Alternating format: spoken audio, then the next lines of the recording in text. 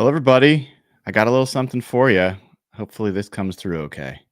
In the land where the seagulls fly, the Seahawks made a move, oh my, oh my. They got Byron Murphy, a monster on D. Defenders shaking their boots, better believe. On the other side, 49ers cried. Fans throughout in chaos, did they confide? Stabbing each other, causing a stir.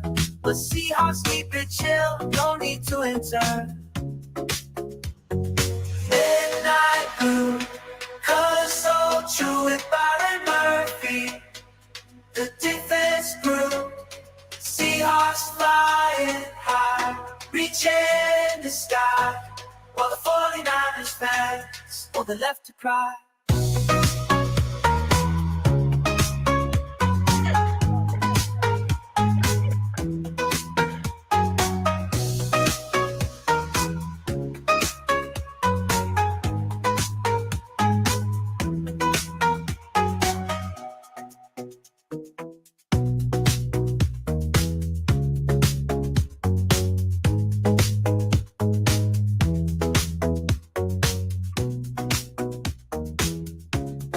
Going.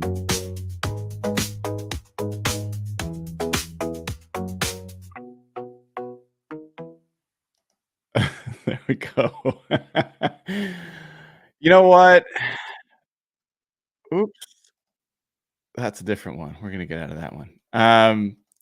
Welcome to another episode of Real Hawk Talk. This one is a draft edition live stream of day 2 of the 2024 NFL Draft. I am Brian Nemhauser. You can find me on Twitter at HawkBlogger. And yes, that was even the AI bots are singing the praises of John Schneider, Mike McDonald, and the Seahawks for their pick of Byron Murphy on day 1 in the first round, 16th overall.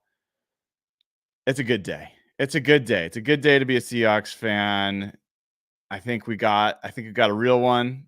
I think we got someone fun to cheer for, and looking forward to seeing what's going to happen on day 2. Lots of conversations going on about trading up, about sticking, about what's worth it, 2025 picks, all that stuff. I will be joined at various times through the night by different folks from the crew. So not everyone's as absolutely insane as I am to join the draft in real time, as the Seahawks do not have a pick until 81. We are many picks away from that, and I don't really care. At this point, I just wanted to get on here, continue talking about the Seahawks, continue bringing us as a group together. And we're going to watch a lot of other teams with a lot of other picks. And I think there's going to be things worth paying attention to, talking about, seeing how that implicates things for the Seahawks, what it will mean for who might drop, which positions are they're making runs on, all that kind of stuff. Well, look who it is. We've got a early unexpected visitor who I'll welcome onto screen. Give me 1 second. Bring in Dayna O'Gorman live from Detroit. How's it going, Dayna? It's going pretty good. Can you hear me okay? There is a lot of background noise here. Yeah, we're getting a little background, but happy to have you on here for a bit just to catch up. How are things going? What's on tap for tonight? Well, it's a much quieter night in the media room. There are only about a third as many people as there was yesterday. So our Wi-Fi actually works. Isn't that amazing? So that's a good thing. Nice. Yes. Yeah. But it's been a fun draft. Detroit has shown out. Like, these people are here. They're having a good time. There's a ton of them here again tonight. And so far, I think that the draft has been, pretty successful, to be honest with you. That's great to hear. What do you mean by successful? What does that mean?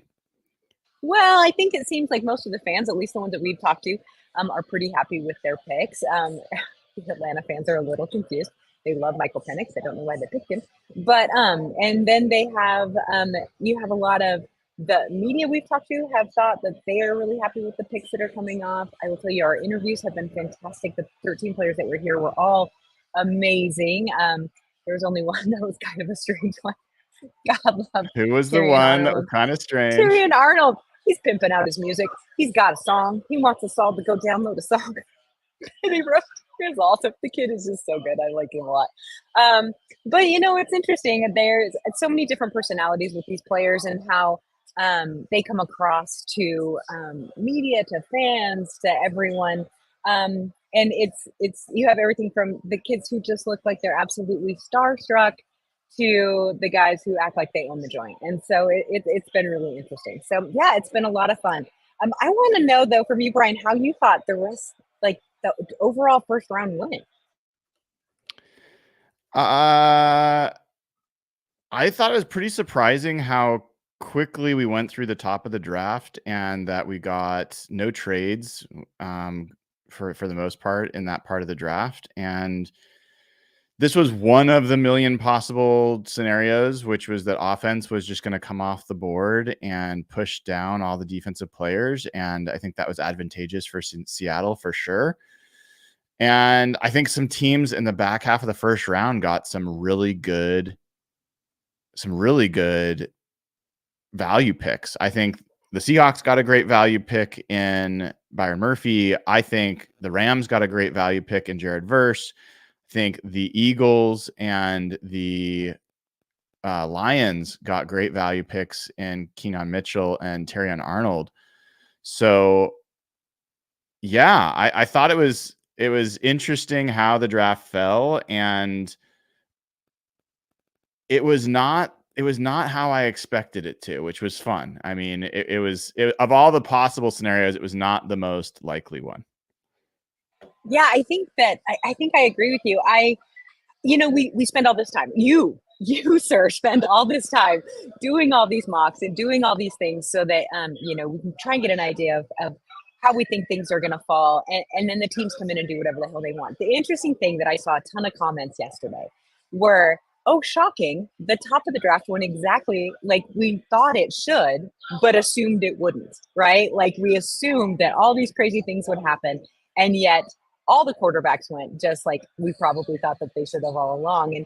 And so the predictability of it is kind of unpredictable, I guess is the way to say it. You know what I mean? It's a little interesting that way. Yeah. There were a few shockers to me for sure. I was real surprised that the Bills pulled out of the first round completely. That was very surprising to me. I was shocked that Seattle stuck.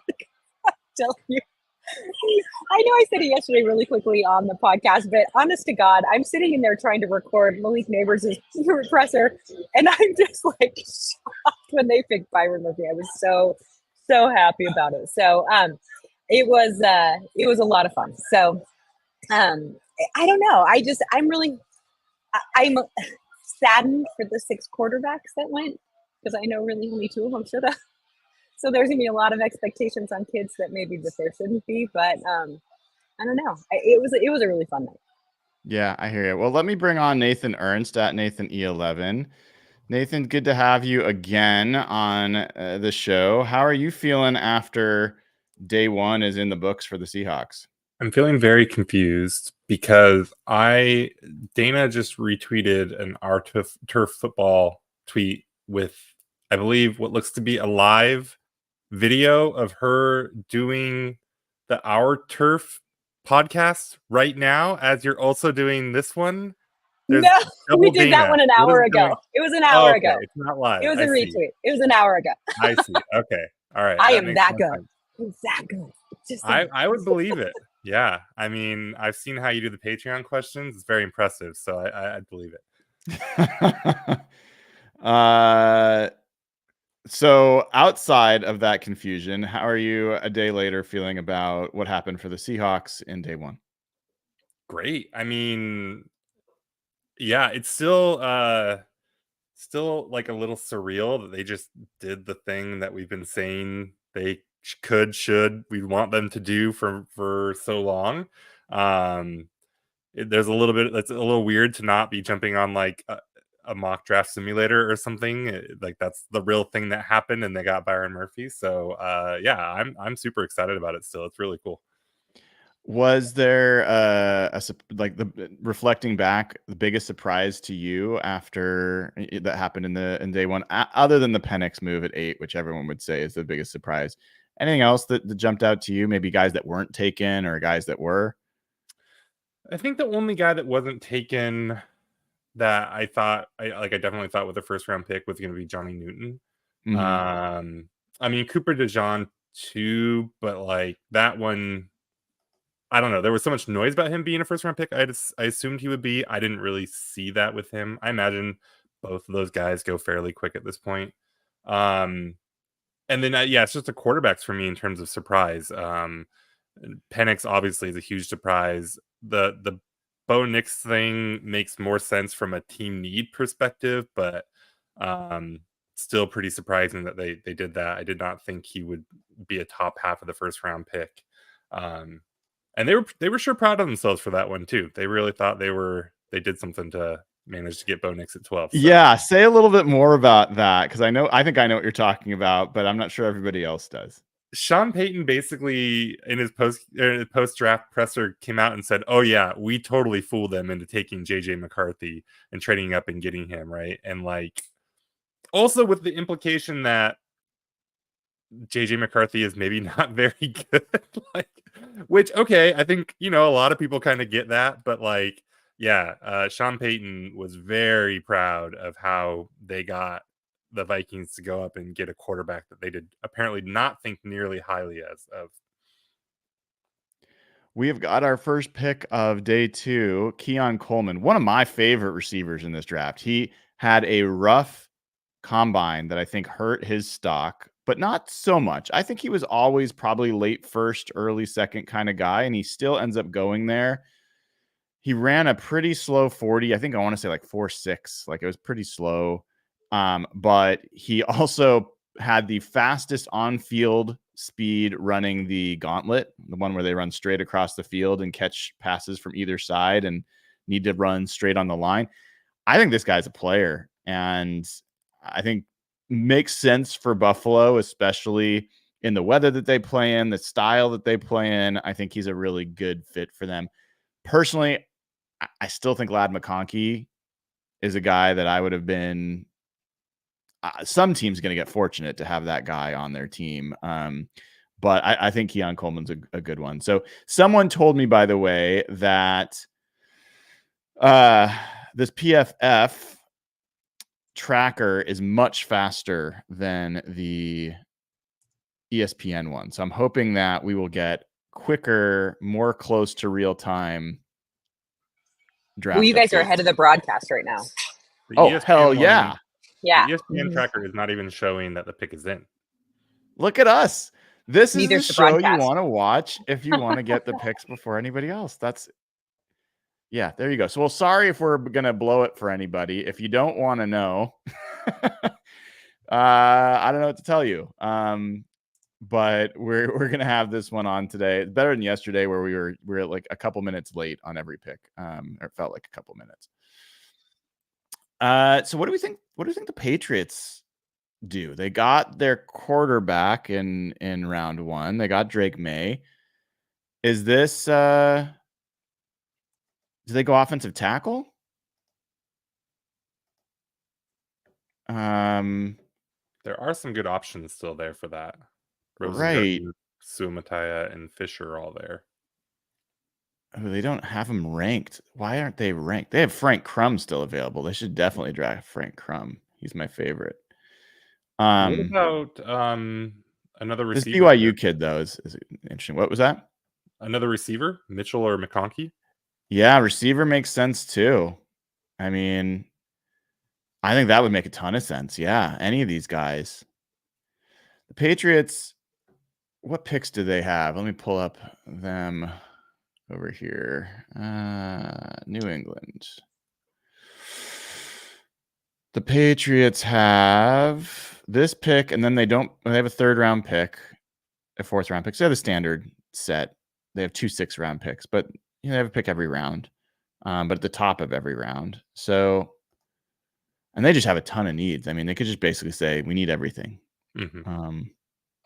It's interesting that it's much kind of the same situation as Seattle has, is that new head coach. We don't know what they're looking for. We don't know, their type of players that they have. It's once again the first day of school at a new school. Yeah. I mean, could running back be something that they go for? People are talking about running backs going today. And I'm so glad.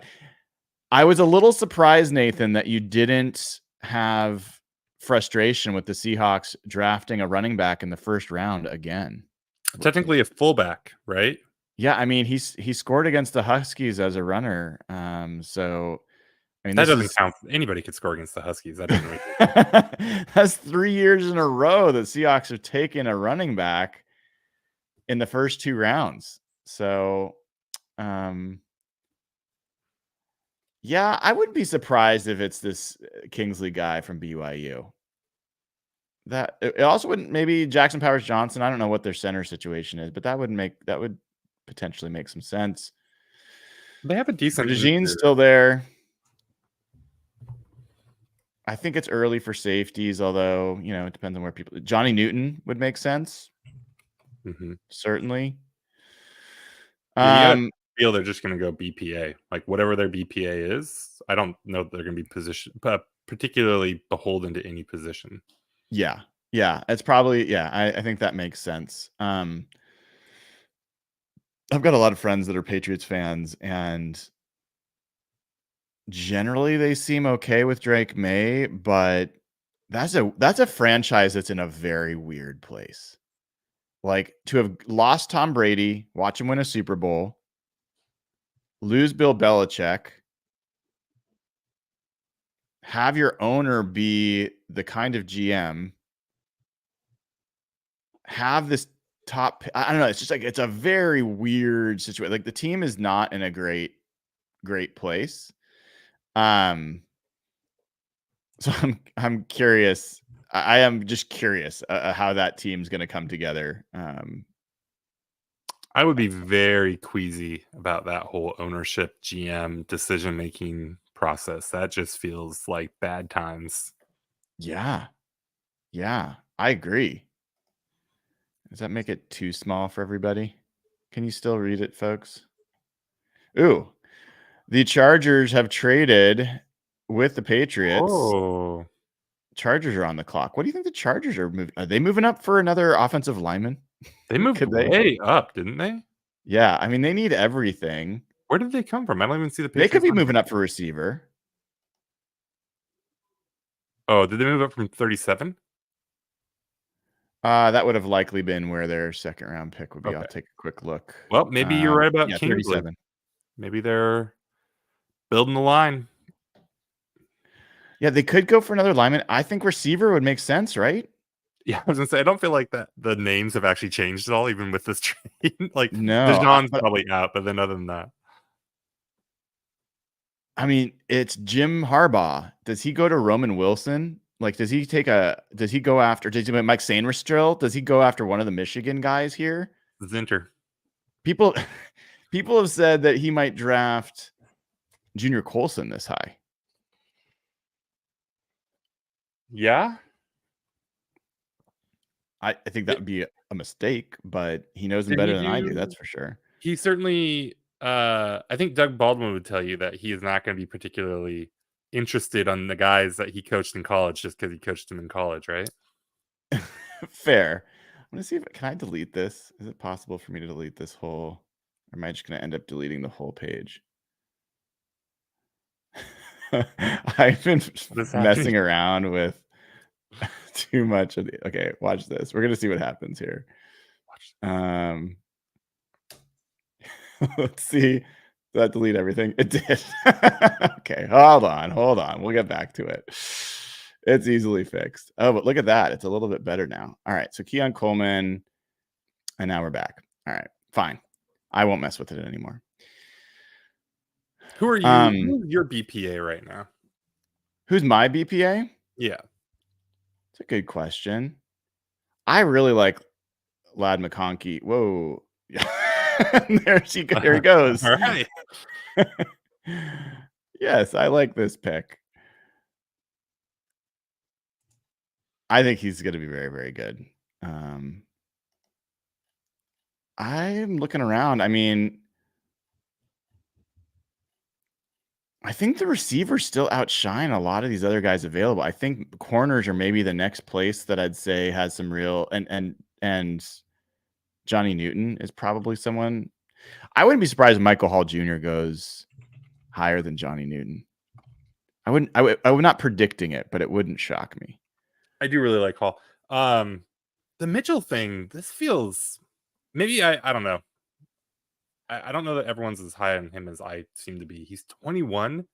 He's like he only ran a 4.3 compared to his teammate, but he is like 4 inches and 50 pounds, like literally, 40 pounds heavier than. You're talking about Adonai Mitchell? Yeah. I don't know. Yeah. Why it feels like he should not be. I don't know. Still I definitely like available? him. Yeah. Is he your More top than guy at this point? Maybe, yeah. I mean, I definitely like him more than guys like Pearsall and Leggett and I don't know. Yeah, I think he might be my BPA. Him and Newton. Oh, welcome Evan Hill to the stage. Evan, good to see you, dude. Why is that so small? Can I make it a little bit bigger? Looks like there's a receiver run happening. Is that accurate? Yeah, we got a couple of receivers off the board in Keon Coleman and Lad McConkey. Okay. I thought Lad McConkey in Kansas City would have been absolute crazy. I think Lad McConkey in San Francisco, as much as I'm a Ricky Pearsall guy, I really like Ricky Pearsall. I think Lad McConkey in a Shanahan offense would have been rough for opponents. So I don't hate the Pearsall pick for the 49ers. He is pretty good with the ball in his hands. Like if you're looking for a guy that does things like Debo or kind of fits their mold. Do you think they're going to trade? Do you think they're going to trade Debo today? There's been talk about that they've been doing some research on getting him off the books. Those guys have been kind of unreliable, so I don't know that they maybe they would just want to keep them all. Fair. I did not welcome Evan Hill on the show officially. Evan Hill at Evan Hill HB. Evan, last night your nipple play had me in tears. You didn't catch it live, though. I didn't see it because I was reacting to the pick in real time. And then I was like, oh, I got to watch the reactions. And I saw you stand up and I saw you like doing this, but I did not see the nipple twist. And when I saw that, I was like, this is why this guy's on the show. I mean, to have the peace of mind to just have that reaction. I just loved it, man. Thank you for that. A lot of nipple content lately. You're not wrong, Nathan. You're not wrong. Oh man. We got another trade. Nathan. Looks like PFF users picked Adonai Mitchell for the Chargers, so they're along your thinking. Yeah, PFF users know what's up. Man, cutting Debo's hard trading him's hard for the Niners. Is it? I mean, actually, I take that back. Never mind. No, it's not hard. I was looking at the wrong year. I mean, trading pre-June 1st, it opens up $7 million in cap space, but it is $22 million in dead money. He's in year 1. No, year 2 of 1, 2, 3, 4, 5-year extension. Oh, there were 2 void years. Interesting. You guys didn't get to hear my my new song that I created at the beginning of the show, celebrating Byron Murphy's pick. Song? Oh yeah. You want me to play it for you? Yeah, I do actually. All right. This is for people that are just joining late. You'll all love this. Let me see if I still have this open somewhere.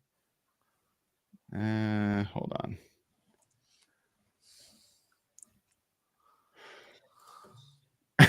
Thank you. Do not say the F word. I'm gonna do my best tonight to not to not do that. Okay, we're gonna share this. I'm gonna take us off of screen sharing, so it's just gonna be our faces, okay? And then I'm gonna. Ruke goes to the Falcons, who traded up for him. Oh, Ororo. Mhm. Wait, I'm tell fine me with the deets that. on him. I'm not nearly as big of a fan of him as a lot of folks are. What's the Okay. deets on him, Nathan? Athletic defensive tackle. Got it. Okay. Are you guys ready? Oh God, is this like an AI thing? Oh my In the God. land where the seagulls fly, the Seahawks made a move, oh my. They got Byron Murphy, a monster on D. Defenders shaking their boots, better believe. On the other side, 49ers cried. Fans threw rowdy chaos, did they confide? Stabbing each other, causing a stir. But Seahawks keep it chill, no need to enter. Midnight blue, colors so true with Byron Murphy. The defense grew, Seahawks flying high, reaching the sky, while the 49ers fans will let it cry. I can't believe you were able to commission OAR for a Seahawks song so quick like that. That's more cringe than like any of the 12 jersey stuff. Oh my God, it cracks me up. I have so much Also- fun with that stuff. Better than any chant the 49ers have. Okay, sorry. We'll get back to it. Oh, that made me cry a little bit. That was funny. All right. I'm taking my subscription back. That's my favorite comment. Speaking of which, man, I haven't even done my job here and thanked so many new members. Rylan is a new member. Drew Downs. I'm going to give you all screen time. Rylan, thank you. Drew Downs, thank you. Ian C, thank you. Jessen Serenio. Hopefully I'm saying that right. Thank you. Devin Hoover. Ryan Cleveland, who's just MVP for sure. Pre-fight Donut. Skylar Lamb. Colin Lundstrom. Jeff Smock. I think there's another one that I might have missed here. Somewhere along the lines. I want to make sure I get everybody. Still scrolling. There we go. Eric Cotter. My goodness. So many new members. Thank you so much for supporting the show. You can do it by clicking the link that is pinned in chat. And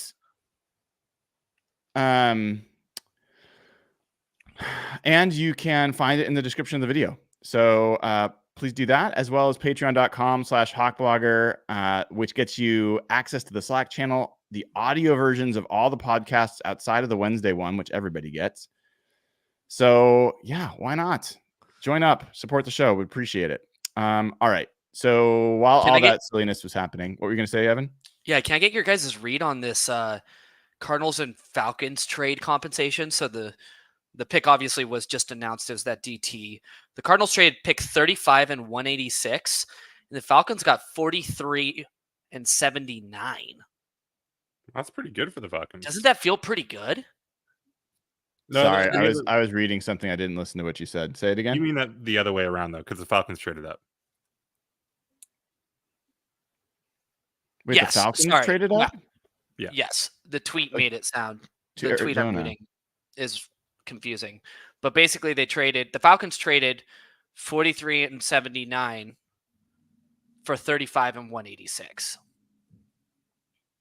That's a good deal. So that feels like a really good deal. That seems like a big overpay to move up, what, 7 spots? 8 spots. And they moved from 186 to 79. I think Ororo is a total project. And they took him over Newton too. Right. So like they had 2 well-regarded defensive tackles there. Michael Hall, who knows where he ends up going. Yeah, so pretty interesting. They must feel very strongly about there he goes. Well, and where does he go? Dan Quinn. One of the best defensive line coaches of this era, for my money. That was Johnny Newton, is that right? Yeah, they get Johnny Newton. If anyone's going to know how to use him, it's going to be Dan Quinn. So I think that's a great pick for Washington. Newton does have medicals. He foot issue or something? He didn't do. Yeah, he didn't get to do any workouts because he had a foot issue, but I don't know if it's a serious or chronic one. That definitely could have affected his draft stock, though. Charlie, the unicorn, says he has crack in his foot. Well, we all have cracks in our feet. I mean, but yes, Johnny Newton. I think that's a good pick for Washington, and honestly, I think it's better than the Atlanta pick. I didn't get to make the joke about Atlanta picking another quarterback, picking Spencer Rattler at 34. That would have been awesome.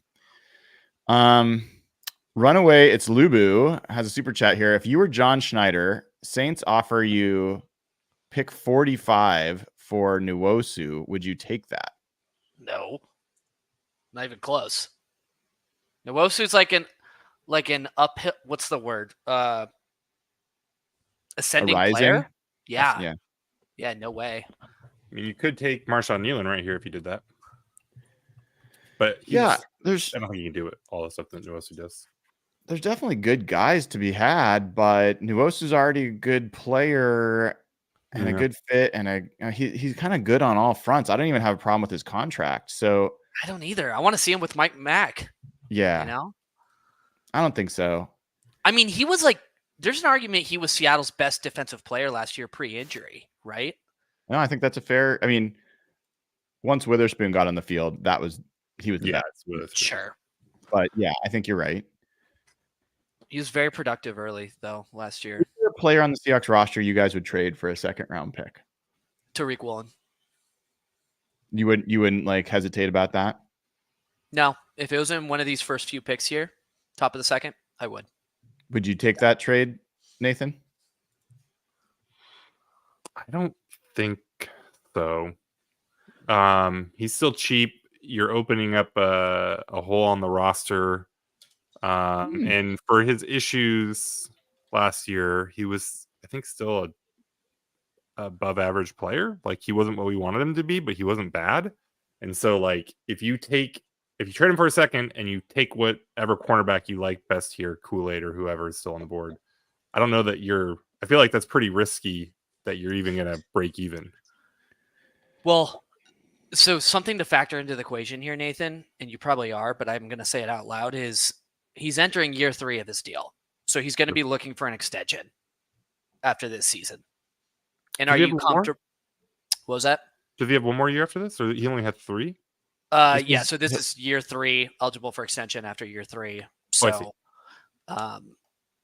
and we all know what the cornerback market looks like, and if he's an above average corner, which I think he is, right? Yeah, that's a pretty penny. And do you feel comfortable? They could trade him right now for Cooper DeJean.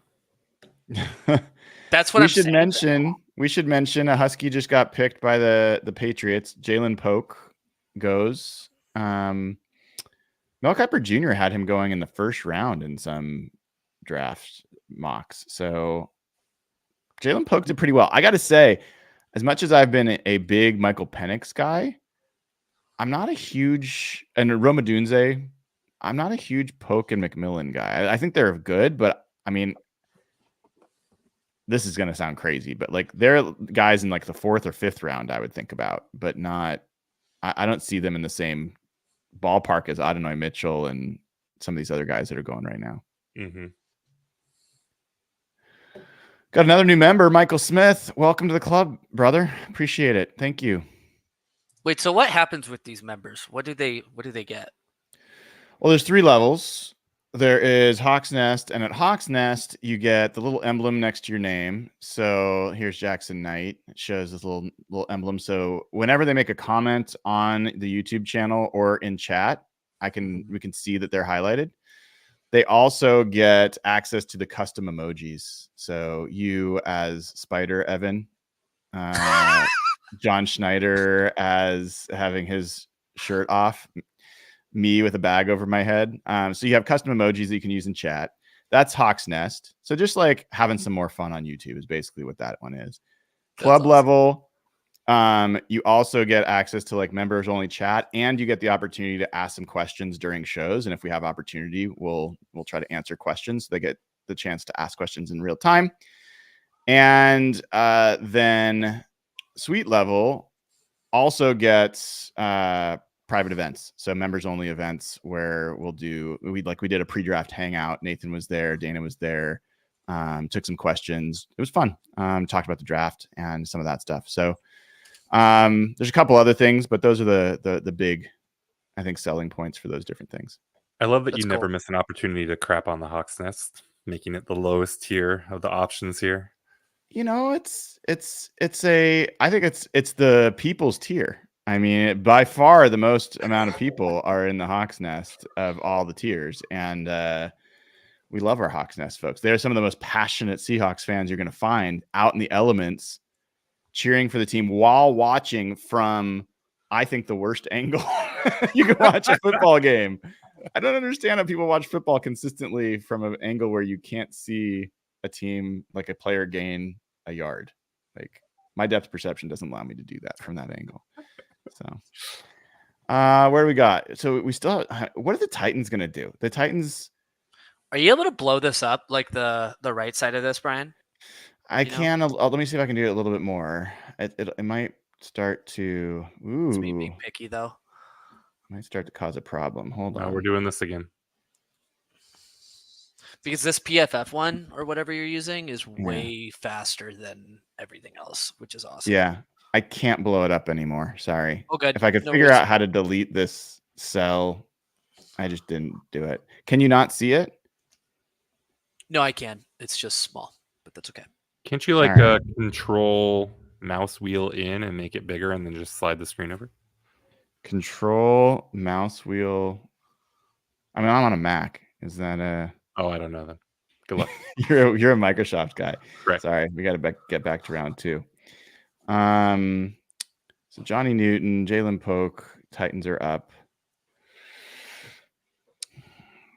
They got an offensive lineman, right? They went. Yep.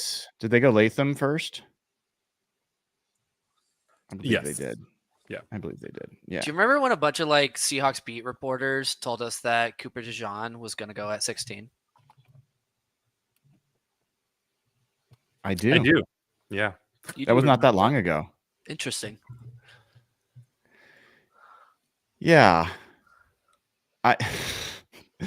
There's definitely some takes out there for sure. I mean, for sure.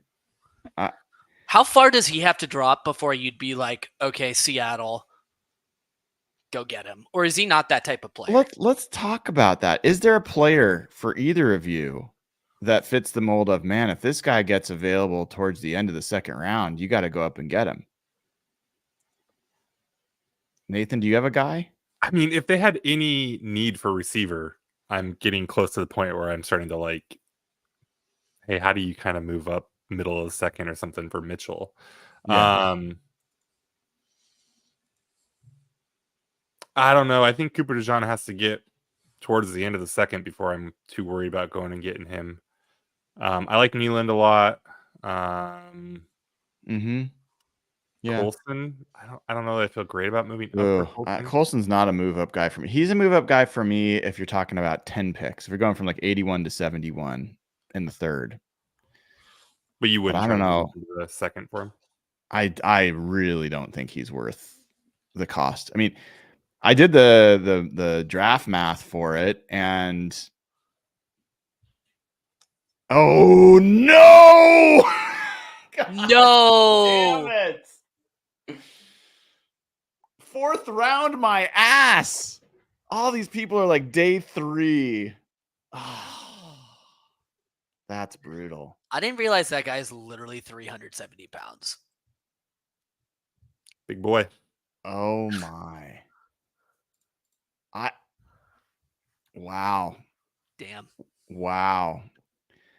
I did not expect that. That's a shock.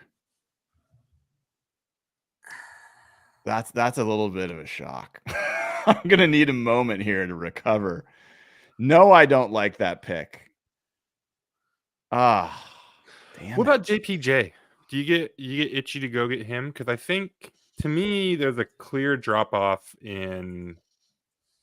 Well, okay, so Kingsley and JPJ are the two.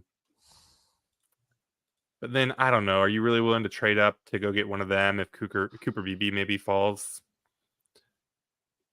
There's just too long of a list right now to get too excited about moving up for anybody. Yeah. Anyway, what I was saying before I just had my heart ripped from my body was just to move up to 60, Buffalo's like end of the second round pick. So, I mean, not even the middle or higher part of the second round, the end of the second round from 81. You're talking about trading your third round pick, 81, plus your second, fourth round pick, 118, plus one of your 6th round picks, your first 6th round pick. But To how does move that up to 60, I hate that move. Like, Isn't there's that more nobody that's than- worth it for me. isn't that more than like what the Bills were getting the trade down? I mean, I guess the Bills were only moving a couple spots, but they were doing it in the first. Like, do you think that holds up with what we've seen from the trade so far? I mean, as far as I can go back and do the trade math for what the trades have been to see how effective, like how close they've generally been. But for the most part, the teams trading down are not getting premium value. So to your point, maybe you don't have to throw in the 6th, let's say. Maybe you get away with that, and then it's a 10-point deal instead of a 1-point deal. But either way, even if you're taking 2 picks and you're collapsing them into 1, then that means, okay, so you're not getting a linebacker or a safety, or you're not getting the tight end, or like one of the other positions that you want to add. And I just don't know that anyone's worth it for me. Sweat might have been, but I mean, so the guys that are out there that are really interesting to me still, Cooper DeJean's fine. Mitchell, Marshawn Nealand, Edgerrin Cooper, Junior Colson, Javon Bullard. I never actually ended up watching Tyler Nubin. You liked him, right? Yeah, his athletic aspects are really questionable. Safety happens to be one of the only positions where you can find a decent number of really good safeties that are like 20th percentile athletes. Yeah. So I don't think it eliminates him, but he's not. Ooh, the Rams are on the clock. They just traded up. What they do? What they pay? But there's JPJ. There's who else is in here? Michael Hall, Cooper Beebe, Kingsley Sumataya, Mike Sanders still out there. The Rams just made a big move. They were at 52. They moved up to 39. Who are they after? Hey, Brian, QB? Are they getting Spencer Rattler here? Can you drop this PFF link in the private chat for me? I don't think you're gonna be able to get in because it's Oh, is it subscription? It's paywall, baby. Oh, you can try. Yeah, I don't know that there's gonna be somebody. There just feels like there's too many guys that have the potential to get to 81. That, I mean, we'll see how fast all those names start to fall off. But there's even guys past that, like Ben Sinnott and other stuff, that I'd be happy with the 81. I don't know that you need to move up for any one of these over the others. Yeah, agreed. I would guess, I mean, they could be going for tackle. I do think that tackle's another. Who's available tackle-wise? It's the same crew. Blake Fisher, Roger Rosengarten, and Kingsley Sumataya. I just don't think they need a left tackle. They've got a right tackle. I don't think that those guys make sense. I think both Fisher and Rosengarten can play left tackle, don't you? I don't think Rosengarten can play left tackle. Why? That would, I don't think, I mean, he's never played it. He's really athletic, though. I mean, I don't know how he tested, but just watching him, he's very quick. So people are saying Cooper DeJean. That would make sense. Sure. That would make sense here.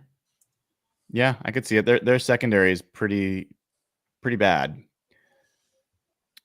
And their defense is generally where they need help. Is there a defensive tackle? Any defensive tackles? They could be going with Travis. Blah blah blah. What's his name? Michael Hall Jr. Could be an option. That'd be interesting. So, this is interesting. So, the Rams paid number 52 a fifth, so number 155, and then a second in 2025. Oof. Wow. So 2 second-round picks and a what this year? A fifth? Yeah, fifth, 155. To move up in the second round to get a second back. They moved up 13 spots. Oof. Yeah. That's Boy, costly. they love somebody. And now people are talking about moving up from 81 to 60. Braden Fisk. As far as I'm concerned, you can have him. Yeah. I'm not a Fisk guy. 2 seconds. That's who they didn't take Dijon? No. He's a like a freak athlete. There's no doubt about it. I do like this pick. Well, I don't like it for Los Angeles, but I like it for us. They like their smaller guys on the line, though. I mean, even their guys last year, Kobe Turner and what's his whack-it? What's the other guy they got? Why am I blanking? Too many names. Sorry. Anyway, they like their movement guys on the line. The Titans' first 2 picks combine for a total of 760 pounds. Yeah, it's a lot of meat. There's a lot of meat. No, that's not right. That's what I just read on Twitter. That's 403. Well, because Sweat's 365, so that means Joe Alt is 400 pounds. No, they got J.C. Latham. But he's not 400 pounds either. Wait. Byron Young and Kobe Turner. Those were the guys I was thinking of. Anyway. What number did I say? Just under 700? 760, right?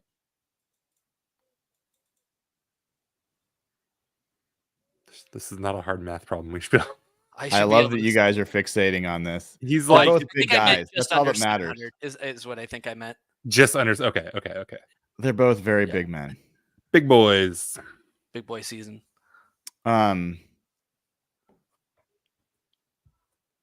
remember that year that we were going to get as big as we possibly can on the offensive line, and they brought in like a bunch of really bad offensive linemen? Wait, DJ no. Fluker and it is 710. Nathan, it's 345 and 365. Good Lord. Do you think that this is an indication that the Rams would have taken Byron Murphy if the Seahawks hadn't yesterday? Probably. Got another trade. The trades are popping tonight. So Philadelphia just moved up. They did with the Commanders? Yeah, they just took the 40th pick from Washington. They were at they have 50 and 53, so they have 2 second-round picks. I'm guessing they moved up from 50. That's still a pretty big jump. The interesting thing about this is like these teams seem to be moving up very much for their guy. Like maybe Fisk, there's a cliff there. I don't know who's all left at defensive tackle, but like, you know, trading up to get a wide receiver here, a couple teams have done. There's a lot of those left. So like, it's not like these teams are like, it does, at least from, you know, big, like common perception of where all the talent is here. It doesn't feel like teams are trying to get up to the last player in a cliff or anything like that. Interesting commentary from PFF around T'Vondre Sweat. I actually am going to scroll up. I haven't seen their commentary about Should I tip the pick? Cooper DeJean. Yep. There Cooper DeJean. So they got two corners, depending, 2 defensive backs for sure. Who was their first pick? Terry and Arnold, right? No, Quinion Mitchell. Did they get Arnold. Quinion Mitchell? Arnold went to the Lions. Oh, okay. Yeah. Yeah, so Mitchell and DeJean. Those are 2 corners then. This is Howie Roseman does make a lot of trades. He tends to have this massive luck of just guys falling to him. And I think it happened again in the first round. He did not wait for this to happen. You could argue this guy felt like he was a first round player by a lot of estimation. What do we know what the cost was for them to go up and get him? I'm still looking for that. Okay, I want to look at what PFF said about Byron Murphy. Oh, I got it. Okay, so go ahead. Eagles traded 50, 53, and 161, and the Commanders got 40 and 78. Or reverse that, sorry.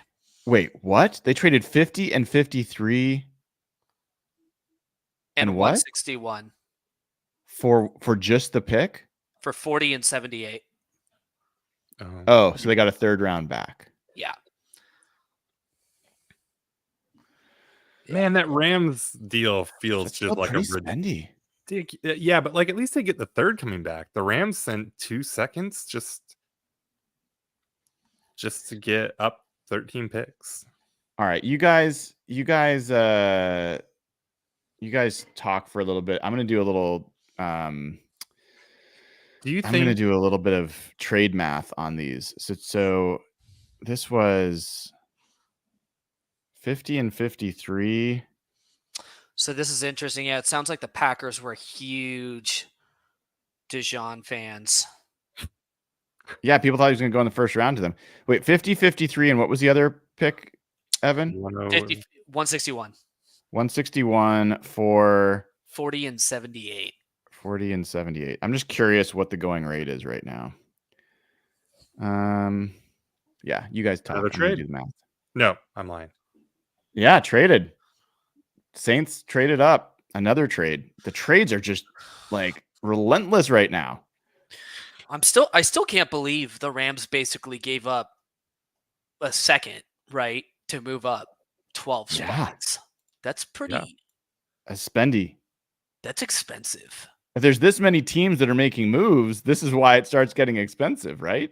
Yeah. I mean, the Eagles just did a very similar trade and got a third round pick coming back for it. And the Rams didn't. Like the Rams did basically the same deal, but without the third round pick coming back.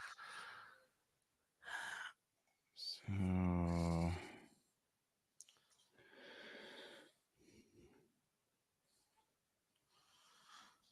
Yeah, so Saints took 41. Okay, so the Saints traded 45, 168, and 190 to move up 4 spots. That's reasonable. That seems okay because that's like a 5th, 6th round. Yeah, I mean, you're giving up 3 picks for 1 pick, so that's kind of tough. But like those other ones are pretty low. Yeah. Kool-Aid McKinstry. So Eagles moved up to pick 40, right? There we go. So we get another move up for Kwame. Is it going to be a cornerback run? 49.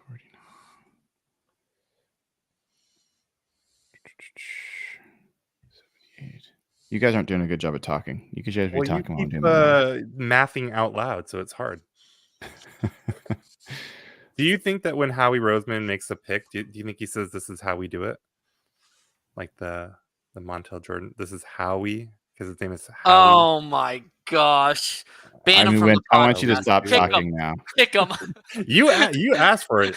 You wanted this That smoke. was such a dad joke. That was ridiculous. Holy moly, yeah. So the Eagles gave up 23 points of value to move up. That is a significant loss. I mean, like the trade ups I was seeing in the first round the last few years are all within like 10 points of each other. So people are paying big dollars. Wait, so remind me what the Eagles paid. 50, 53, and 161, and they got 40 and 78 back. Now, I think it might make sense for a guy like Cooper DeJean. If you got a real plan for him, he probably is better than any of the players they could get at, the combined value of 50 and 53. But I think people are paying a lot right now. It's so crazy, man. I mean, there's a lot of good players out here. Texans are up. This is the Texans' first pick, right? Yep. Wait, did the Saints? Wait. Saints picked Kool-Aid McKinstry. Okay.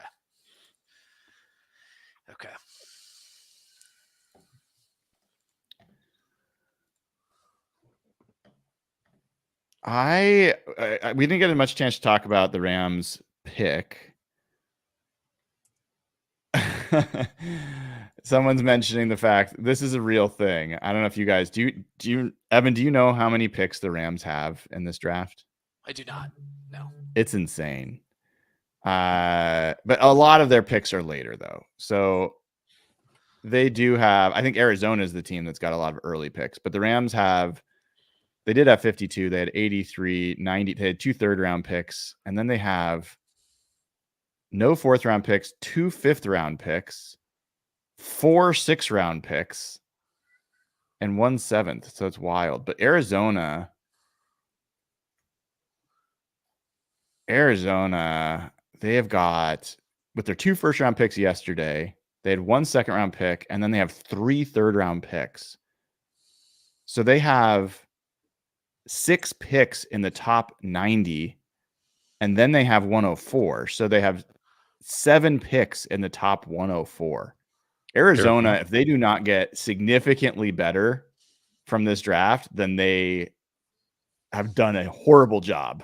They should be able to get a lot of good talent for the amount of picks that they've got in the top 100.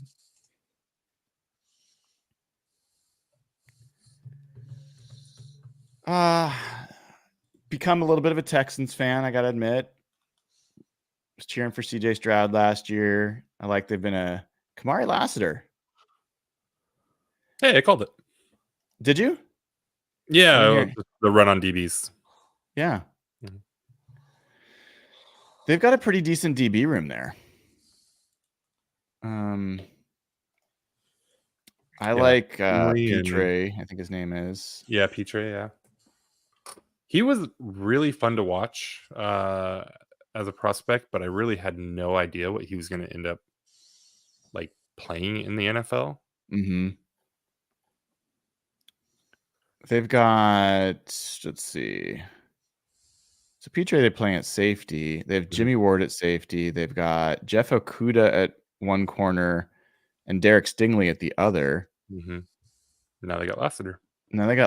Lassiter, see if this is going to mess things up. Is he I think he's kind nickel? Of I think so. I think he's kind of a spoon type, but like I don't think he tested well, right? Wasn't that the knock on him? I don't know. I did not do nearly as much on cornerbacks in this draft because I just felt like that was an unlikely place for the Seahawks to spend time. Yep. Isn't it interesting that the Rams got the teammates from Florida State? Like the area scout, whoever they've got down in the Southeast, clearly has way over in that draft room. I cannot wait for the Seahawks to take Spencer Rattler tonight. I cannot. Do you want them to? I want them to take a quarterback. Yes. Interesting. I do. If they had an extra pick, I'd want them to. As it currently stands, I mean, if they did, whatever. I just, I think you gotta.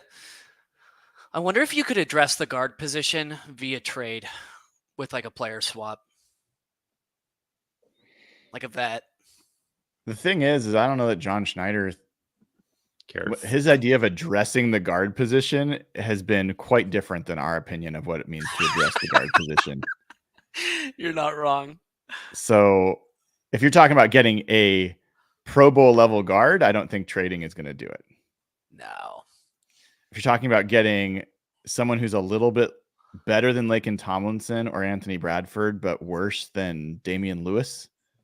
Somebody with a pulse. Is kind of what I'm targeting over here. Yeah. I don't think you have to. I think they got 2 4th-round picks, and I think there's gonna be guys for them to get. Yeah, there's still a lot of guys that like if they get even with their 3rd-round pick, I'll be perfectly happy with at guard. I mean, there's players. If you look right now at interior offensive line, Jackson Powers Johnson. A lot of people thought he was a 1st-round pick. Zach Frazier, I thought was potentially going to be a 1st-round pick. Christian Haynes, Cooper Beebe, those guys are all I'd expect to be gone by the 2nd round. But then there's guys past that that are still interesting. They have Dominic Pooney as a tackle, but they'll look at him as a guard. Christian Mahogany, Mason McCormick. So I think they'll find somebody. Max Melton, he was definitely a riser at corner. A lot of people really big fans of his. Kingsley makes a ton of sense to move to guard. Yes. Is he the Utah guy? Yeah, BYU. Oh, he's the BYU guy. I thought the BYU guy was like a tackle, like a expected to stay a tackle. He's just a big athletic dude that I think he certainly could stay at tackle, but he's really raw. I don't know if tackle is really the best for him. So, I mean, I don't know if somebody drafted him and said, "Hey, we just want to put him at guard," might really end up working best for him in the end. I'll tell you this, guys. This is looking like if the Seahawks wanted to get a difference-making defensive tackle, they had one chance to do it, and it was in the first round. I think Sweat's gone. Newton's gone. If you like Fisk, he's gone. I think we're definitely going to see Michael Hall Jr. be gone certainly before the Seahawks pick. So yeah, I mean, a lot of people had Sweat slipping to day 3. Early second round. Even before the DWI, there wasn't a lot of people having him get picked in the 30s. The 40s was the earliest I saw him ever get mocked. So that's I'm still shook by that. I got to admit. Who did the Cardinals get? Cardinals got Max Melton. Ah, that's right. Okay. He's Bo Melton, right? His brother? The Seahawks? Yeah, I think so. Yeah. Yeah. Okay. Yeah, a lot of people had. I didn't watch him at all, but a lot of people had said he was a fast riser. Some people said he was going to sneak into the first round. Another guy that people were checking as a fast riser that hasn't been called out is TJ Tampa. So he's another guy that could come off here pretty quickly. Look at all the needs for the Raiders. Did the Raiders? They didn't get a quarterback, right? They got Brock Bowers. Correct. Mm-hmm. Do they take Spencer Rattler here? Don't do it. Don't do it. I think that could definitely happen. Is Rattler like basically the last like draftable quarterback? Or are there more? No, I don't think so. Joe Milton? I forgot about him. There's Joe Milton. There's Jordan Travis, Michael Pratt. I think he's the last guy that you're thinking about in like the first 3 rounds, right? Everybody else is like, yeah. Everybody else is like 4th, 5th later. Some people think that Pratt's worthy of a 3rd round pick. I'm just not as big on Pratt as some other folks. I'm not down on him. I'd rather take a flyer on a guy like Jordan Travis that could end up being a franchise guy in the 6th round and may just not. Even Joe Milton's kind of more interesting, just a toolsy guy. Pratt is not a toolsy guy. He is just a smart, accurate passer. And I just wonder if he ends up being like a career backup kind of guy.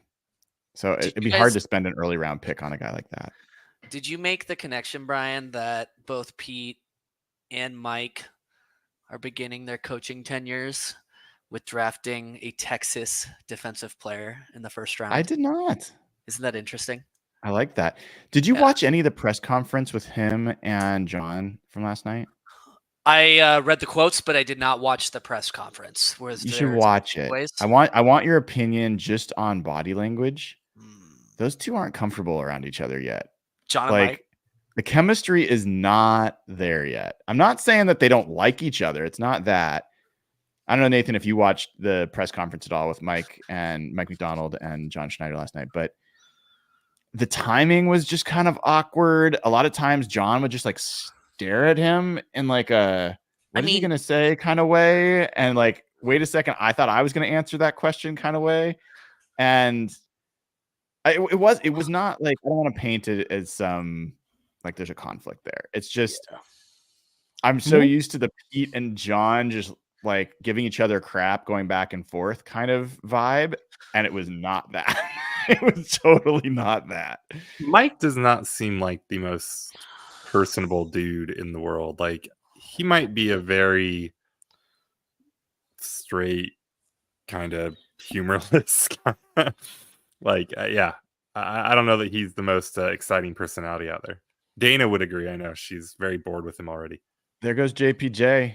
Ah, Was that the best? Wait, no, there's a previous center taken, wasn't there? Graham Barton, by a lot of people's estimation, would be a center, but yeah, this is probably the best pure center. Some people like Adam Frazier better. Zach Frazier. Zach Frazier, thank you. Desperately trying to put Dayna agreeing with me. There we go. I got it. I figured it out. Dayna agrees. What does Dayna agree with? She thinks Mike McDonald's boring. Oh my god. Yeah. I think my earliest opinion of Mike McDonald is that he's super nice, and I think he's actually probably nice to get along with, but he's probably not lighthearted. Mm-hmm. I think he's intense, and I think he's a lot about business. And from what we heard of the Ravens players, he does have a sense of humor, but it's very dad jokey, which I would probably be down with. But yeah, Okay, there's some signs that maybe he's just a little bit awkward. He ranked quite low in my vibe rankings. I do remember that. Okay, where do his biceps rank? Oh, through the roof. That guy is jacked. Yeah. Edge Cooper. People are worried about our linebacker position, guys. Our head coach is stepping in if there's a need. I'm just telling you right now. For what it's worth, Edge Cooper is not a guy that I thought was a great fit for the Seahawks. I think he's going to be a good linebacker, but I don't think he's a good coverage linebacker. And I think that Mike McDonald is very much focused on guys that can cover. And that I don't think is Edge Cooper. There's actually a pretty damning description of him from Daniel Jeremiah on his Move the Sticks pod a week or two ago. He's like, Edgerrin Cooper, if you put him in a defense where he plays weak side linebacker and you tell him exactly what gap to go to and just seek and destroy, then he can be good. Don't let him think. Don't make him have to call plays. Don't make him pick which gap or which coverage. Just tell him what to do, and then he can be great. It's like, that's a lot. That's pretty limiting for a guy that's people are considering maybe the best linebacker in this draft. So, yeah, I don't think Edge Cooper was a fit, but he's gone. He's a Packer. We will find out how he does there. I have some bad news. What's that? I have to leave. Okay. But I'll see y'all later, probably shortly after the Seahawks pick. So missed the reaction there, but I'll be back. All right. Sounds good, Nathan. Trade up, coming on, man. I'm going to see you in a little bit. If they trade up, will you join for an emergency? I will try to figure out how to join from my daughter's basketball team or basketball game. Yeah. You know what? No, do not do that. I will not let you on. I will block you from getting on. I'll tell my 10-year-old, sweetie, I want to watch you play basketball, but Evan told me I have to come back for an emergency podcast. Go obliterate that other team. Make those little third grade girls never want to play basketball ever again. Go to fourth grade. Nathan, I do have a request before you go. Can you start live streaming the game, and then we can share the live stream of your daughter's game? Yeah. I'll get on that. Okay, cool. Awesome. Yeah. All right. Thanks, dude. Good luck. So, Evan, you can feel free to turn into a pumpkin anytime you want to. I won't hold it against you. I'm the crazy one here. But while you're here, you've been asking a lot about who should they move up for? Is that because another trade? Carolina's now on the clock. Okay, they're the ones that picked up a second, right? From they picked up, didn't they? They traded 50. They got 50 and 53 from Philadelphia, I thought. So they probably moved up from 50 to 46. Oh my God, all these trades I literally can't keep track. So they traded with the Colts back from 52 to 46. So they traded 52, 142, and 155 for 46. So 52, 142, and 155 for 46. So 142 is like a fifth and sixth. It's a fifth to move up 6 spots. Yeah. That seems reasonable. I mean, all the trades were missing yesterday. They're certainly found their way into today. Once teams get in a trading mood, it gets a little contagious. I love it. Interestingly, the next pick after this, Evan, is the Leonard Williams pick. Ooh, you're right. So we will see who would have been available, who does get picked. I could see Junior Colson going there and watching the Seahawks have to see their pick used on a player that they could really use. What's his rep? What's his deal? So Junior Colson played at University of Michigan. So Mike McDonald knows him well. He is their Mike linebacker. He's the guy that kind of the center of the defense, really good, a bigger linebacker. So he's not the lightest guy, but good run defender, always kind of in the right place and pretty good in coverage. So he's a pretty good all-around linebacker. He's probably the most NFL ready linebacker in this class, and most people had him as either 1 or 2. Good. They took a running back? Yeah, Jonathan Brooks is an interesting one. He's the most talented back, but he was injured. So I wasn't sure where he was going to go. Played behind Bijan Robinson the year before. Yeah. Or a couple years ago. This is Dan Morgan's first gig as a GM. You have to wonder, what did you think of that story about Dave Tepper? Oh my God. Okay, so I'm trying to understand what happened. I saw the video feed. So he saw a sign driving down the highway in Carolina for a restaurant. The restaurant had on there, please, in all caps, please let the GM and coach make the picks this year. Implying that it was Tepper's fault that they picked Bryce Young last year and that the coaching staff, Frank Reich, whoever wanted CJ Stroud. And not only does he see that sign and get irked, he pulls over. Yeah. Walks into the restaurant and asks the staff, who put that up there? Apparently not in an aggressive way, but I don't think there's a non-aggressive way to walk in and ask who put that sign up there.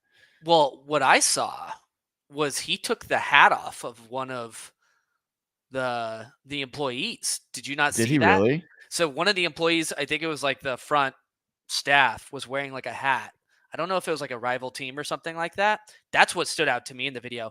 And Tepper reached for his head, took the hat off, and placed it like somewhere. And it got like a little awkward. Huh. I'm going to be honest with you. I'm shocked he didn't get like a pushback on that. Yeah. Because a lot of people, if you reach for something that's like a personal zone, you do not. It's remarkably disrespectful. Obviously, it's wild what that guy. Thank God that guy is not our owner. I mean, okay, so they're saying he was wearing an Eagles hat. I remember people saying it was like a different team's hat or something like that. If I was a Panthers fan, it would be the evidence is mounting that this guy is just such a POS. And it's very hard to root for any franchise when you have an owner like that.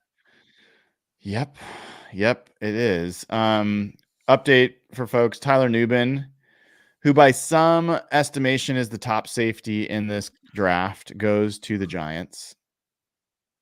I'm not super broken up about that. That's who they took with Seattle's pick. Yep. Carolina moving up, though, to draft a running back. I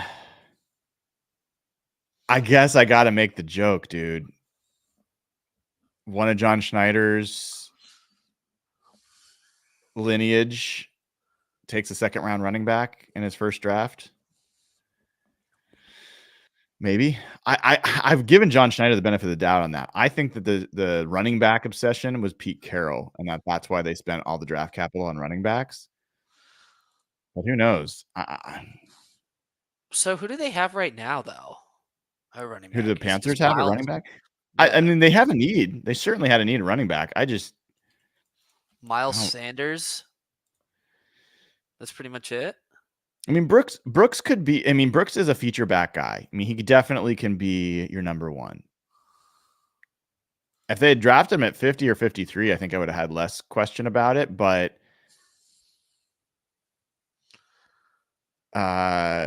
moving up in the trading up to draft a back feels a little bit off. So the Jags are on the clock. How do you feel about the Jags? First of all, before you even talk about the team, how do you feel about their uniforms? How do you feel about the Jaguars uniforms? I think they've improved over the years, right? I think they're How current. do you feel about that teal that they rock? I think it's okay. I don't love it. Really? Yeah, it's fine. It's very like Florida-y. Like, Yeah, that's true. I don't know why the context of it, like being in Florida, makes it feel like it's just weird. So it's on brand. Yeah, I mean, even down to their logo. Oh, Mason Smith. Okay. This guy was a 5-star recruit kind of dude and for LSU and got hurt. And then the last few games of last year for LSU really came on. So he really helped himself move up the draft boards. His partner in crime, Mekhi Wingo, is supposed to go as well. But interesting to see Mason Smith get picked by the Jags. They certainly need some help in the middle of their line. We welcome to the show. We say goodbye to one person. We welcome another person, Derek at DERYCKG_, one of our 2 underscores on the show. How you doing, Derek? I'm great. How are you guys? Derek, this is the funniest timing because I literally milliseconds ago just sent a drop the chat message in our GC, and I was like, Derek, join. I was rewatching our reactions from last night, by the way. They were so funny. You only have that reaction if you really care. That screen grab that you got of Derek, shock faced. That's what him, by the way. That does not work. Whatever you just did.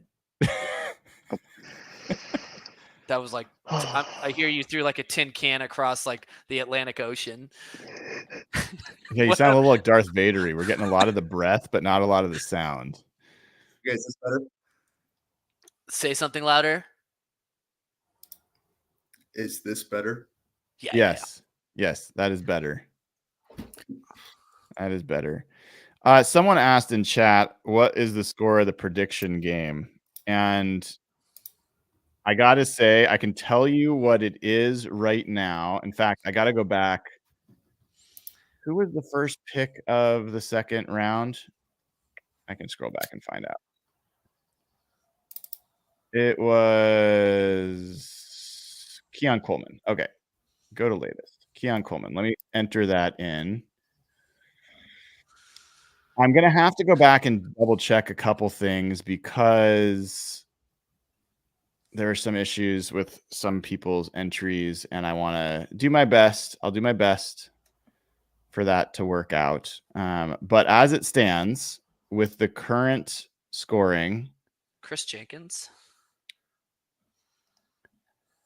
As it stands, Caleb Epp is the winner. He is tied with this guy, Derek G _. Anyone know a guy that would have an underscore and spell his name with a YCK?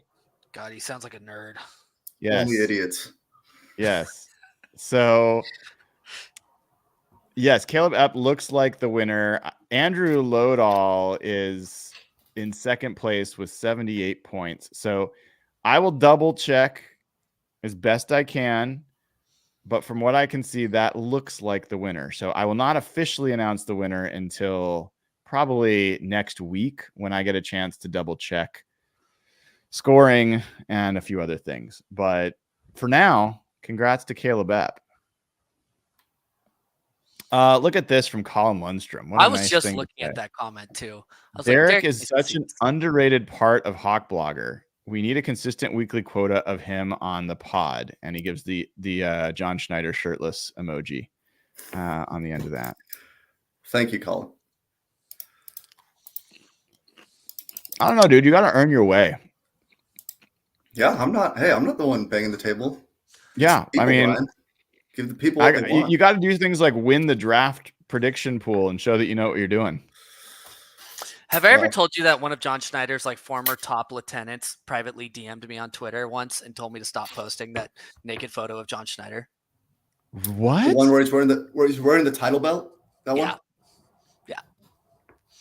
I think I remember you saying this. He was like, bro, I'm not going to say publicly who it is, but he was like, you gotta stop posting this. How does he feel about the hog picture? To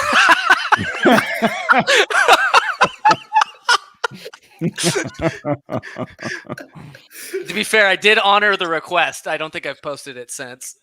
But the hog photo, that's zoomed in. So yeah, I know he was very unhappy that picture got out. that's so interesting to me. Because doesn't it seem like on brand that John would like roll with that? It does, but the thing that people don't get about the people that are in this business is they are under the microscope. Everything is analyzed, and image is something that like is on their mind, and different things matter different. He could be thinking like, I'm going to be one day interviewing to be another GM at another team, and they're going to see a picture of me with my shirt off and a title belt and think this guy's a joke. Man, I slap that picture on the table and I say, hand me a blank check. And I'm right. That's how you and I feel, but he might be like a lot of, especially the guys that work in the offices as opposed to like on the field. Mm-hmm. It's hard to feel like maybe you're getting taken seriously as a professional. It's kind of like you're just a whatever. And I think they want to be taken seriously. That's interesting. I would have thought it shows kind of some relatability to the team. It does. They can join in the fun. And you're wearing a Super Bowl title belt. You're at like the peak of your profession, right? Well, I mean, look what I'm wearing right now. I mean, oh my god, that's such a ridiculous shirt. I don't even know what it is. It's Tiger, whatever the heck his name is. Lion Tiger, King. Lion King, yeah, or whatever his name is. Lion, is it? Yeah, whatever. Tiger King. Tiger King. Tiger Tiger King. King. That sounds right. Yeah. Yeah, it's just something that kind of surprised me about some of the things that surprised me about getting to know the people in the group. Media folks have the biggest egos of any of the folks involved for no reason. 100%. Like they didn't do anything. They just cover the people that do something. The players who I thought would be the biggest jerks and like full of themselves, a lot of the players are the nicest, most down to earth people. The coaches are pretty much that varies. It definitely, they're a wide variety. A lot of them are pretty intense, like staring daggers through you.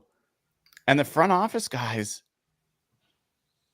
I mean, honestly, a lot of them just are like, I think there's a lot of drinking that goes on and a lot of grinding, and grinding in which application of the word?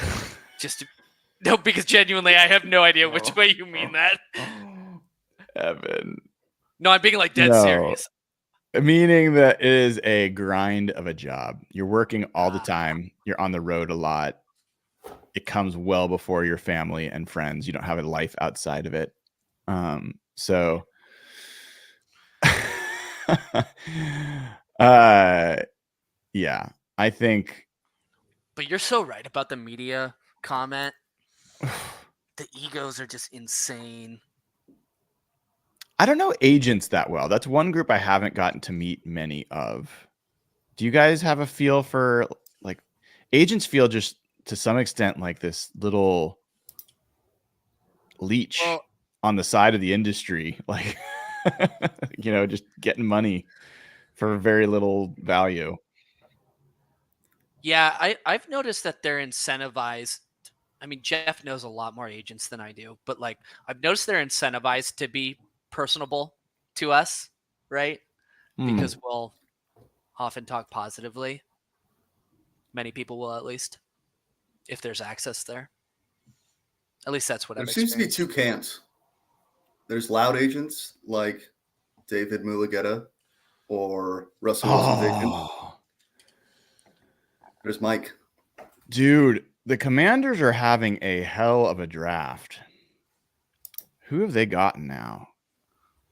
Let me pull this up. Sorry, I don't want to change the screen here, but Wait, who I just like. picked? What's that?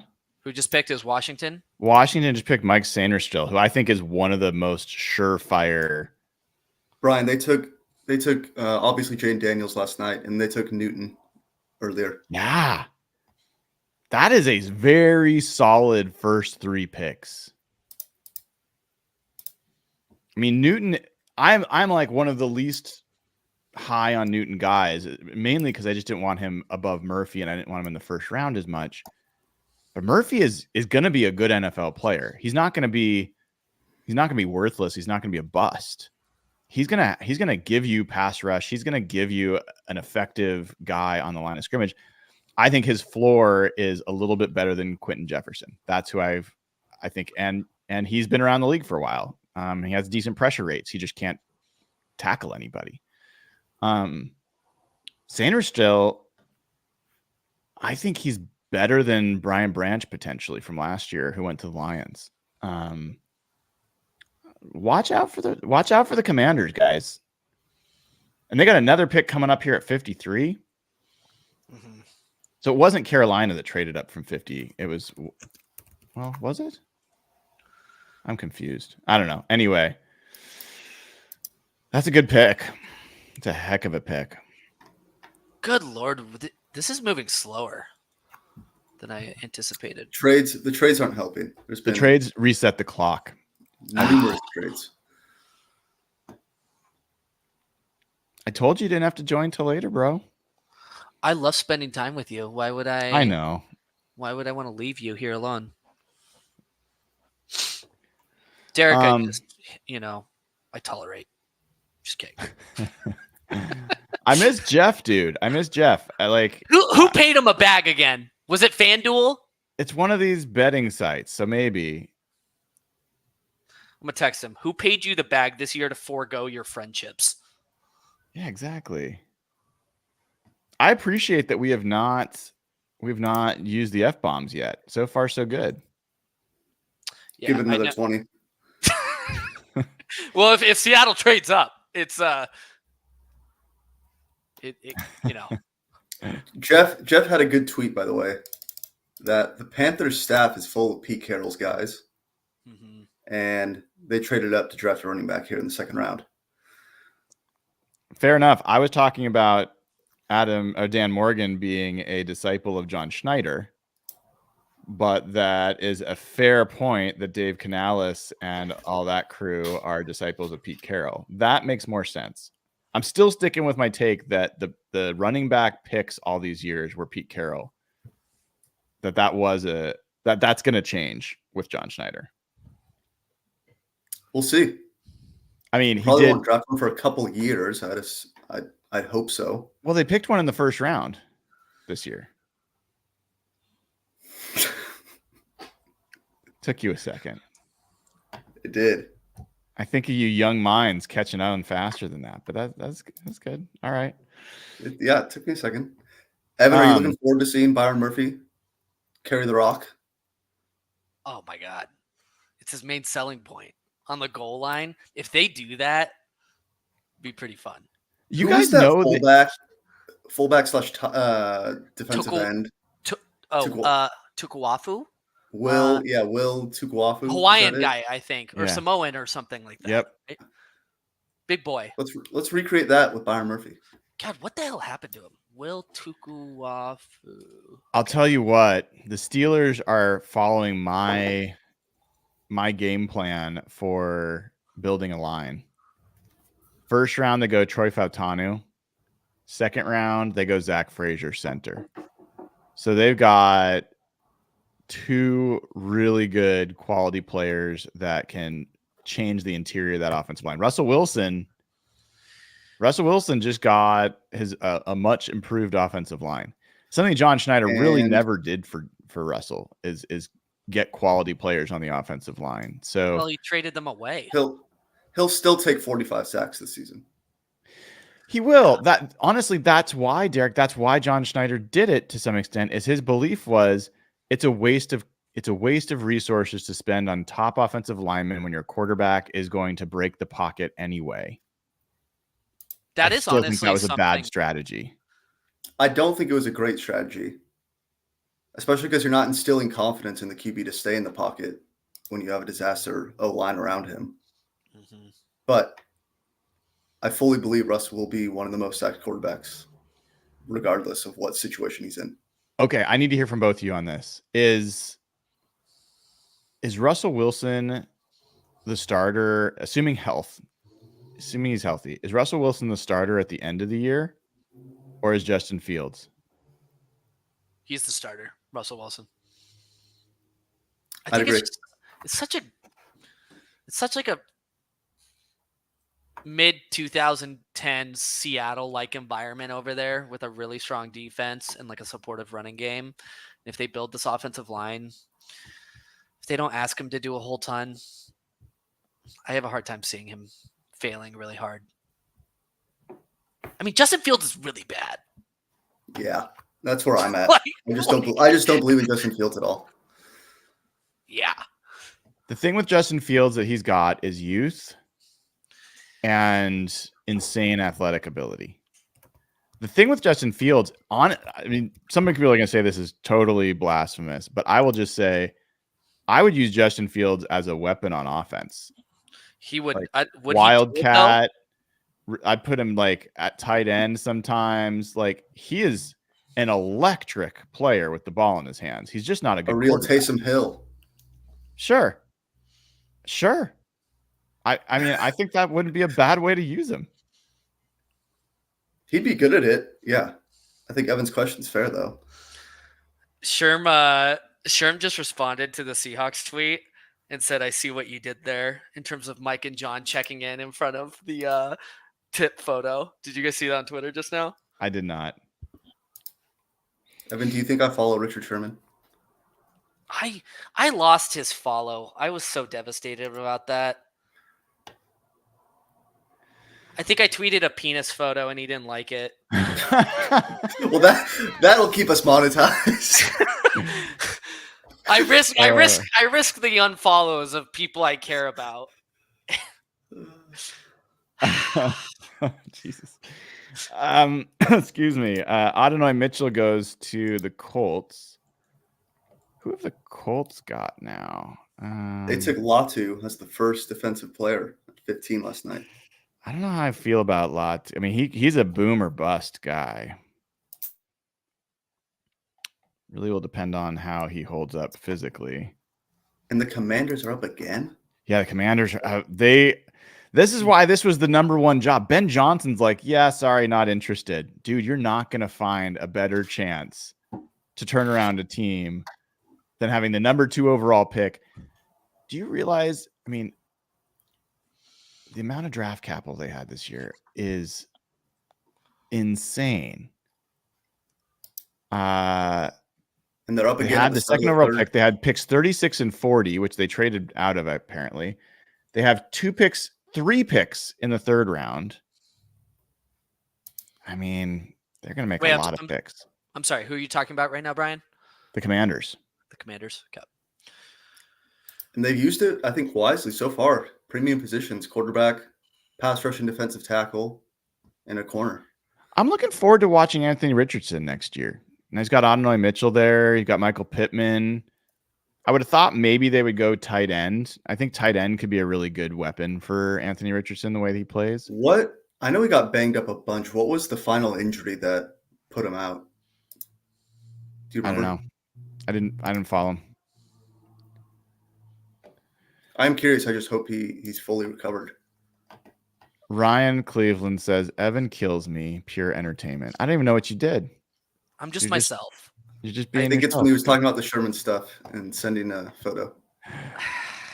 Ah. I'm just imagine. Can we give a shout out like to that new Seattle, whoever the new marketing manager is or social media specialist or whatever that's running the Seahawks account? There's been like a noticeable change. I feel like in snark, and I'm kind of really liking it. Oh yeah, oh yeah. I think somebody new's running it. They got a bunch of intern positions open, and they started hiring again. A lot of people keep asking me for like referrals. I'm like, I mean, they don't care who I think should work there. So back on Richardson, it was an AC joint, and he actually did have to have surgery to repair it. I'm not sure if it was his throwing shoulder or not. So hopefully it recovers. Because he was exciting. And yeah, you add A.D. Mitchell to that group. Get the defense firing.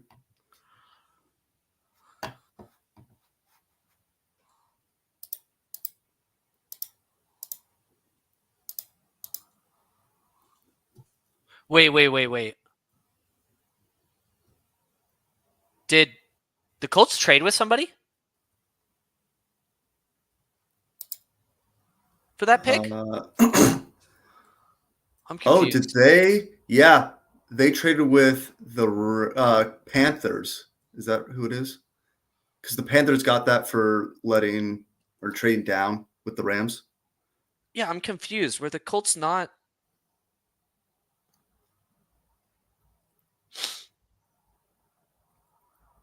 I think that was a trade. Okay. That should have been the Panthers because that was originally the Rams pick. Ugh, man, it's confusing.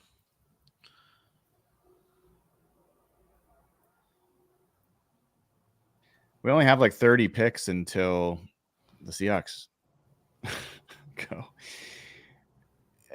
We're an hour and a half in. We're an hour and a half in, and we've only made 21 picks. Is that right? 20. The trade's really slowed down. Mm-hmm. I mean, if it's going to be this pace, we're not going to pick till like 9 o'clock, man. I told you you're crazy for starting at 4. Yeah. I know. I'd rather sit here than watch my freaking dumbass NBA team get cooked for the Did third they lose night again? in a row. No, but they're playing tonight and they're gonna lose. Yeah. I've got to harass my oldest son for a second. I won't name. I'll save him that. But your oldest son? Yes, he has this habit. He's habit like throughout like his adult life, at least, where when it looks like there's an injury to a Trailblazer, he'll text me and he'll be like, "This guy is out for the rest of his life." Like, I mean, just way severe reactions to these injuries, and I'm like, "Oh my god!" all the time. And then I'd go and look, and I'd be like, "No, he's fine." Or I'd see him, the guy's like back in the game, literally like 10 plays later. And so I get a text from him tonight. Huge Damian Lillard fan. He's like, "Oh my god, Lillard just tore a ligament in his knee." I'm like, "Well, that's oddly specific, but I'm not going to worry about it because I'm just going to wait. I've got experience now." Sure enough, like 20 minutes go by, and he's like, "Oh, he's back in the game." Like, I have learned, buddy, I don't react anymore when you tell me guys are super injured. This is a play. I mean, Washington is just adding dudes. I don't know if it's Ben Sinnott or Ben Sano. I never spent the time to know. But I do know that he is an H-back, can play tight end, fullback. He's like a use check kind of guy, but as a mover and a weapon. And you put him with Jaden Daniels and with Scary Terry. I think it's a good ad, and they got defensive weapons they've added. They've got offensive weapons they've added. As far as I'm concerned, they are crushing. They are crushing this draft. And they took a receiver in the first round last year as well. Ooh, I don't remember. Guy.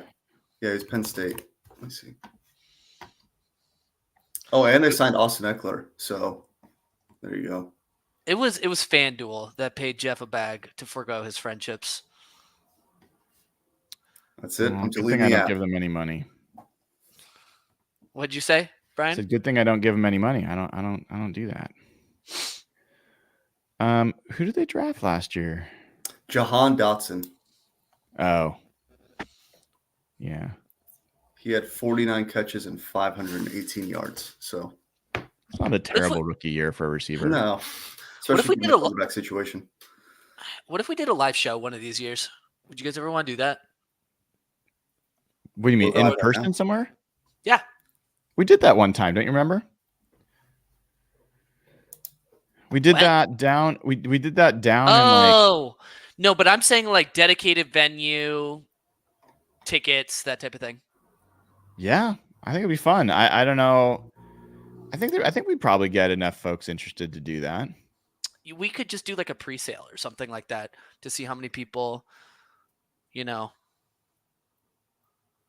would want to do it. I think people would like it, like a season preview or something, like the night before or something, the game.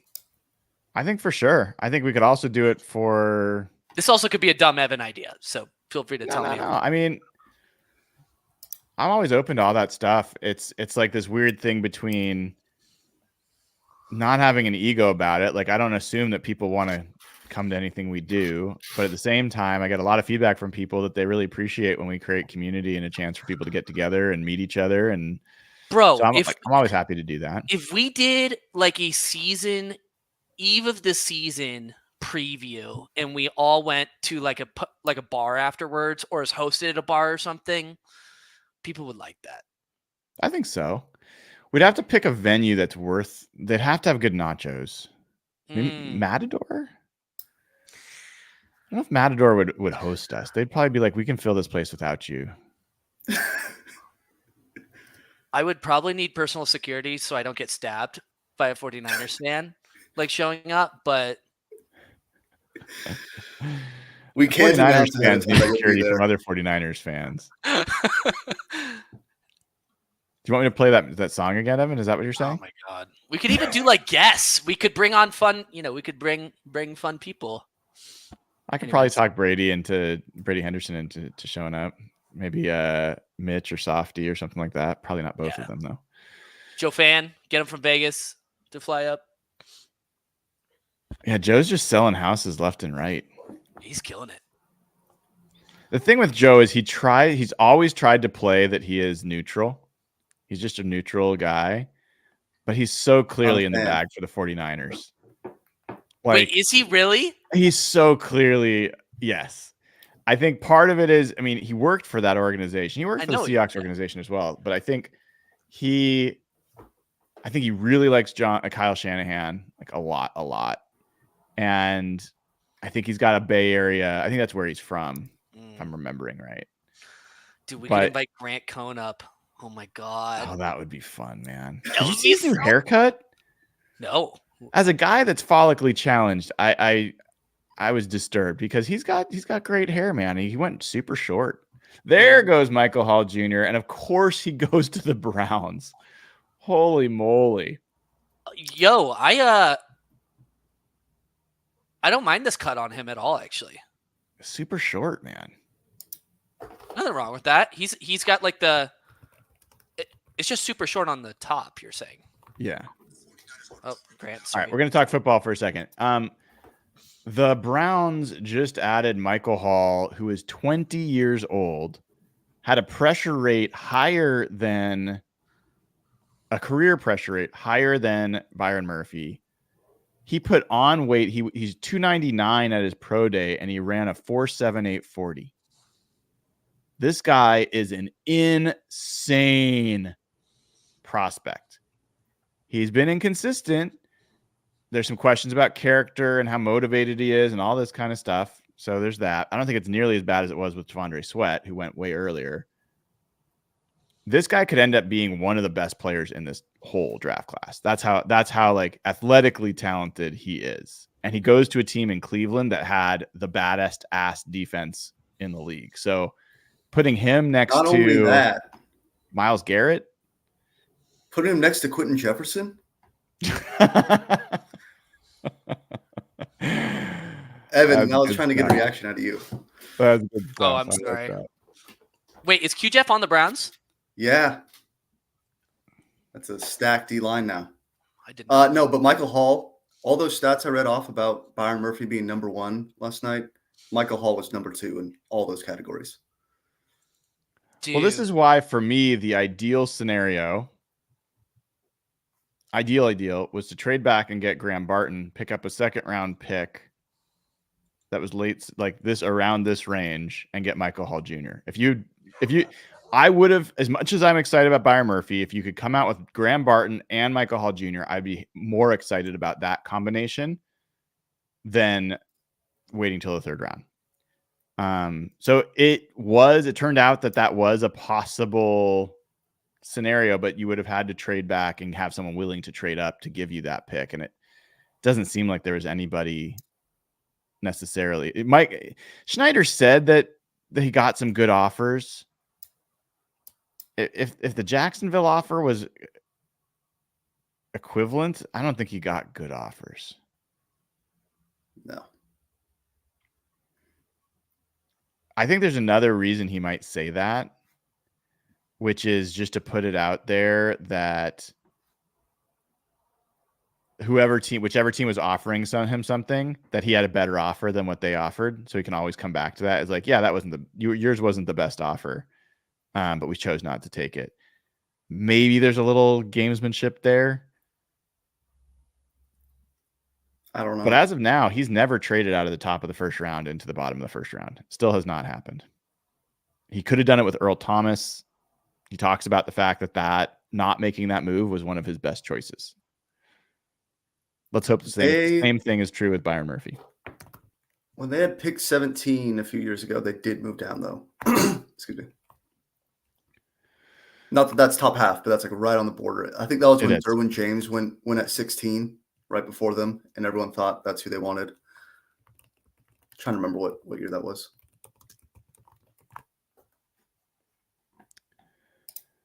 Oh, crawling along. I'm going to have to grab some food here in a little bit, so I might pause my screen while I go get some food and come back.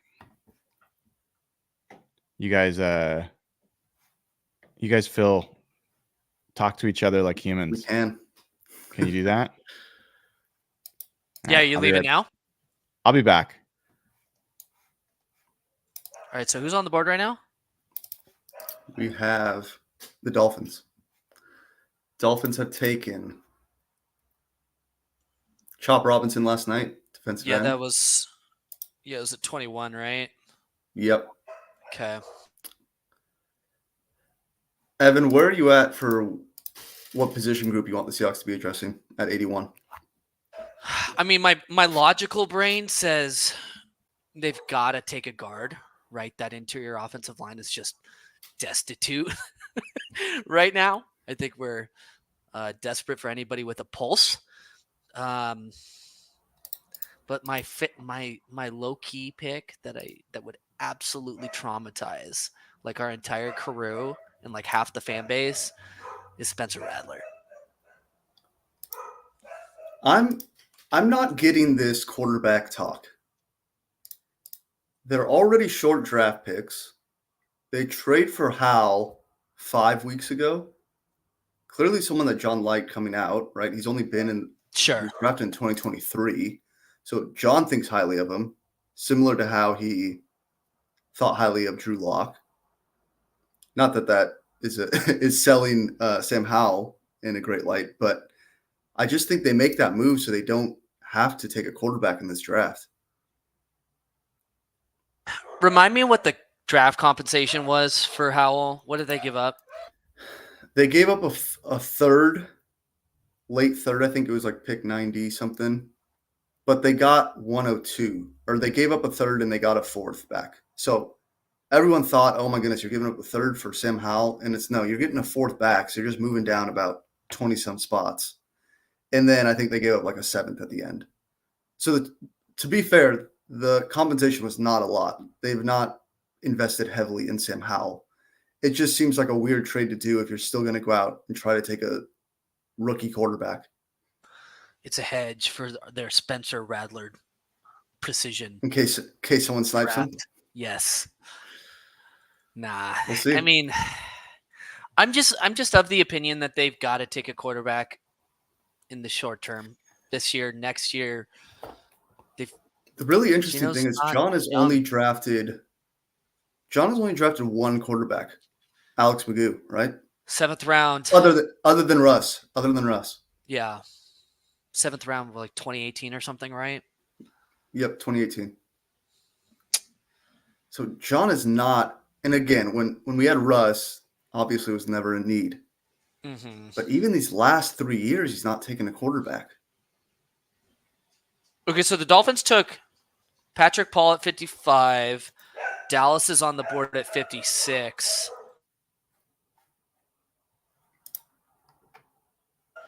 Seven DTs and 6 DBs selected so far in the second round. That's wild. Glad the Seahawks grabbed the DT when they did.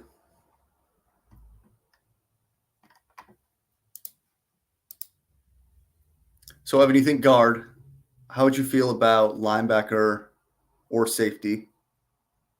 I'm like not as concerned about the linebacker position as other people are. Like, don't get me wrong, it's a downgrade in terms of letting, I think, Jordan Brooks walk and Bobby Wagner, but honestly, Bobby's kind of washed, if we're all being honest there. But like Jerome Baker, like Tyrell Dodson, like they're okay. Serviceable. Yeah. You know what I mean? And here's the thing, Derek, this is a good question because it's like, in my mind, it's about what you're trying to do this year. Like, to me, this is a team that is gutting the roster. They're resetting themselves to compete for several years, right? Probably pursue like a Super Bowl window. I think realistically in 2025, 2026, if things go well. I don't think they're contenders this year, so I'm not super worried about the linebacker position being like vulnerable this year. I don't know. Does that make any sense at all? Like, I think that makes a lot of sense. If you can take that position, take that view, then yeah, you should be drafting for long term and not say I need to instantly impact linebacker position. Those were 1-year deals too, right? Like right. I mean, Jerome Baker's. I'm pulling up over the cap real fast. Yep. Like Jerome Baker signed for 1 year, like $4 million. Yeah. Or no, 1 year, $7 million. Sorry, it was a little bit higher. But like, these are guys. Tyrell Dodson was less. I think it was 1 year, $4 million for him. Tyrell, 1.4 or 4.2. The Pete Carroll cult members don't want to hear this, and it pisses them off every time I say this.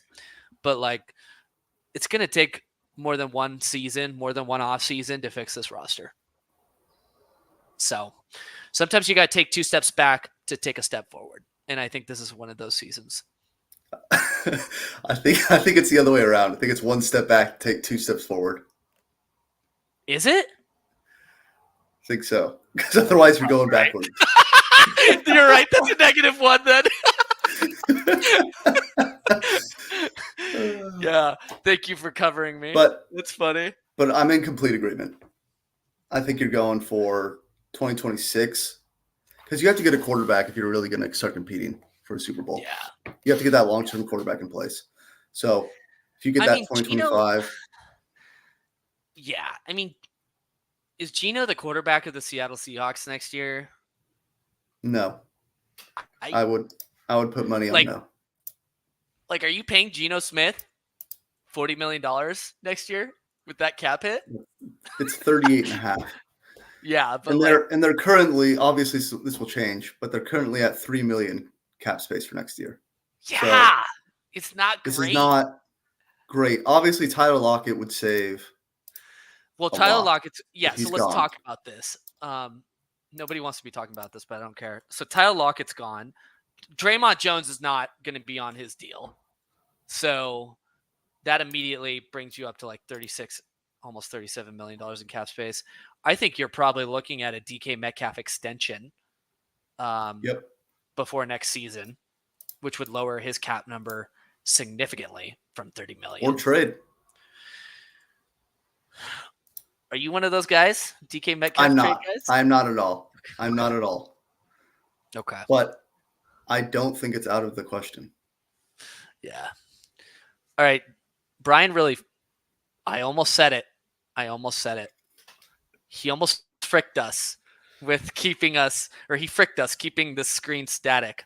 Because we can't scroll down? No, the Bucks haven't selected, have they?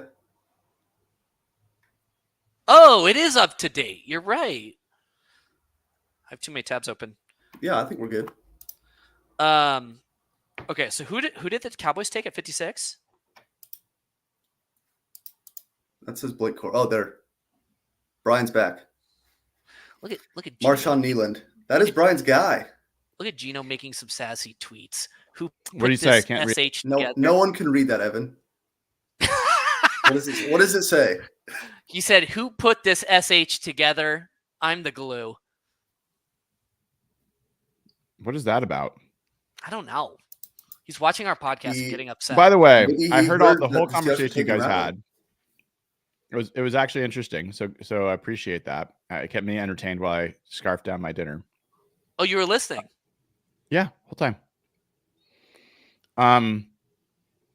It's like our hot takes. Yeah. So the linebacker thing is interesting because I think the situation there is that you've got guys on 1-year deals, and I think John Radigan's a guy that you're going to have to. I think he's going to be cut. He's got $3 million you can save in cap, so I think he's going to be gone.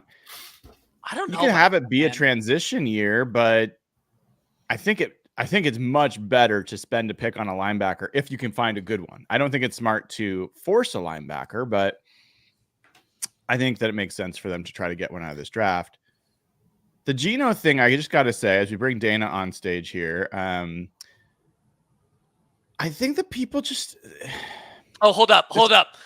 I've learned that I've learned from my pop culture expert, Josh Cashman. That's a line from Sicko Mode, which is a song by Travis Scott. So I'm familiar with the song. Yes. You're familiar with the song. Maybe he's just tweeting some lyrics. So got it. What I was going to say is, if you just took all the emotion out of it, and you're just looking at the situation of who do you have at quarterback and how are they playing and what's the situation, and you didn't know anything about Geno's history, you didn't know like he used to be a bum, quarterback that nobody liked, and you just looked at his play over the last couple of years, we'd just be talking about extending him next year and drafting a quarterback and trying to find a successor and seeing if Sam Howell makes sense and that Sam Howell is better than any of the quarterbacks that the Seahawks would have gotten in rounds 4 through 7 of this draft, which is roughly what they gave up, one pick in that round, one of those rounds, to get Sam Howell, who's younger than most of the quarterbacks in this draft class and has already played 18 games and has already had a top 10 finish in big-time throws in the NFL. I don't see the emergency there. I certainly think they should be drafting quarterbacks, but I don't think it's an emergency. I don't think this cap hit thing for Geno is real. All you got to do is extend him next year, and the cap hit's not an issue anymore. But it right? depends the It's type not- of year he has, though. Like, if he has a really successful year this year, he's not signing for that really team-friendly deal, frankly, that he signed last time. I don't think he is. I also who's would gonna say sign him? I mean, The if he has Geno, more- Geno, Falcons. whether he likes it or not, and I think he doesn't like it, he's got a scarlet letter on his jersey. Most teams in the NFL do not want anything to do with Geno Smith, even though he is an excellent quarterback. So I think the Seahawks are not in a position where there's this emergency that they've got to deal with. And I think the only reason it comes up is because there's a lot of fans. You talk about the Pete Carroll cultists. Yes. Evan, there are the anti-Geno cultists. And they yes, just but they're all from Snohomish. They're all from Snohomish. They're in like one zip code. No. Okay? And their voting patterns are very consistent. And we know what just happened. Javon Bullard. One of my favorite guys. My favorite guys are He's a fun going player. left and right. God dang it. And they're going to NFC teams. The Packers are so much better than the Seahawks. They were already better than the Seahawks last year, and they're even more better than the Seahawks now. God dang it. One last thing on the Geno point. The cap hit will still be pretty high because you're not signing him to a 4-year deal, likely. So you don't have as much time to offset, really lower that year one cap hit. It's one of the frustrations I've had with John. But you could void it though, void year it, and they've been willing to do that in recent years. And by the way, that's not a good strategy. All right, boys, hold on. Let's let Dayna. She's coming in from the draft. She's coming in. She clearly has something she wants to add to this conversation. Dayna, what do you want to say here? No, I am here at the request of our chat room. They're like, Dayna, go in there and give some sanity. Because what does sanity look like? You left them alone on the podcast. Brian had the baby monitor. He had the earphones in. Good. The baby monitor.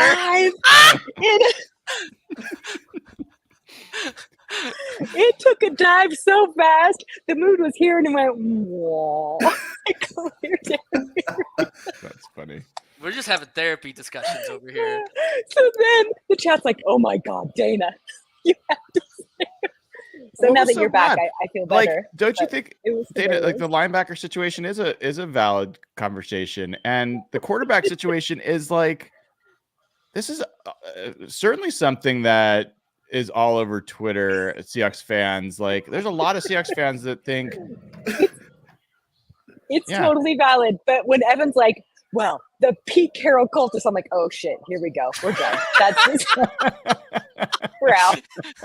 The night's over. Put him to bed. We're out. Oh, that's funny. That's funny. That is my favorite. Hey, did you guys see the Curtis Crabtree tweet? No. What do you do? It's from 4:20, so time, so like an hour and a half ago. But he said, for what it's worth, I was told the report of the Seahawks trying to trade into the top 10 for Michael Penix Jr. is not accurate. Yeah, I didn't believe that either. I heard that too. I didn't believe that report, the initial one. I forgot who reported that. Jesse Palmer, who used to be NFL Network, if I'm not mistaken. I think that source was lying or spinning. Yeah, it sounds like one of those classic Falcons front office plants to, that kind of thing. Blake Fisher, the other tackle. Like when John Schneider said a team called him trying to trade for Rashad Penny after the draft. Oh my gosh. Immediately after they picked him. He does that every year. I mean, he did it this year. 4 teams were trying to trade up to get, this is the number 1 defensive player on our board. Last year, Derek Hall was one of 15 first-round guys we had first-round grades on. We got him in the 2nd round. You should be happy about that. I was not happy about it then. I am not happy about it now, but I'm happy about the Brian Murphy pick. Dayna, what do you think of Geno? I don't know if I really know what your take is on Geno. Are you like feel like we got to get a different quarterback? You feel good with Geno? What's your take on Geno? So I, on a weekly basis on another podcast that I do, have to fight for Geno because we have someone on that podcast who thinks he's absolute trash, right?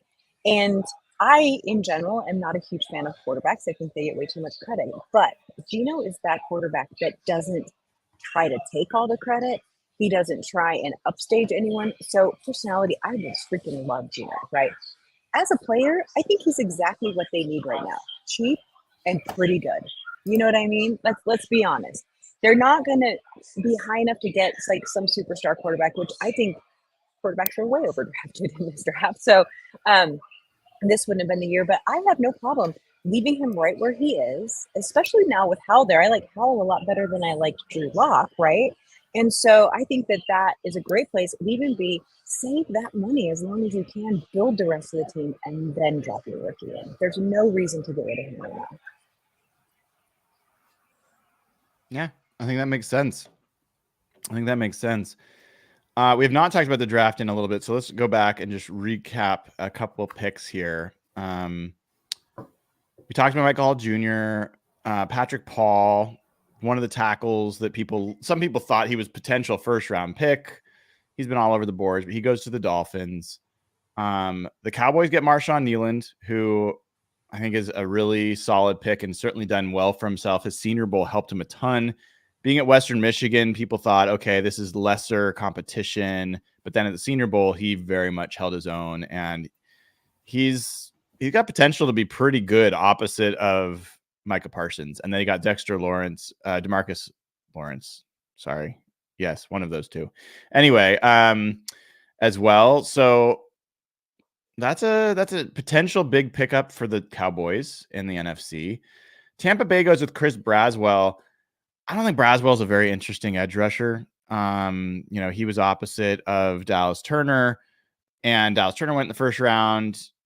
I think Braswell's just he's like Derek Hall to me. He's kind of like a rotational guy, nothing super exciting. So I'm not sure that is a big deal for Tampa. Javon Bullard, straight through my heart. I didn't think there was. I held up some hope that something crazy would happen, like he'd fall down to a position the Seahawks could get him, but one of my absolute favorite players in this draft. This guy he reminds me of Earl Thomas.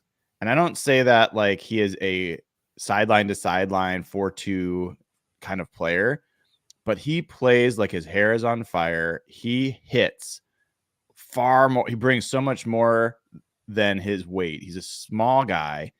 He is good at anticipating, makes breaks on the ball. He's a good run support guy. Like, he's just a good football player. And I would have loved like Devon Witherspoon in that sense. What were you going to say, Derek? He's a little bit like Devon Witherspoon in that sense. Yeah. Yeah. He's a guy that brings a lot of juice. So that one hurts. But who'd I miss? The Javon Bullard pick we're recapping, so you didn't miss anything really. Cole Bishop. There he goes. God, doesn't he seem like a Buffalo Bills secondary player? That feels like a perfect fit. And Cole Bishop was a 30 visit, I believe. He was.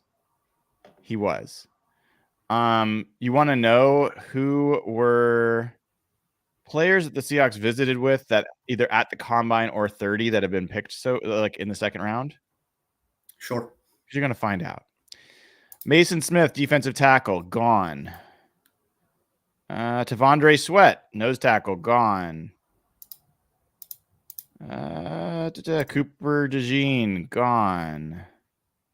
Johnny Newton, gone. Mike Stainer, gone.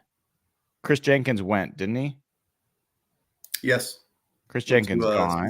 Braden Fisk, gone. Marshawn Kneeland, gone. I think those are all of the visits, either combine, virtual, or 30s that are gone that they've in the second round. So a lot of guys on their visits list have gone in the second round. I don't know if I have Cole Bishop on here. I don't know if he had a visit. If he did, I don't have it on my list. On the Bullard thing, he was a really fun player, but my sense is if they're going safety, they're going for someone a little bigger. Someone who can kind of be that hybrid safety backer, play a little nickel. Yeah, the one of the things with Cole Bishop is that he's got alligator arms, and so he brings a lot of energy to his tackles, but he misses a lot because he kind of bounces off people. He can't hold on to him. But he is in the mold of that hybrid kind of guy, but he's a little smaller. You're right. but a lot of folks saw him as this kind of hybrid guy. And to the point that what you and Evan were talking about before, this is something I'm really watching is people assume that because the Seahawks need linebacker, that's the priority. The way that Mike Macdonald plays defense, he might just as well value a nickel player that can play near the line of scrimmage, but can also play safety. He might blur that line more than we're used to. So he might see like Cole Bishop and not as much Bullard, but like Sainristil. I don't know. You might see some of these guys as being on the field in place of a linebacker. And so we don't need that other linebacker. I'll be kind of curious to see. Another cornerback goes. So, whoa, the Lions are stocking up on corners, right? Yeah. They took Terrion Arnold last night, correct? Yeah, they moved up to get him. So they decided that coverage was not going to be what loses them games this year. Interesting. That San Francisco game. Got him. Hey, guys, I got to go. Brian, don't leave them alone again. It's scary. It makes people uncomfortable. Thank you for joining. I know everyone appreciates hearing from you, Dayna. Take care. Bye, guys. Brian, you feeling a little hungry? Need to step away to the kitchen for a second? I might. Evan needs to butcher another famous phrase. I gotta reprimand the chat. I thought your conversation was perfectly fine. I had no problems with it. So they I need think, to. I think the comments came after Evan butchered the 2 steps forward, 1 step back. To be fair, it may be 2 steps backwards. Oh no, no, it's not. It might be. It's might be. Do you really think that the Seahawks are significantly worse personnel-wise than they were last year right now? As of right now? Yes. Yeah. Yes. Where? Safety for sure. Why? Linebacker for sure. Wait. Stop at safety. Why for sure? Quandre Diggs is still good at safety. He was just overpaid. Jamal Adams, Jamal Adams was not good. I'm willing to concede that. But Quandre Diggs is much better than any safety we have on this roster right now. He was just overpaid. I'm not sure about that. He's not on another NFL team. He was not. It might be because his salary demands are high. Most likely. I think we'll see him sign for another team after the draft. Once we saw the safety market change dramatically this past offseason. We did. You know what I mean? So if I was that guy going from making $12 million a year or whatever the heck he was making to like 5 or 6, that'd be a tough pill to swallow. I mean, Justin Simmons is on the free agent market too. Look, Rayshawn Jenkins, I'm not saying he's the second coming, but there were multiple teams lined up to meet him. Sure. Good teams. The 49ers wanted him. And so I guess I have a different level of, and I want to go through this with you because I see it differently. I'm not saying I'm right. I might be, but I'm not saying that. I trust Mike Macdonald probably too much. That's what I'll say. If he went through and he said, I want this guy as my safety, I don't think we have reason yet to believe that based on how this defense plays, that we might not be better off. Quandre Diggs might not be the right too high safety that they're looking for. It's possible. And I don't think he was that good. I thought he was okay. And he certainly became a business decision dude in the run game. There were definitely some effort plays that I had major criticism of. And that's not just last year. That's multiple years of him not being a safety. Oh, there goes Roger Rosengarten. Roger. I do agree with you with some of that, criticism. Linebackers worse though, right? Is it? Jordan Brooks is better than. Come on. Is it? Come on, Jordan Brooks. He's not an all-pro. Evan, I'm with you on Jordan Brooks. That said, Bobby was not he was good. bad. Bad. I think either Jerome Baker or Dodson might be upgrades on him, and significant upgrades on him. Oh, I would agree with that. But they got way more athletic in general. Jordan Brooks is overvalued by Seahawks fans. Agreed. He went on the market, could have signed anywhere, He signed for chump change, and his own team didn't re-sign him. But that doesn't mean. Well, they tried to. Well, They tried to. John said depends they on tried to. depends on what you believe of what John Schneider says. Like, do you really think the Seahawks couldn't negotiate 2 deals at once? I don't think that's. If they really wanted Jordan Brooks would still be a Seahawk. They made a clear decision that Leonard Williams was a player that they wanted, and Jordan Brooks was a player they're okay if he didn't come back. Like, there's no other way to interpret that. I'm just imagining Jody being like, "Oh yeah, we've only got like 15 million in escrow right now, so I have to like deposit some more cash before you can sign this deal." I will say Like that that Kevin Hart joke. Oh, okay, good. I would say that overall, the linebacker crew, there's a question mark whether it's what level it is compared to last year's. I am not willing to say it is clearly worse. I don't think in totality, I don't think it's easy to say right now that it's clearly worse than. Okay, let me flip the question on its head then. What position group do you think is clearly better outside of interior defensive line that we've seen so far? Well, interior defensive line, which is a pretty big It deal. It is a big one. It's a big deal. No, it is. But what else is better? No, I didn't. That wasn't my point. I didn't say that they were better. The only thing I will say is I think that with coaching, with the coaching they've got this year, I think that a lot of groups can be like, I think there's a lot of players that can be significantly improved versus where they were last year just by coaching changes and scheme changes. 100% agreed with you. 100% So that has to be where the improvement comes from. I agree with you personnel wise. I can't point at something and say, other than what's coming in the draft, but okay, we're way better than we were last year. This is my problem, Brian. There's a huge perception among this fan base right now that this team needs to and will take a step forward based off of last year's performance. And I don't think those expectations are reasonable. Like, I wouldn't be shocked if this team doesn't make the playoffs this year. I really wouldn't be. No, I wouldn't be shocked either. And I'm not saying you're making that argument, by the way. No. It's just a perception I'm seeing among them. Yeah, no, the thing that you're talking about that's out there is that people that really were upset that Pete Carroll got fired. Correct. Are saying he won 9 games the last 2 years. So if Mike Macdonald's that much better with the same personnel, he should win 10 games or more. Exactly. That's ridiculous. That is not the way you evaluate. So I totally agree with you on that. That's 100%. My frustration. That's where my frustration comes from. Totally. Like, I think this team, if I had to like peg it, I think they're going to win like 9 games this year. Maybe 10. I need to see more, but I think 9.5 is the right over under for this team. I think the Vegas over under is like 7.5. I don't think it's that low. I would be shocked though if they won only 7 games. I really wouldn't be.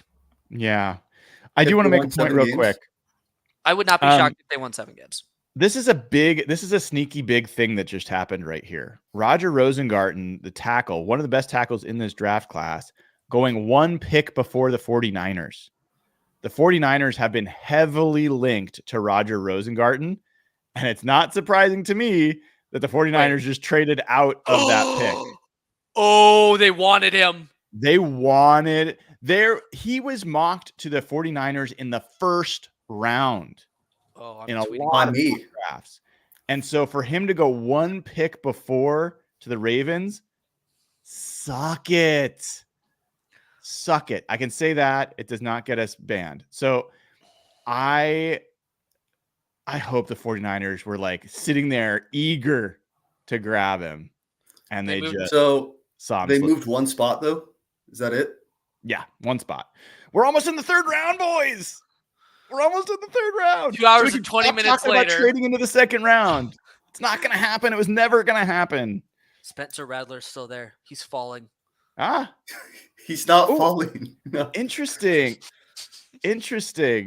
Another tackle that was high. Like, apparently the 49ers didn't like him enough to stick and pick. So who do the 49ers go for here? They got a receiver in the 1st. Tackle-wise, there's not even really any tackles left. The 49ers aren't going to get a tackle in this draft. That's a big deal. That is a big deal. How old is Trent Williams? He's like 110, He's 30. give or take. So He's like old, dude. He is one of the secret storylines of last year. He's still one of the most dominant offensive linemen in football. He fell off last year, and he got injured, and they were 0-3 in the games that he didn't finish. His health, I think it's a litmus thing. It's a foundational piece for that team. Do they go interior? Like Could they go Christian Haynes? They could go one of these interior guys. They could also Tampa. I could easily see them doing that. They could also go linebacker guys. they could also go to tight end. They have a huge need there. They do have a need there, actually. I think linebacker makes a lot of sense for them at this spot. We could see one of our names go right here. It's also Brandon Dorlus. They've drafted a lot of Oregon defensive players, and Brandon Dorlus is a pretty good defender. They like the line of scrimmage.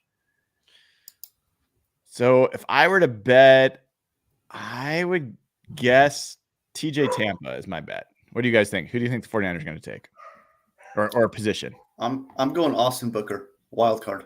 Oh. What's his story, Derek? He's an edge. He's a very light edge. He played only like 500 snaps last year, but really pretty effective pass rusher. Developmental guy. I mean, offensive line's really their biggest need. So they could go and take Cooper Beebe. Wouldn't shock me. He's a little bit. Who did they take last night? What receiver did they grab? They got Ricky Pearsall. Yep. Christian Haynes would make some sense for them. One of those guys.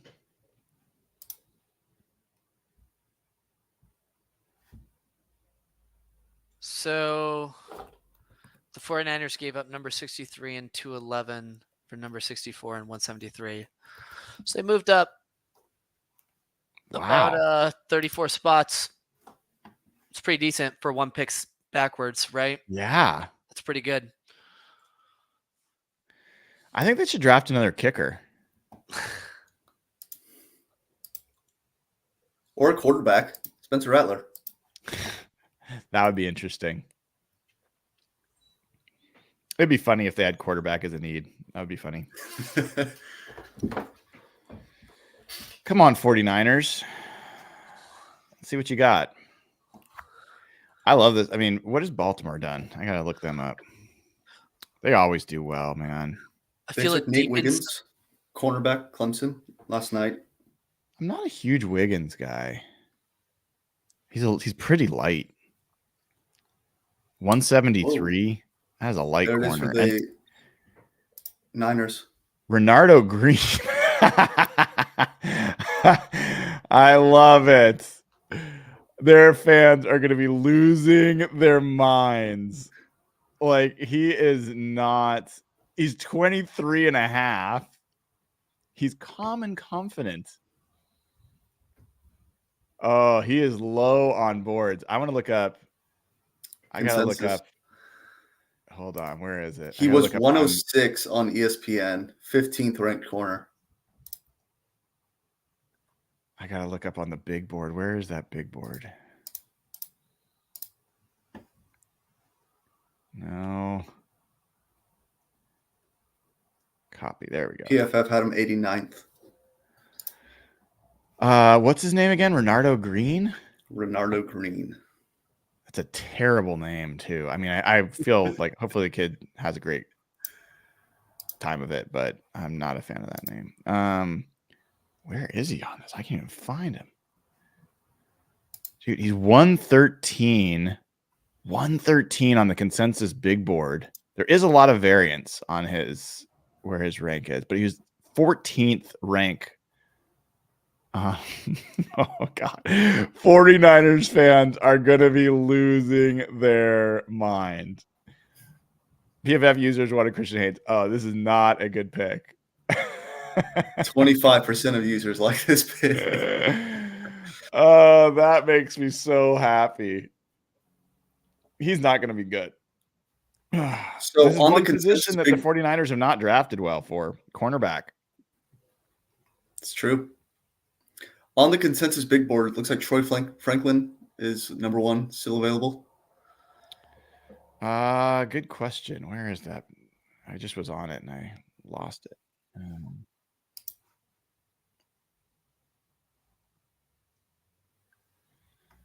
I can drop in our chat. Marking off. See, I made a copy of it. I should have gone and just used. Are you using Reefs? Private chat. Yeah. Okay, cool. Thank you. So it's Troy Franklin, Peyton Wilson, linebacker, Cooper Beebe is the next available, which I would love that pick at 81. And then Junior Colson, who I know we've talked about many a time. Yeah. Yeah. Bernardo Green. That is hilarious. I think he was the 49ers. He's the lowest so far taken. I mean, thank you. I just can't thank them enough. All right. On the clock, we are in round 3, everybody. We are in round 3. Welcome to the 3rd round of the 2024 NFL Draft. Here we are. Traded. Wow, so many trades. The Jets are now on the clock, top of this. The Jets got... Did they go offensive line? They went Olu Fashanu. Yes, so they went offensive tackle. Do you think they're going tight end here? Like Jatavian It's a Sanders? need. It's a need for sure. What's their wide receiver situation look like also outside of, obviously, Garrett Wilson? Well, they've got Mike Williams now, and they've got Garrett Wilson. Okay. Could be receiver. Troy Franklin or Roman Wilson. Those guys are both pretty highly thought of. One thing, Brian, did any guards go in round 2? JPJ went, and I heard that the Raiders announced him as a guard. Who? Outside of that, Zach Frazier, but he's a center. Oh, yeah. No. So I don't think none of those other did. guard prospects that we've talked about went in round 2, which is good news for the Seahawks.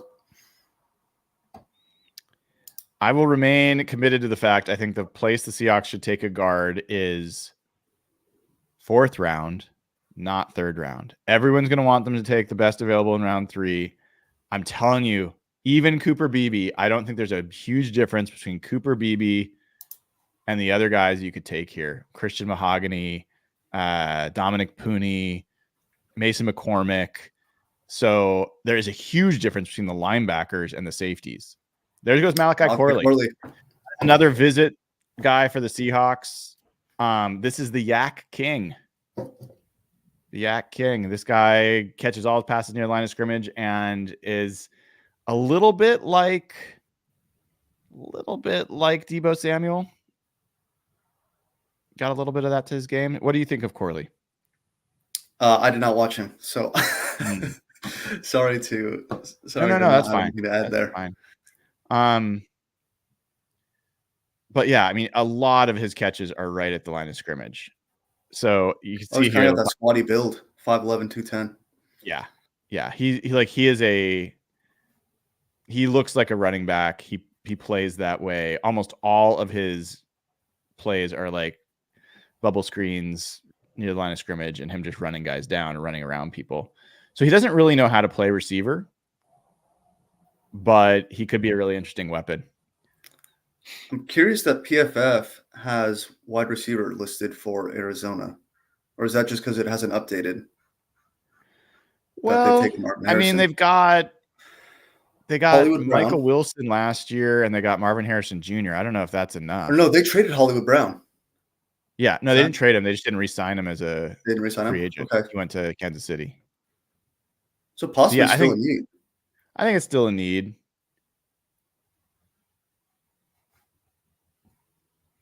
But we're getting into the range where, like, I think 71 is as high as I think the Seahawks would go if they were going to trade up. So if there's something that they really liked, maybe they would jump up. Junior Colson's still out there. Peyton Wilson's still out there. Who are the guys that Spencer Rattler's still there? I mean, they take Spencer Rattler, I'm going to be disappointed in that pick. I won't criticize it because I've told them they need to take quarterback, but I think there's better moves for the organization than that. Let's hope that there's a run on running backs. Bucky Irving hasn't gone yet. Blake Corum, some of these guys. This is the range. Trey Benson didn't go either. There were some rumors yesterday that he could sneak in round 1, which hindsight clearly wrong, given that he hasn't even been drafted in round 2. Brandon Coleman, I'm not a huge Brandon Coleman guy, but certainly a great athlete. You just got a lot of these interior linemen. Zach Zinter is still around. Don't know when people are going to value him. Jaden Hicks. I would be thrilled with Jaden Hicks. That's who I was thinking of when I was talking about that sort of hybrid position, bigger safety, linebacker style. Him and Dom Hampton kind of stand out. Him and Dom Hampton stand out as the two guys that would fill that position. Brandon Dorless has got to go soon. He's kind of one of those tweeners, though. He's a tweener, but in a 4-3, I think he's a pretty decent end, and I think you can slide him inside as a 3-tech on Trey Benson. There you go. Benson. Interesting. I wonder if the Jets moved up to try to make sure they could get Malachi Corley before the Cardinals. He is a little like the Rondell Moore, like some of the types of receivers that they've had in the past. It's an interesting thought. Commanders are back on the clock. I mean, they basically have the entire draft to themselves.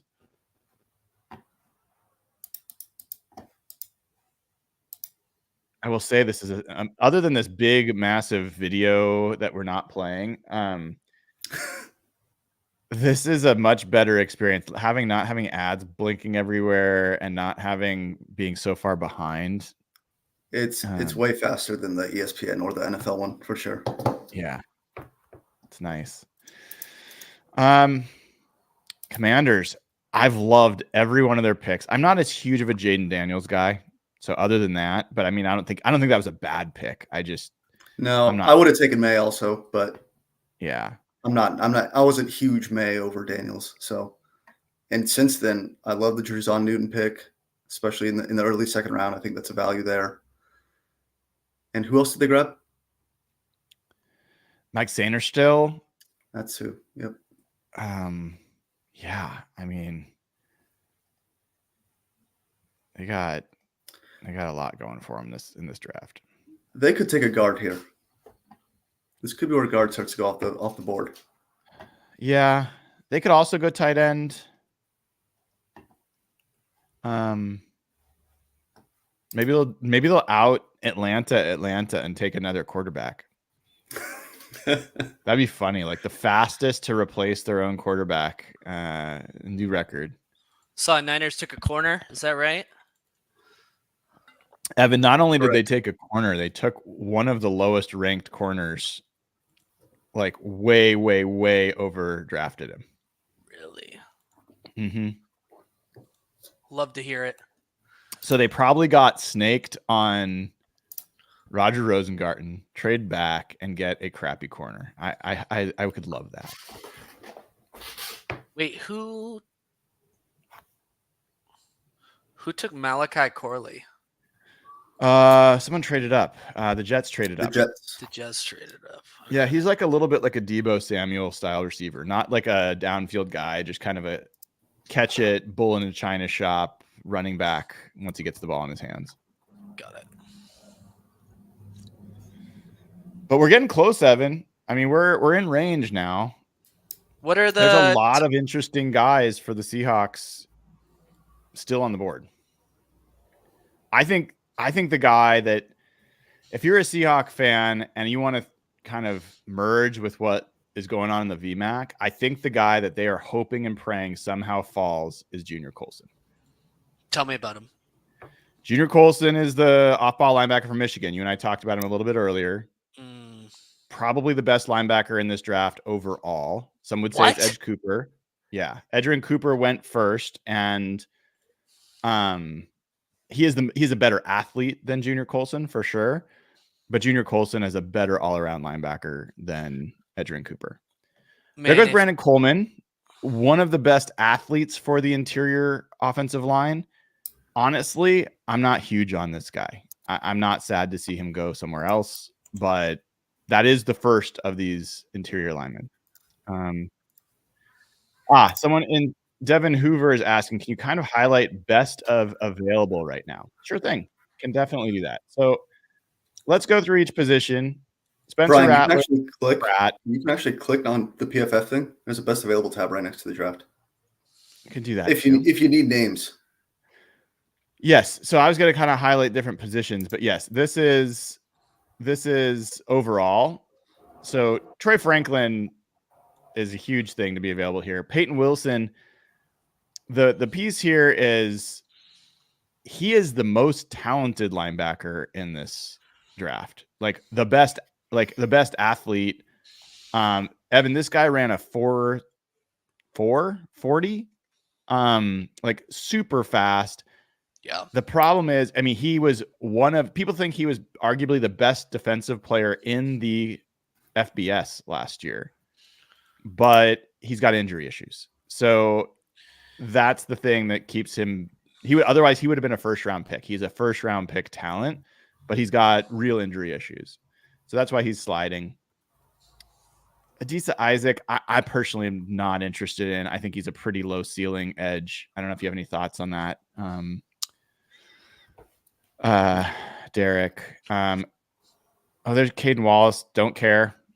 Not picked for Seattle. It's good news. Roman Wilson, compared today by Coach Shaw, David Shaw, to Doug Baldwin.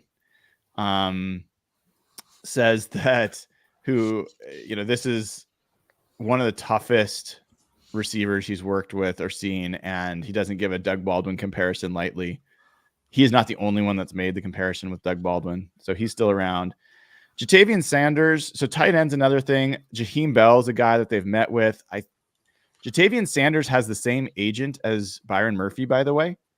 And if you heard from John Schneider yesterday, he kind of let slip that he has a close relationship with this agent. So worth at least being aware of. TJ That was Tampa, interesting on the phone. Sorry to cut you off, but yeah. On the phone call, did you guys hear the Seahawks call with Byron Murphy when they called the draft? Yes. Mm-hmm. Okay. Was it Mike McDonald said something about the agent? Or I think John Schneider might have said, no matter what your agent says about you, we think you're good. I was just like, where did that come from? I think it was Schneider. I mean, he's close with him. TJ Tampa, corner. This is a guy, as I said, a lot of draft nicks were saying he was scorching up the charts and maybe would get into the high second round. Jaden Hicks is the guy that Derek and I talked about. I think might be the best safety fit for the Seahawks. And a good all-around guy in terms of supporting against the run. Tough, good player. Jonah Ellis has been mocked to the Seahawks a lot. I don't like him. I'll just be honest. Not a fan. Derek, I see that look. How do you feel about Jonah Ellis? No, not a fan. Okay. Yeah. Christian Haynes is, a lot of people think is maybe the best guard. He's only played right guard. He might only be a right guard. The Seahawks have Anthony Bradford. If they think he can flip him to left, maybe. I'm not sure if Christian Haynes is the most logical fit, but could be. On Laken Tomlinson, can he swing? He's a left guard. I don't know if he. Left guard? Yeah, he's played primarily left guard. He's done both, but primarily left guard. Dorless is going to go. I don't think he's going to be available at that time. If he is, honestly, I wouldn't hate the pick. I don't think it's a great pick. He's a little Draymond Jones size-wise. But he's just I think he's a really talented player. I keep looking at this guard depth chart, guys. Yeah. This is all for guard at 81. This is really I'd be bad. happy with Colson or a safety as well. But yeah, I'm telling you, I'm leaning guard. if you don't get a linebacker or safety with this pick, you're not getting one. Or maybe that's maybe I too don't know. strong. The linebackers Safety Don't maybe, care. linebacker. Don't care. Don't care. Guard. Laken Tomlinson, Anthony Bradford, Tremaine Ingram Anus Jr., McClendon Curtis. I'm not saying it's not a need. There's Evan. Colson. Bro. Oh, they're good. Okay, that's good, actually. That's good. It's not good. No, that's good. This is the because guy of- that honestly was the best hope you could have for the Seahawks. The Chargers getting him here. Jim Harbaugh knows him better than anybody. Not a surprise. Not a surprise. So that's rough. I said that maybe the Seahawks would trade up to 71 range if he was still around. He goes at 69. How does Junior Colson feel about that? What do you mean? Like I'm free from Jim Harbaugh. Oh man, I gotta go get coached by Jim Harbaugh again. Fair point. I mean, supposedly he's a different man after COVID. I don't know what that's supposed to mean, but yeah, I don't have anything good to say about that, dude. All right, that's a bit of a hit. Not shocking. Would have been ideal. Anyway, Evan's gone. I was going to yell at Evan. No, I just nearly choked to death. But continue. Okay, you all right? Yeah, I'm okay. Here's the thing, Evan. If I told you there was 5 guards available, and the difference between guard 1 and guard 5 was one's a 8 out of 10 and one's an 8.1 out of 10. But I told you that there are a couple safeties and there's one that's an 8.5 and then it drops off. The next closest is a 7. And you know you're going to have 2 picks in the 4th round. Is the right draft strategy to take one of the players that are all roughly the same level, knowing you're going to get one of the other ones with the later pick, and then lose out on the higher value player? Or is the right decision to take the best player and then trust that you're going to get one of those equivalent guards? I'm telling you, dude, the difference between the guards at this stage, since you didn't go guard in first round, they were much better. But at this stage, there's this cluster. I don't think it's a huge deal if they don't go guard at 81. Yeah. I just want to give you some. My logical brain says go BPA, but I just really get concerned that if a guard's not there available in that 4th or 5th round, you've got problems. You've got real problems. Like you're set up to fail. They have the 2nd pick in day 3. So tomorrow morning, one team will pick, and then the Seahawks pick. They'll be in a good position to get a quality player with that pick, and then they pick again at 118. So we'll see what happens. It wouldn't shock me if the Seahawks trade back from 81 and pick up a 5th round pick. They do not have a 5th round pick right now. If they trade back, I'm going to kill them. I'm just telling you, that would not shock me if they do something like that, depending on who's available. Brian, is that a fairly, like, say they trade back to like around 90? Would that get them a 5th rounder? I'll tell you in a second. So they're currently 81. That's worth 55 points. And you said to like 90?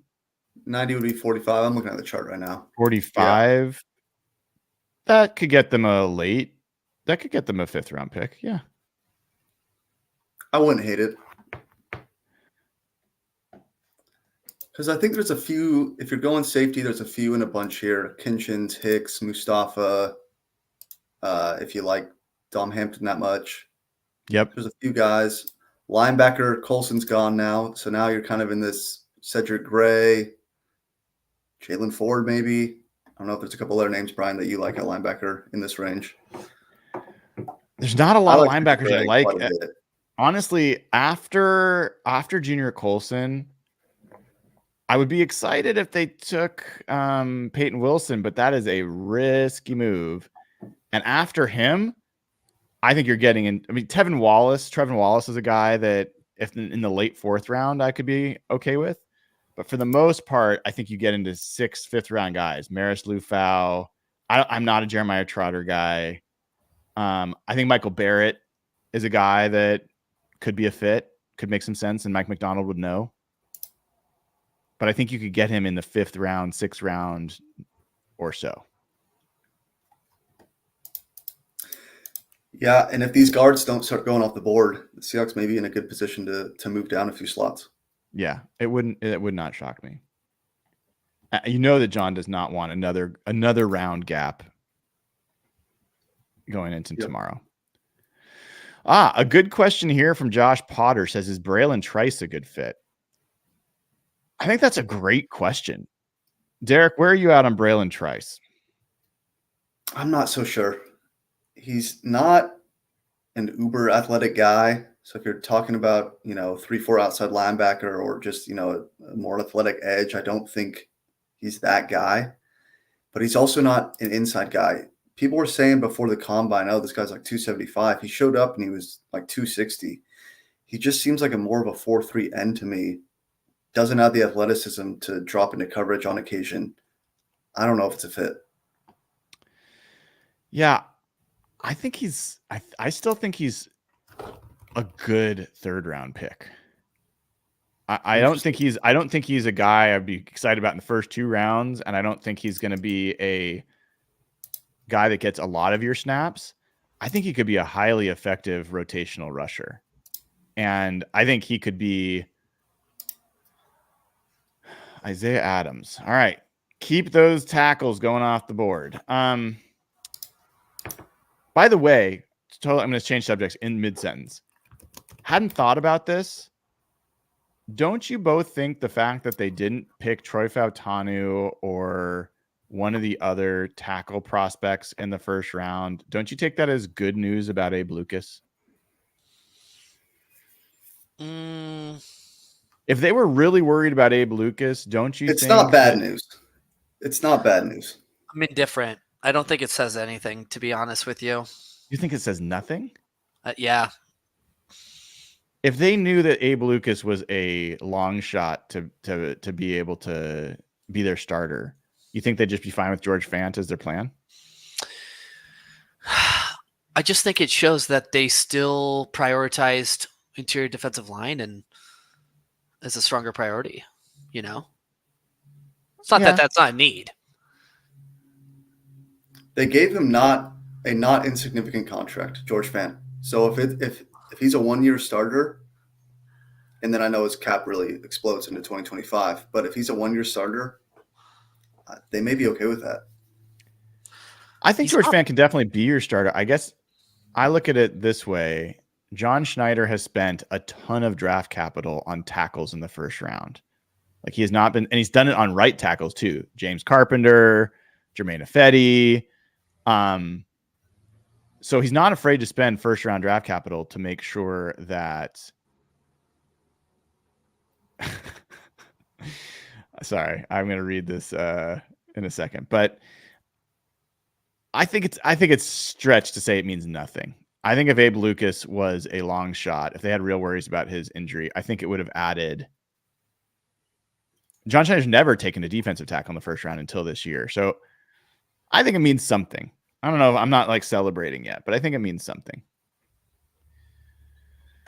All right, we got a super chat from one of our folks here. Hey Brian, please check your spreadsheet. Has Schneider ever drafted a European American guard in Seattle?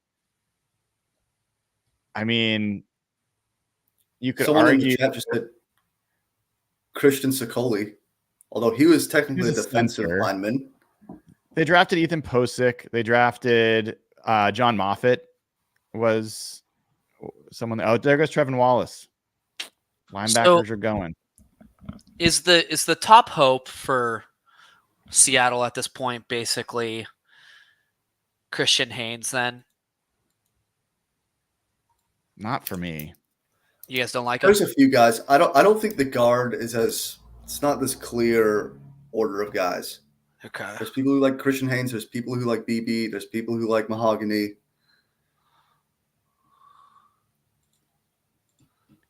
I think a trade down is becoming very realistic. I think a trade down could happen. I think the position that I find most appealing here as we approach 81 is still Jaden Hicks is the guy in my mind. Now, Yeah. Troy Franklin still be on the board. Some of these receivers, I don't think it's crazy that they go receiver, guys.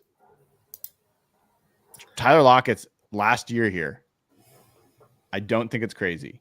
These guys are significantly higher quality prospects than some of the other guys we're talking about. So you're condemning Bobo to special teams? Bobo's fine, but Bobo is not a top 2 receiver. People have gotten way over their skis on that guy. I'm happy we have him, but come on, folks. I mean, I'd be fine with one of the guards, but I don't think you need to, and I think it's the wrong draft strategy. I think Jaden Hicks will not be there in the 4th round, and I don't think there's anyone else that has the coverage, like the full package. He can do it all. Cam Kitchens cannot do it all. Malik Mustafa cannot do it all. So I have more questions about those guys. I'm sorry, but there's someone in the chat with a Jake Bobo picture. That's got to be Josh Cashman somehow. You know who's a sneaky one here? I think Braylon Trice is a great one. I think Austin Booker would be a fantastic pick. I wouldn't hate that at all. He's probably going to go to the Cowboys or something. My YouTube TV is so behind. It's so annoying. Well, see, this is why you're on the show. You're getting the fastest information. I honestly would be I'd be in favor of a rule that just totally eliminated reporter access or punished, reporter access for tipping picks, if I'm honest with you. They should have to announce every single one. I want to be on the edge of my seat. I want journalists in prison if they tip a pick. Okay. Put them behind bars. So Evan, what would the pick that would get you most excited is guard? What if it was quarterback? Spencer Rattler, baby. Yeah. That's the chaos pick. And it would send the Geno groupies into an absolute spiral. And to be honest with you, there's value in that. I'm supportive. You know that this is him right here, by the way. Is he a redhead? Yeah, he's a redhead. No, he has like blonde hair. Yeah, he's kind of gingy. Mild downgrade, but continue. Hey. I said mild. Do you know? Was your hair always the same color? Has it ever changed? My hair's gotten lighter over the years. It doesn't. How about you, Derek? Were you always born the same hair color? My hair was lighter when I was younger. So when I was born, I was what they call a towhead blonde. Like what is that? I never heard it until someone described it. I was like bleach blonde. Like my mom has a curl from like my first haircut, and it's just the blondest blonde, and I'm like not a blonde. There's no part of me that's blonde, and then it turned to red. Mm-hmm. And then ended up like for like I think like a few months, and then we read the same comment at the same time. Waiting for Evan to catch on. Oh my god, bro! Someone wants to show me my hair. My hair is like I shave it. There's nothing there. But no, it's been brown like my whole life, pretty much. Yeah, Colin wants me to show the hair because he's rocking the dome as well. This is taking a while. Come on, Cowboys. Maybe someone's making a trade. Yep. Oh, pick is in. Cooper Beebe. Is the run on guard starting? I am good with this. A lot of people super high on Cooper Beebe. I am not as high. Why is that? I think that Cooper Beebe is not great at anything. And I think part of what his appeal is that he played a lot of positions on the line. He played guard and tackle on both sides. He's not a great athlete. He's not particularly strong, but he's just kind of like an old school guard. I just don't like I don't see him as like a huge upside guy. So that's why I'd be more excited about someone like even Dominic Pooney or gosh, who was the other guys we were looking at? Oh, Mason McCormick. Much more interested in someone like that. And Zach Zinter are all guys I'd rather have in our guard room. I wouldn't hate having Cooper Beebe, but he was expected to go in the second round. And it was just too rich for my blood. So, And Huff and Grubb, they use very athletic offensive linemen. Exactly. Yeah. They need these guys to move. They have a lot of pulling guards.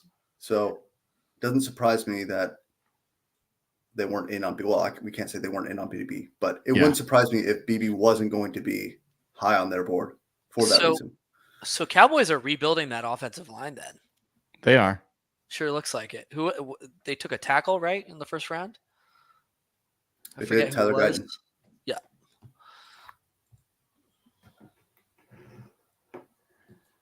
I do wonder with the way that Grubb and Huff run their offense, whether, Mason McCormick, he's a 99th percentile athlete, played at a smaller school. He's a little stiff, but I just wonder if someone like that's interesting to them. He's also he's got that Huff kind of attitude of just wanting to just drive guys into the ground. He's the guard I'd probably be most excited about at this point. Him or Zach Zinter. I like Zinter, although Zinter I think has a pretty low ceiling. Yeah, I'd agree. Christian Mahogany was a 93rd percentile vertical jump, 86th percentile broad jump. Pretty athletic dude. Mahogany is Anthony Bradford in my mind. He's more polished than Bradford, but similar. There goes Braylon Trice. Huskies going off the board. So we won't have to have opportunity cost FOMO about Braylon Trice. He's gone. That's a pretty good pick in the third round, I think. And I think he'll do well on the turf there in the dome. I think that's his range. So this is the first Bears pick since the first round. Is that right? I don't know I don't think they had a second round pick. I'm not sure. You can click where it says team all. Yep. Yeah. Yeah, that's it.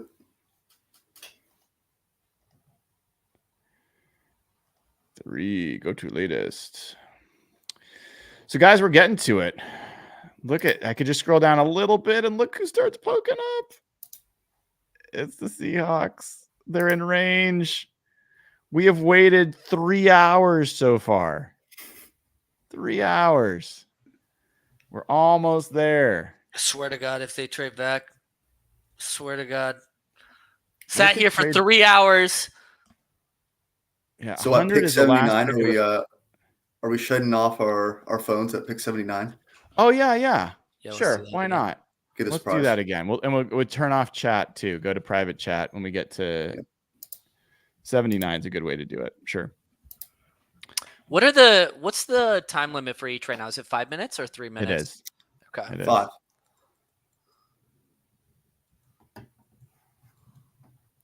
5. People are asking who's left. There's a lot of guys left. You've got some really good receivers.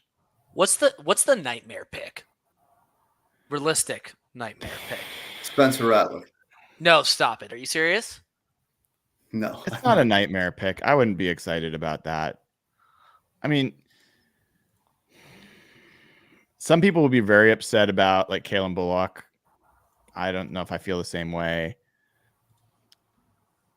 A tight end is not a nightmare, but I think it would be a bad choice. Like, yeah, like if they went like Cade Stover or Theo Johnson, I don't think that would be the right choice the way the draft falls. A running back, of course. I mean, yeah, I'm trying to avoid the obvious. Didn't Rashad Penny come in for a visit recently? He did. I think so. He did. It's kind of surprising that he's unsigned, is it not? I don't know. It was surprising to me is that he got no run last year. That's what I'm saying. Like, he didn't get much opportunity. I really thought like he was excellent for the Seahawks when he was healthy, and like it wasn't a health issue last year. So I don't know. He was just down on the depth chart over there, wasn't he? Yeah. Yeah, apparently. 6 more picks. Come on.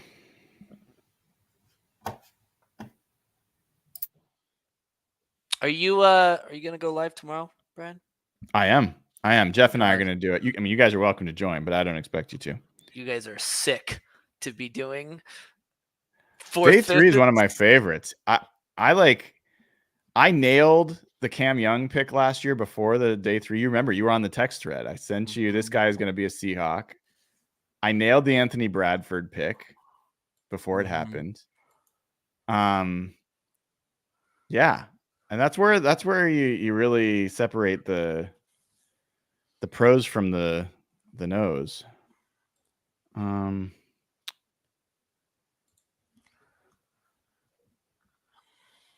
Yeah, I gotta say, I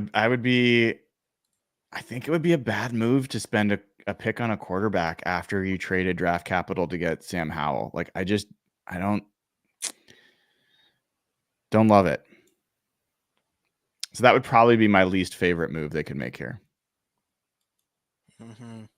There's other people there's other folks that will lose their mind excited if it like that's their favorite possible pick. So it's just to each their own, man.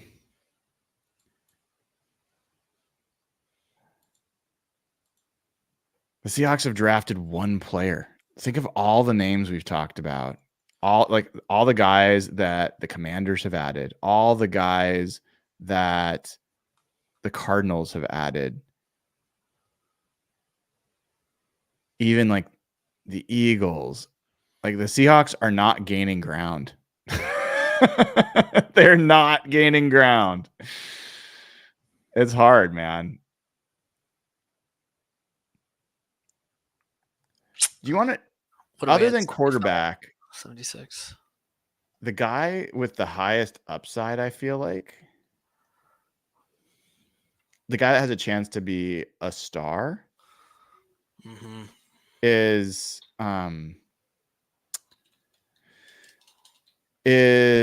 Peyton Wilson. Tell me about him.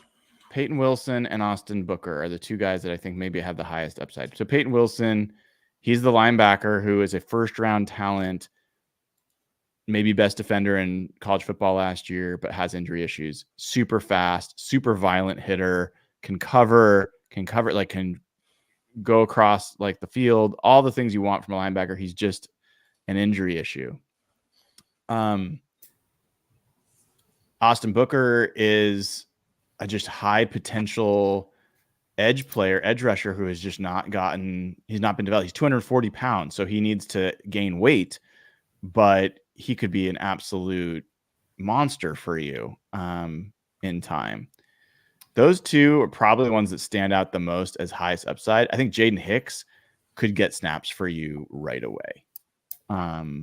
Wilson has some pass rush skill too, by the way. Yes, he does.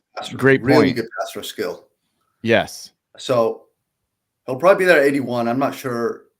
It's a very risky pick, but it's a high risk pick. He has some very unique abilities. All right, I'm gonna jump and I'll be right back for this pick to be selected in a second. Sounds good. Oh, Brian, I think I'm leaving Jaden Hicks here. Yeah, why? I just think he fills that spot He's not Kyle Hamilton, but it's that safety linebacker hybrid role. He can hit, he can cover. I just wonder if Mike McDonald's in there in the draft room saying, I need a player like that in my defense if we're going to make this thing work. I think he's the number one guy on my list, and not from like who's going to be the best player necessarily, but from a draft strategy perspective, given what we've talked about so far. If you don't get him, I think it's a huge drop off in safety options, and I don't think there's another linebacker that could be a high coverage guy. Good, Jonah Ellis is gone. Not in on him. I did not want him. I think Cedric Gray, I know you're talking about linebackers. I like Cedric Gray, and I think he'll probably be there on day 3. I think you're right. It's certainly looking that way. He's got some mixed tape though. Like I initially was a lot higher on him. The more that I dove into him, I just wonder a bit on like I would be fine with him in the 4th round for sure. Yeah. I don't think he has the potential. I don't think he has the same projectability that Jaden Hicks does. Like I think Jaden Hicks has a pretty high floor and has a high ceiling. I think Cedric Gray has potentially a high ceiling and has a pretty low floor. And so that's where there's a little more variability with him. That's fair. But I love the name. I think there's name value in Cedric Gray. He seems like he's going to be a player, and he looks great in Tar Heel blue. I mean, he does. He does. I'll give you all of that. He'd look good in the throwbacks as well. Certainly. I mean, which we're still waiting on that rumor if it's true or not that the Seahawks are unveiling a new jersey. Tyler Lockett, I think I heard, is announcing the pick at 81. That's supposedly the case. 3rd round pick himself.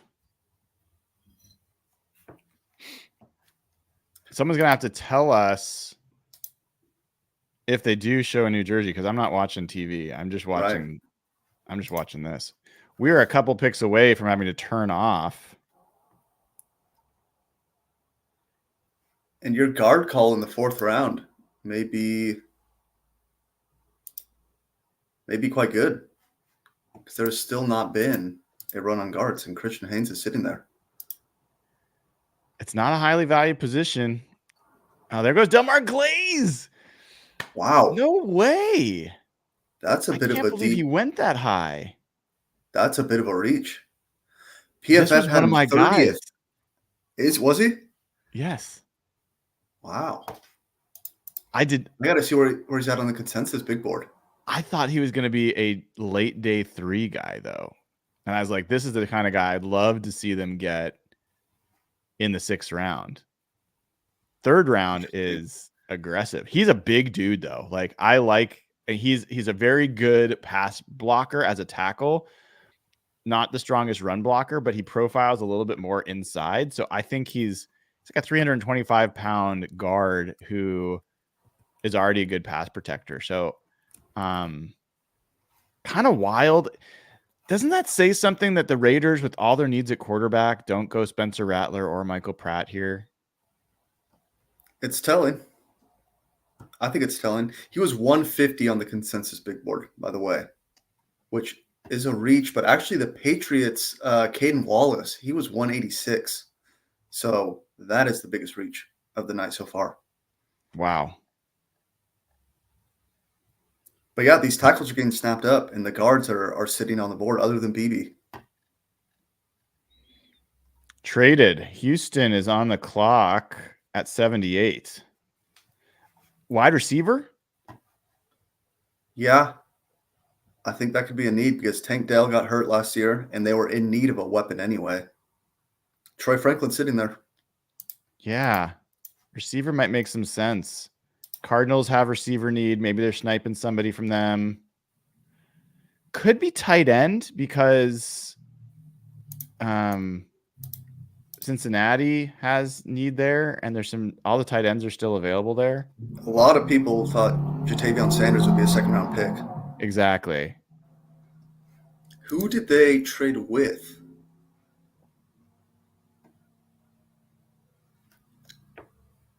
Trade with the Eagles. I have not seen. Oh, Aaron Wilson posted the comp, but it's again in a condensed format. Looks like they gave up 86 in 123. So 123.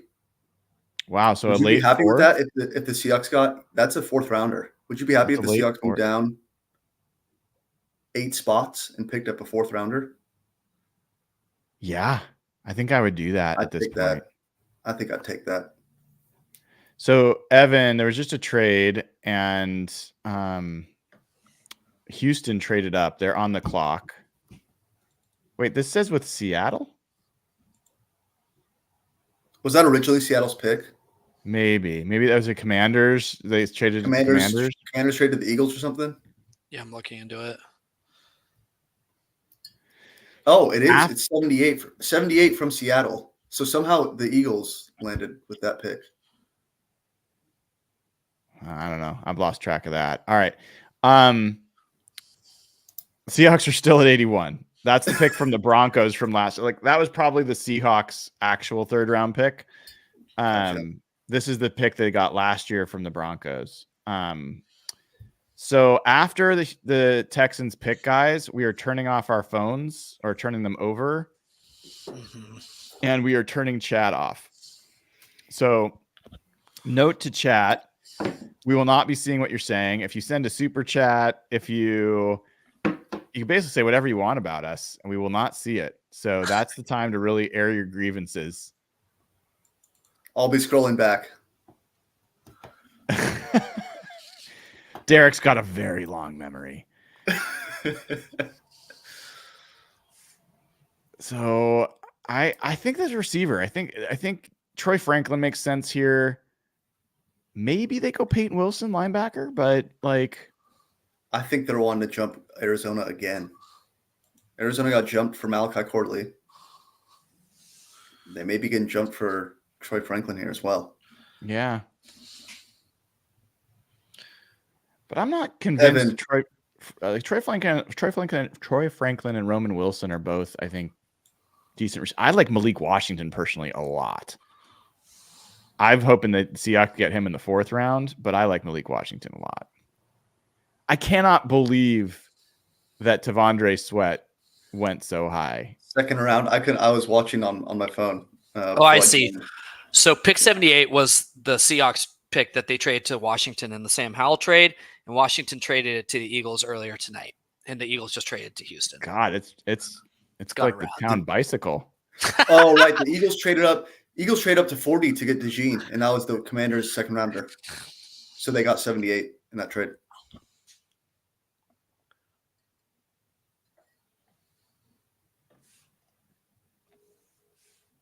Evan, would you be good if the Seahawks made a similar trade, moved down about 8 spots, and picked up a late fourth, maybe 3 fourth-round picks? Spencer Rattler's going to be gone by then. But here's the thing, Evan. We just said this, man. The Raiders need a quarterback, and they just did a massive reach on a tackle when Spencer Rattler is sitting there and Michael Pratt. Does that give you any pause about like the Seahawks spending more draft capital after they already traded for Sam Howell? They didn't really trade that much capital for Sam Howell. They traded a little bit less than what these picks are. They traded like a 5th-round pick for him, essentially. Yeah. I mean, 5th-round picks get cut all the time. I know, but like, there's no way Sam Howell's getting cut. 0 chance. 0 chance. Colts moved up to 79. Yeah, I saw that. They moved up 3 spots. Arizona moved out. Arizona moved out when Houston moved up. They must have felt like they knew they were going to lose their guy. Getting sniped for a receiver again, maybe. Colts gave up pick 191 to move up 3 spots. So late 6th rounder. So Arizona moved behind us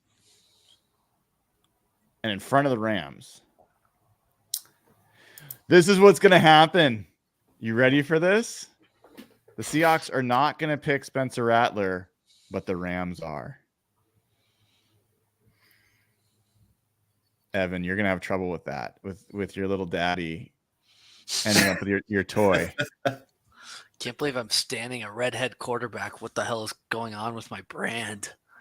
It's in I don't tatters. think he's a redhead. I think we need to Really? reevaluate Sure about that? He looks redhead in almost anything I've seen. Bro, this man's a redhead. Oh, wait a second. That is red, dude. Hold up. Look at the image I'm about to drop in our private chat, and I want you to know I'm reevaluating everything I just said. Like, is that guy like our next quarterback? Look what I just. Yeah, like, I was just looking at.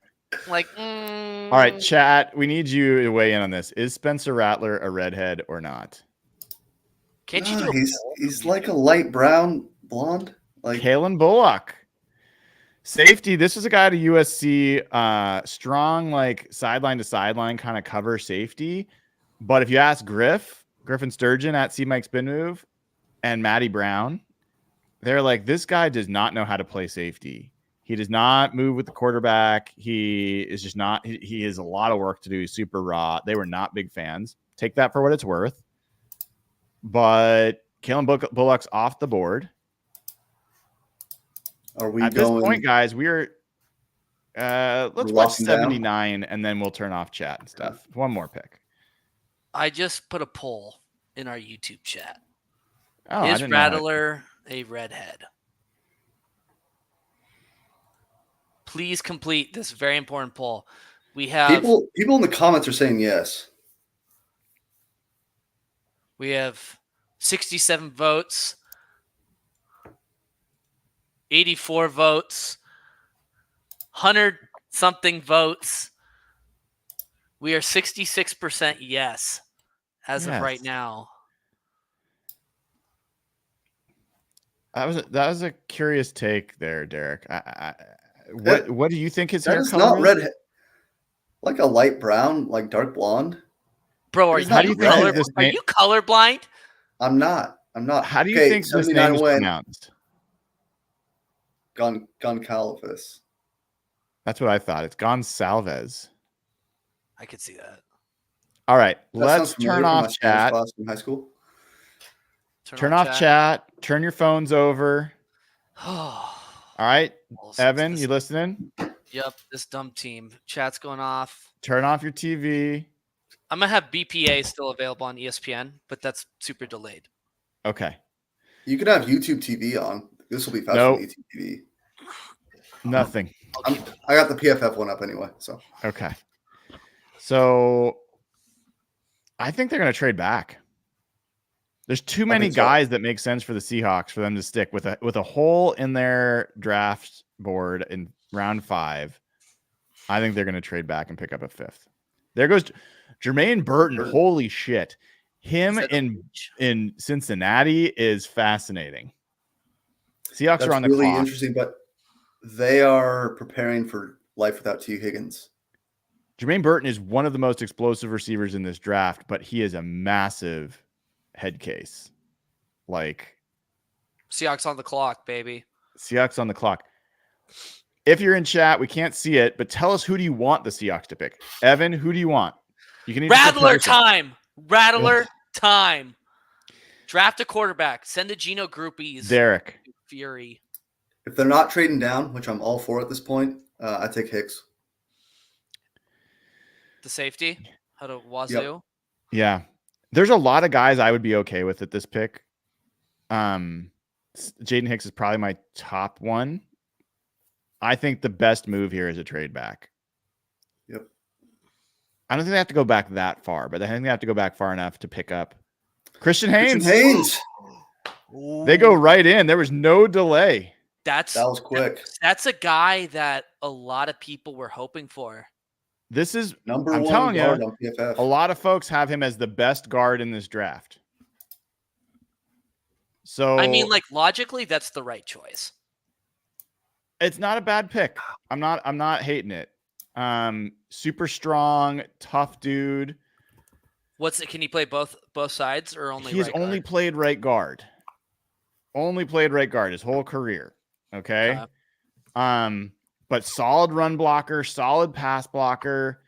I I think one of the things that's interesting here is this is the first offensive line pick of this Ryan Grubb, Scott Huff era.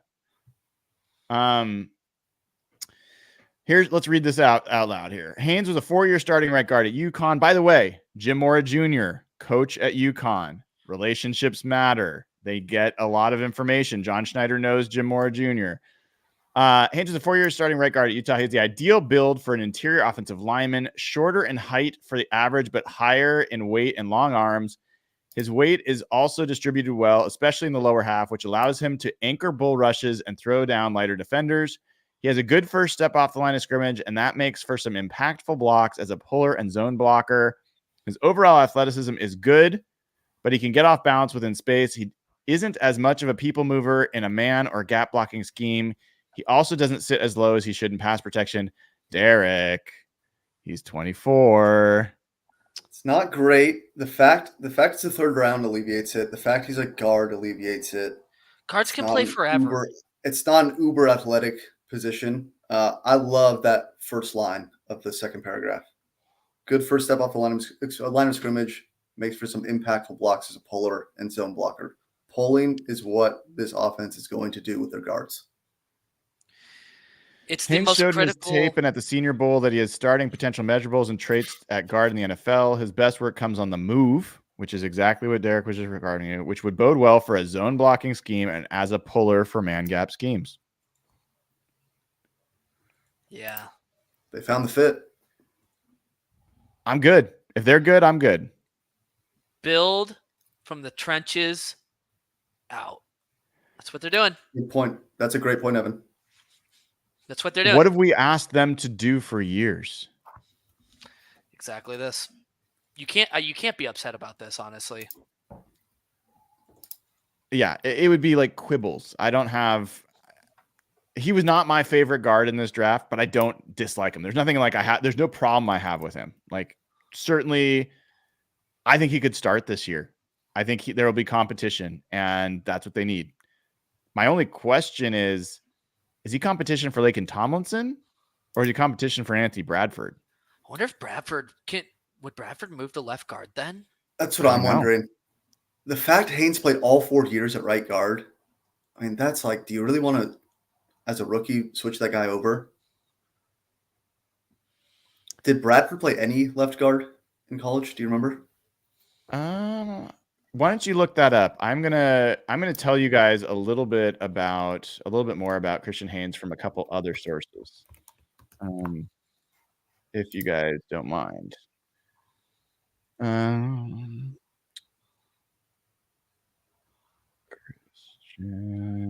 So Christian Haynes since 2022, 750 pass blocking snaps, 15 pressures allowed, and only 1 sack allowed. It's pretty decent. All right. He was the 4th ranked guard by Dane Brugler, and that was behind 2 guys that were drafted really as tackles, Troy Fautanu and Jordan Morgan. So Cooper Beebe was ahead of him, but he had Christian Haynes as a 2nd to 3rd round pick. And his description of Christian Haynes, I'll just get to the summary first. A 4-year starter at Connecticut. He was entrenched at right guard, zone scheme. Although the program struggled in his time there, he showed consistent development, became just the 3rd player in school history to become an All-American. Although his athleticism is more solid than great in space, Haynes moves with short area agility and positions himself with balance in his pass sets. He is an assignment-oriented blocker, both as a run blocker and pass blocker, and his toughness and torque will speak directly to NFL offensive line coaches. Overall, Haynes doesn't always play up to his testing numbers, but his play strength, football IQ, and finishing mentality, which you heard from Troy Fautanu, is a big part of Scott Huff's coaching, make him equipped for battle against NFL fronts. He has the floor of a high-level backup, but should compete for starting reps at guard during his rookie season, similar to Kevin Dotson. Interesting. That's an interesting comp. Real quick on Bradford, he played 5 games at left tackle. Yes, in college. That rings a bell. In college, so but not left guard. By the way, Tyler Lockett is out on the stage, and there is no jersey. It was a T-shirt. So that was all baloney. He's on the stage with a flag football team. And the T-shirt That's says the weird. future of football is female. So it was not a jersey. It was just a T-shirt. Okay. Lance Zierlein has Christian Haynes rated as will eventually be an average starter. That's right in line with the Seahawks, what they do. Says he should be around 2 to 3 pick. I won't read you everything. He'll just say, all things considered, he might outplay his draft slotting and become a solid NFL starter. I'll take it. Yeah, I mean, no one's got a lot of hate for this guy. They're showing him on ESPN right now. I'm watching. Sorry, NFL Network. Yeah, he can move.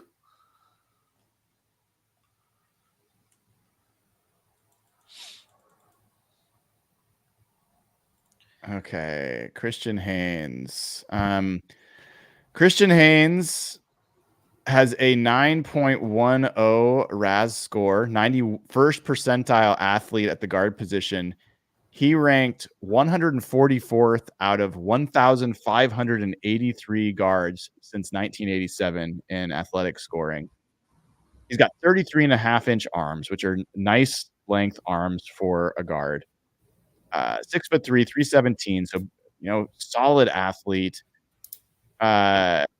His explosion grade, he had a vertical leap of 33 inches, and that's 98th percentile in terms of vertical leap for his size. And his speed grade is elite. 94th percentile 40-yard dash, but more importantly, 90th percentile 10-yard split. He did not do agility testing, which is a little bit of a concern because that is actually what mostly fits 2 guards in the NFL. But interesting. Okay. Wait a second. Did Jeff just say Tip Ryman went? Yeah, to Arizona. No! God dang it. No. Is he good? He was my favorite tight end prospect in this draft. He's a guy. He's not like, I mean, he has the potential to be really good, but he more likely will just be like a Will Dissly. So the best tight end in the NFC West. Yeah. All right. I know that you guys got to run. I do got to run. I'm probably going to stick on for a little while longer just to see in case for some reason the Seahawks trade up into the 3rd round from the 4th round. But you guys feel free to jump anytime you want. How are you feeling feel good about what's gone on here today so far? Build from the trenches. That's what they're doing. I like it. No complaints about Haynes. A trade down, I think, would have made sense there. But I'm really happy that they got an O-lineman. They got someone that will hopefully compete right away and improve this offensive line with the new offensive scheme and coaching staff. Blake Corum goes to the Rams. Oh, my goodness. That's fine. That guy's... I'm not a big fan of his. 5'5". Yeah. All right, I'll see you guys. All right, see you, Evan, Yeah, man. Thanks for good. joining. How are you guys feeling in chat? How do you? I haven't had a chance to scroll back. How are you guys feeling about how things are going here?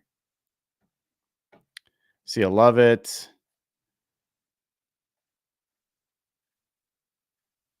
People talking about Theo Johnson still being there. Yep. Building the trenches. I like it. Decent value. I like it from Jose.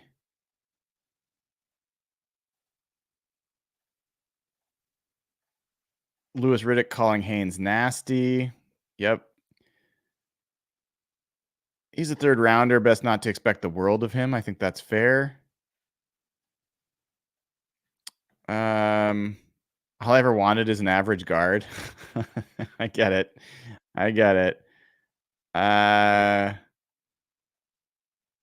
Olu Timmy will be our center. Yeah, I think that was pretty clear for me going into this. Mike Renner gave us an A+. He's been pretty solid at Talent ID over the past few years when he was at PFF.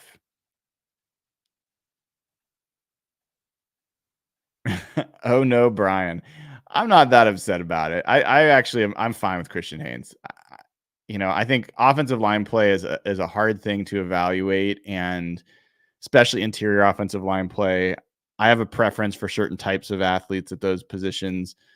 I have a lot more trust of Scott Huff and Ryan Grubb for evaluating those guys than me, and so I was never low on Haynes. There's a lot of questions about whether he can play anything but right guard, and that just brings up some interesting questions.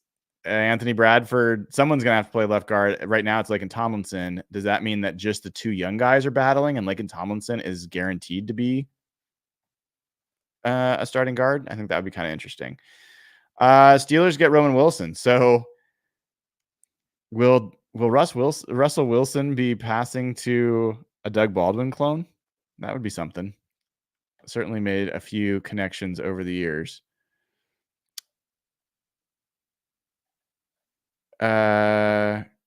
Great pick. Love the trenches are getting support.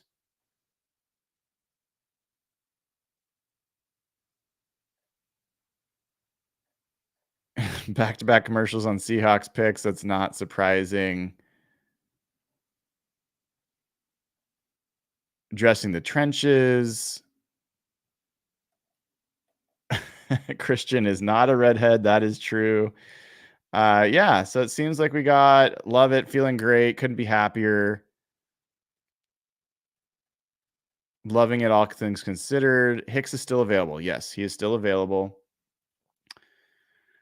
I don't know if he's going to make it all the way to the 4th round, but we will see. Finally, a draft I can get behind. I love that. Not a sexy pick, but I feel good about it. They're not getting cute. I like it. Really happy they're building the lines. Meat and potatoes. Love Murphy. We don't really know anything about anything past the 2nd round. When was the last time we had league average guard play? Fair question. It's been a little while. Building a spine. I love it. 2 upside guys in the 4th. Go get 2 upside guys in 4th. I like that. CBS gave the pick an A+. Can Abe Lucas play guard? I don't think that's relevant here because none of these guys are going to be playing tackle. So Abe Lucas and George Fant are likely the right tackle guys. Colin, not going to lie, I'd still take BB over Haynes. Well, BB was gone, though, Colin. So I don't know that really, you don't have to worry about that. You didn't have a chance at BB. We got rid of Phil Haynes. We picked up Christian Haynes. Honestly, they might be similar players. With Tip and Delmar Glaze gone, who is left on the board with that kind of name value? Malik Mustafa. That's a pretty good name and a pretty good player. Overdrafted and overpaid. I'm not sure who you're referring to, Rick. Dan Orlovsky, I bet, likes it. Then again, he went to UConn. He has some pretty nasty highlights for an offensive lineman.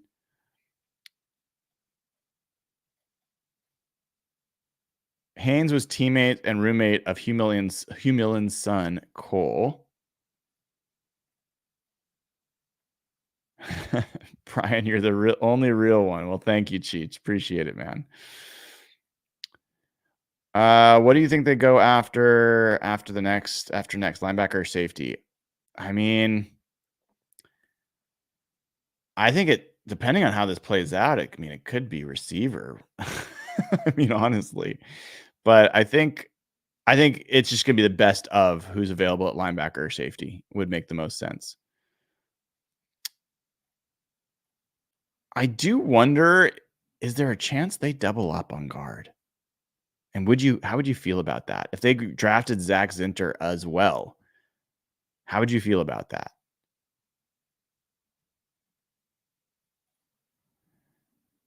Here's a super chat. Jack M says, man, I hope Mustafa lasts to 102 or trade up.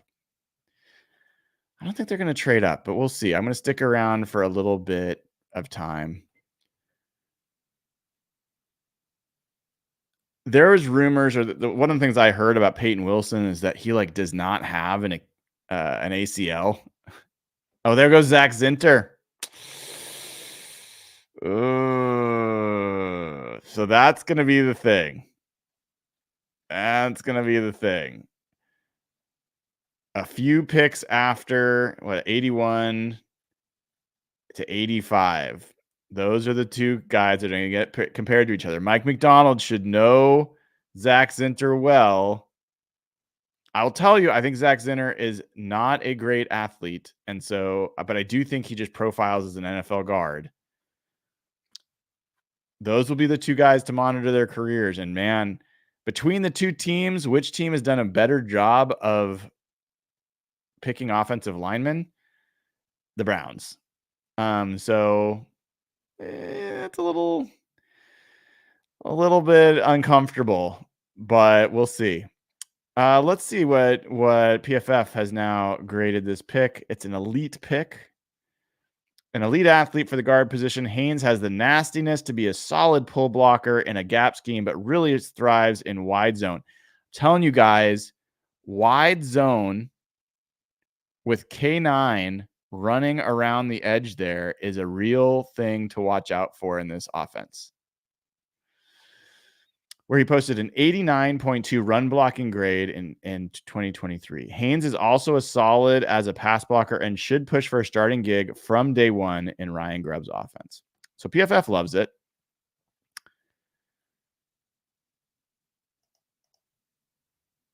Oh, forfeited.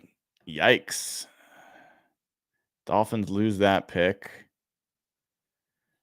We got all the way to 100. I don't know if I'm going to make it to 100. Am I going to power through this? I mean, 3.5 hours. I gotta take care of my kid at some point. My wife just left for, I think she's got some plans tonight. Good for her. But the 49ers are on the clock.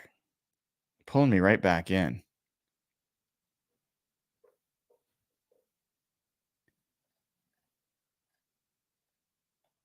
Who are the 49ers moving up for? Are they going to get Troy Franklin? That would make a lot of sense.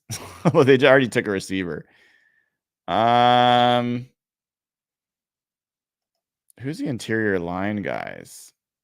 Dominic Pooney, Mason McCormick, Christian Mahogany.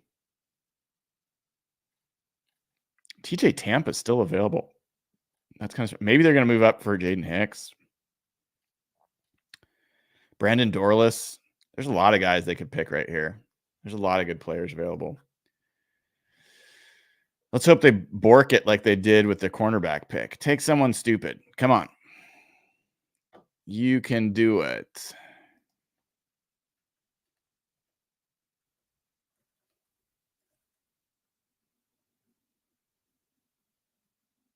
Dominic Pooney. Oh, man. Yeah. That's a rough one.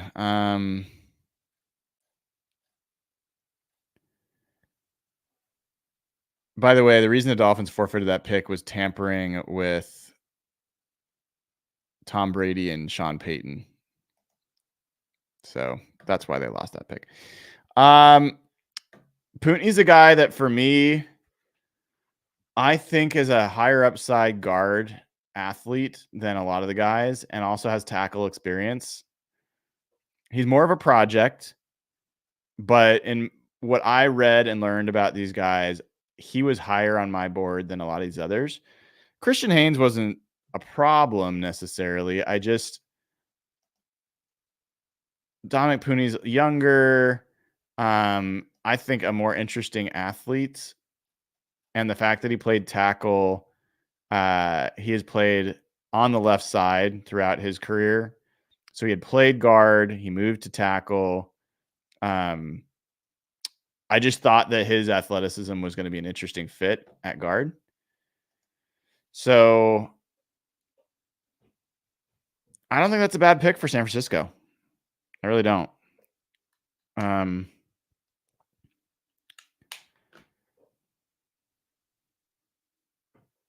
Interesting that they felt the need to move up to get him.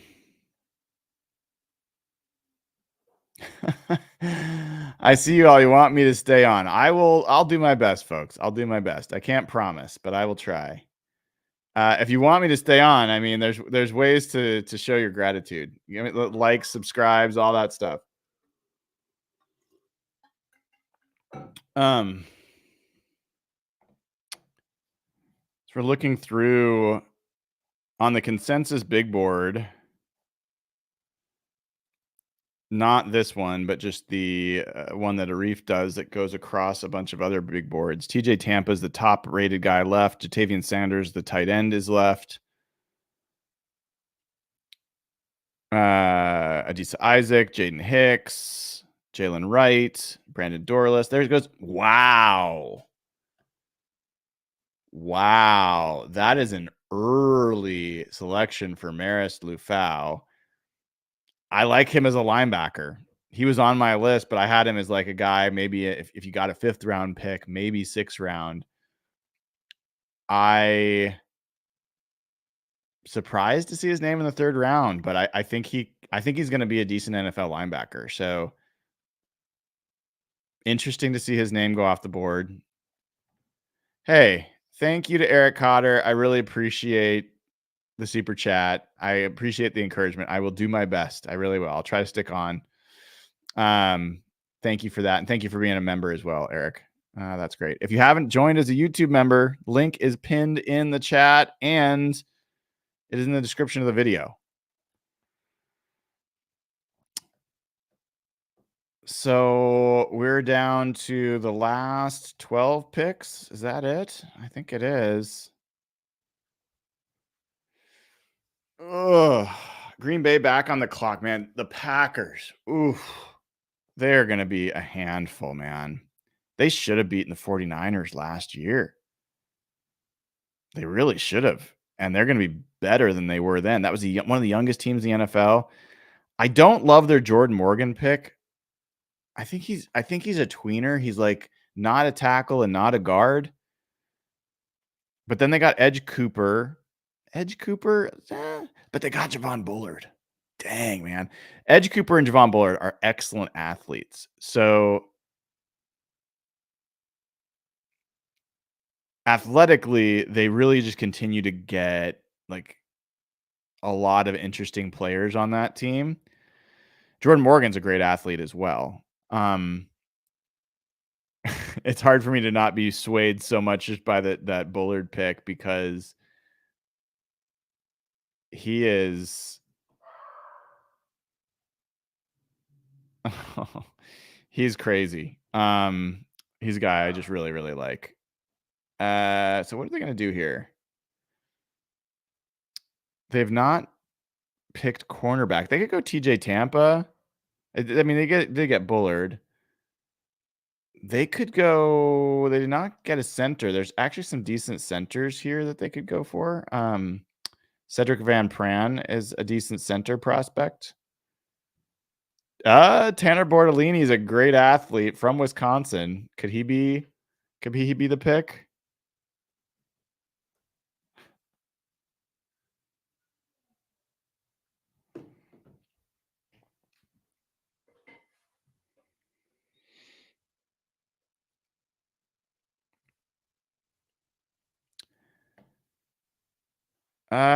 Did the league get better? Grade the draft so far. I mean, I think there's a lot of players in this draft that I really like. And I think certain teams certainly did. Who do I think helped themselves? I think Commanders jumped up a lot in this draft. I think I don't know if I love what Atlanta did outside of Penix. Let's kind of go through some teams here. Let's go through the NFC at least. Marshawn Lloyd, running back, whatever. You can have him. Chicago, I mean, hard not to love what they've done this offseason. Caleb Williams, Roma Dunze. I don't know if I love the tackle that they got from the 3rd round, the guy from Yale, but there's some people that are higher on him than I am. Dallas, I'm not a Tyler Guyton guy, so I'm not as big of a fan of his at tackle. Marshawn Nealon's an interesting project, but he's not a guaranteed hit. Cooper Beebe could be good. I mean, if Guyton and Beebe are good, I mean, the Cowboys, I don't know. That could be a Seahawks draft where it's like we got some guys, but we didn't really get anyone great. Detroit's only taken 2 players, but they may have improved as much as any team in the NFC. Terry and Arnold and Ennis Rakestraw are really interesting prospects. There goes Tyke Smith. Some people had him linked as a potential safety fit for the Seahawks. So safety's coming off here.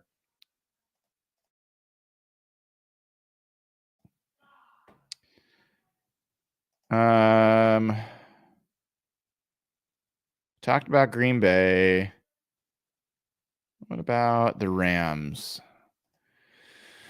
Rams go teammates, Florida State teammates. They get Verse, Fisk, and then Corum. I'm not a Corum guy, but whatever. It's certainly a big Verse guy. Fisk, I don't believe in, but he's a fantastic athlete. So you never know. Maybe they can do something with him. I don't think he's going to be terrible. I just don't think he's going to be a 7th pick of the 2nd round level player. But I think the Rams offseason has been very strong in general. Minnesota stuck with JJ McCarthy. I mean, I don't envy them. New Orleans is irrelevant, and I think they're still irrelevant. The Giants, I really don't know if I like what the Giants have done. They got Malik Neighbors, Tyler Nubin. Giants did all right for themselves. Eagles, I think the Eagles might have done really well. Yeah, Kenyon Mitchell and Cooper DeJean. I think they upgraded a real weakness to maybe a strength. Anytime you can do that and you're already a good team, I think that's a big deal. I still wonder about their offensive line. I mean, when you lose Jason Kelsey, who's a generational center, I just wonder. I wonder a bit about that. If you can really replace that guy. 49ers, Ricky Pearsall, Renardo Green, and Pooney. I don't love their draft so far. I love Pearsall, and I certainly was interested in Pooney. I don't know, man.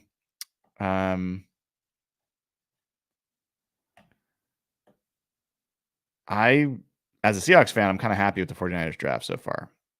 Tampa Bay, I love Graham Barton. Don't love Chris Braswell. I mean, Washington. I mean, the Commanders draft looks legit. Now, granted, they have 1 first, 3 seconds, and are about to have 2/3. But Jaden Daniels, Johnny Newton, Mike Sainristil, and Ben Sinot, and then Brandon Coleman. Those first 4 picks are all guys that could be Pro Bowl level guys. So I think the Commanders have done excellent work, and maybe I give them the highest grade, but it's a little easier when you've got all those picks. So it's a little bit hard to call apples and oranges. Hey, we just got a new patron. Troy Taylor joins patreon.com/hawkblogger. Troy, thank you so much for supporting the show. I really, really appreciate it. Great to have you. Great to have others. And if you haven't already, join at YouTube. You got the link in the chat and in the description of the video, and you can join as a patron at patreon.com/hawkblogger. We're going to be coming back at you tomorrow for day 3 of the draft. It'll be Jeff and I. I don't know who else will be on. Probably just us, because we're the only crazy people that'll do it. But man, the end of this round is just dragging. All these compensatory picks. Oh my God. So the Cardinals have been on the clock forever. The 49ers don't have any picks here. Commanders have another pick coming up. The Rams have another pick coming up.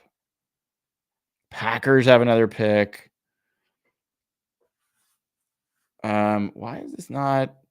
Is this behind now? I'm going to refresh because there we go.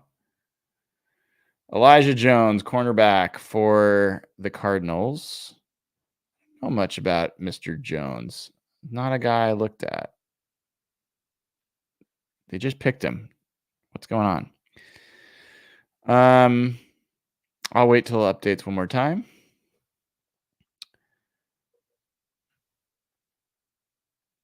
It's certainly not a guy that I've heard a lot about or that's jumped out. So I'm not super concerned about Elijah Jones.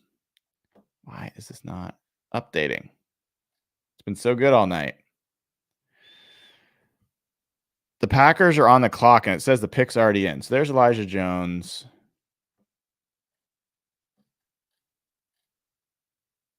Pretty high man coverage grade.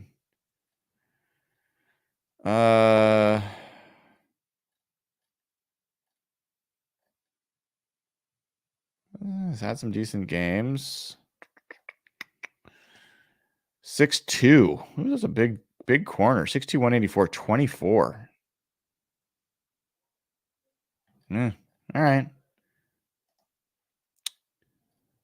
Packers have the pick in. We'll see what they go with.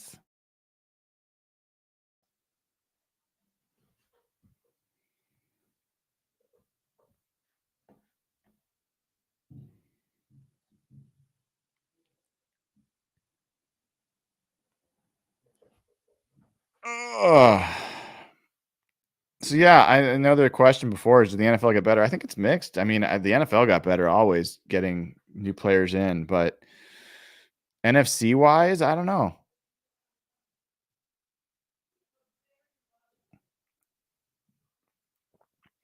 One of the things that we can say for sure is the Seahawks have not reached for anybody. There's no, who the heck is that guy? Let's scramble to figure out who it is. No one's going to look at those picks and say, the Seahawks did something really stupid. They picked guys roughly where they should be picked. In most cases, people are going to say that was a player that we thought would go earlier. Byron Murphy, they're going to say, I thought he'd go earlier. Christian Haynes, a lot of people are going to say, we thought he'd go second round. So you're going to get a lot of platitudes, roses thrown your way in draft coverage after this, because anytime people draft players where they're supposed to be drafted or later than where they're supposed to be drafted, you're going to get people excited. So it'll be well received. That doesn't necessarily mean anything. Some of the Seahawks' best drafts have been given the worst grades. So Tyron Hopper, I don't know as a linebacker. Have not looked at this guy. Not a coverage guy.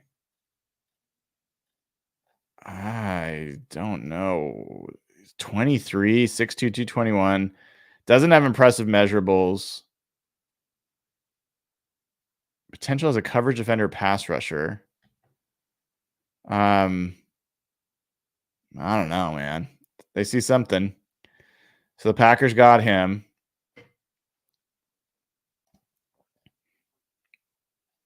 It's basically either 75% like it or 75% don't like it. I don't know. Maybe there's only 4 people on this doing this with me all the time. So the last 8 picks here or so. Tampa's on the clock. Did we just get a new member? Eric Cotter joined as a member. Hey, Eric, thanks, man. Appreciate you joining as a member. Really appreciate it. And I thought you already were a member. Maybe you upgraded. I don't know. I don't get all the same info on these things. We're really closing in. We almost have got to 100 members. Yeah, he upgraded. Eric, thanks, man. I appreciate the upgrade, dude. Yeah, I would love to see a few more members join, get us up to 100. I'd also love to get more subscribers, man. We get us up to to 10,000 subscribers on YouTube would be great. We're right near it. We only need a few hundred more. So Anthony McFarland asked, should we be panicking? I don't think there's any reason to panic. I don't see any, like, the Seahawks, the draft has fallen pretty well for the Seahawks so far. And the guys, the reason that I wanted them to go a different position at 81 is because I thought there was some of these guys that would be gone before they get to round 4. But I mean, we'll see over the last 8 picks. If Jaden Hicks goes, I'll be a little bummed. Let's see who's left right now. I don't really want a quarterback. I like Malik Washington. He'd be one of the guys I'd be most excited about. I'd also like Brendan Rice just because it would piss off 49ers fans. Obviously, Jalen McMillan. I'm not as big of a Jalen McMillan guy. I'll cheer for him, but he's not my guy. If Tip Ryman went as early as he did, you might have to take A.J. Barner earlier than you think. Theo Johnson. Those guys could be interesting players. There's a lot of guys that could be interesting. You still could double dip on interior offensive line. You could take Mason McCormick as well, or Christian Mahogany. Like, there's other guys to take potentially in this draft and add another interior offensive lineman. I wouldn't hate that. TJ Tampa's still there. That might be something you have to think about at this point. There are definitely a lot of safety / line. Oh, there goes Jalen McMillan. Good for him. Goes to Tampa.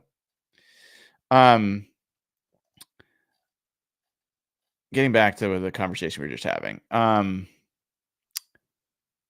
James Williams from Miami is an interesting guy. And so he's not listed. Dominic Hampton. They've got a lot of guys. Brandon Dorlus, to me, is crazy that he's still on the board. I think he is. If he's not gone, you got to at least think about it. Let's do a quick thing. I'm going to do a quick thing after I welcome a couple new members. I want to welcome Mark Deweys as a member. Thanks, man. Appreciate it. Welcome to the club. Tommy Gwynn. Love it. We're adding more people. We're getting closer to our 100 member mark. It's just the crew's growing. It's the way it should be, right? And I hope everyone feels like they're getting their money's worth. Certainly doing all that I can. So it hasn't yet updated, but anyway, yes, we've got a couple more folks, so that's really cool. All right. So what was I going to do? I see the super chat. I will get to it. If I don't, remind me and I'll get back to it. But I do want to go to visits. So who are the visits? Wait a second. Hold on. There it is. I know which tab I need to get. You guys, if you knew how many tabs, I have 3 screens, so many tabs. All right. So they had a 30 visit. Quantez Stiggers, cornerback. Christian Boyd, defensive tackle. I wouldn't be shocked if he goes earlier. Feels early for Grayson Murphy, the edge. They had a meeting with him. They did meet with Matt Gonsalves, so he's gone. They did meet with Spencer Rattler. Safety-wise, Cam Kinchins, Theo Johnson, Malachi Corley they did meet with. He's gone. Who else? Trice, Colson, Trevin Wallace is gone. Zinter's gone. Jaheim Bell, tight end. So he or Theo Johnson could be an option. I still think Malik Washington's a better fit, but we'll see. All right, let me get back to Super Chat. PSP Dice says 3 Washington receivers get drafted before Oregon's GOAT receiver. LOL. Good point. Good point. So Troy Franklin is really sitting there. I will tell you, everyone's like, Troy Franklin's going to go maybe in the first. he had a rough combine, folks. He ran one of the worst gauntlets you're ever going to see a receiver run. That drill they trace how much that they stay on the line. Here, I'll do it this way. So as they're running down the line and turning this way and that way to catch passes, they trace to see how much on the line they stay as they're turning. Well, Troy Franklin was like this. He just wavered it's like he had never run the drill before. And you watch some of the other guys, you watch Keon Coleman run that drill, and it was just like straight line. So I wonder a bit. I think he hurt himself there, clearly. Ravens are on the clock, 93. We have to get all the way to 100. We can do it. We can do it. I'm committed. I'm committed to doing this. You guys are helping. The memberships are helping. Super chats are helping. There goes Adisa Isaac. Fine. He was opposite of Chop Robinson. I don't think either one of them are guys I particularly wanted. Not great fits. Oh, wow. We already got Jalix Hunt picked. He was a guy a lot of people had mocked to the Seahawks. So this is moving quickly. I like that. So that's another edge. So a couple edges in a row, a little run on edge players.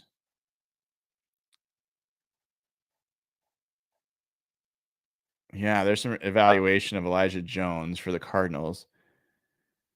Pick an enforcer in Jones. Jones is 225th ranked player, but allowed just an 18.1 passer rating, the third best among cornerbacks, and his 89.8 coverage grade was eighth best.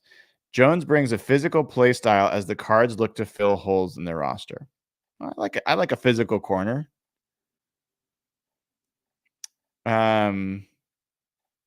Interesting.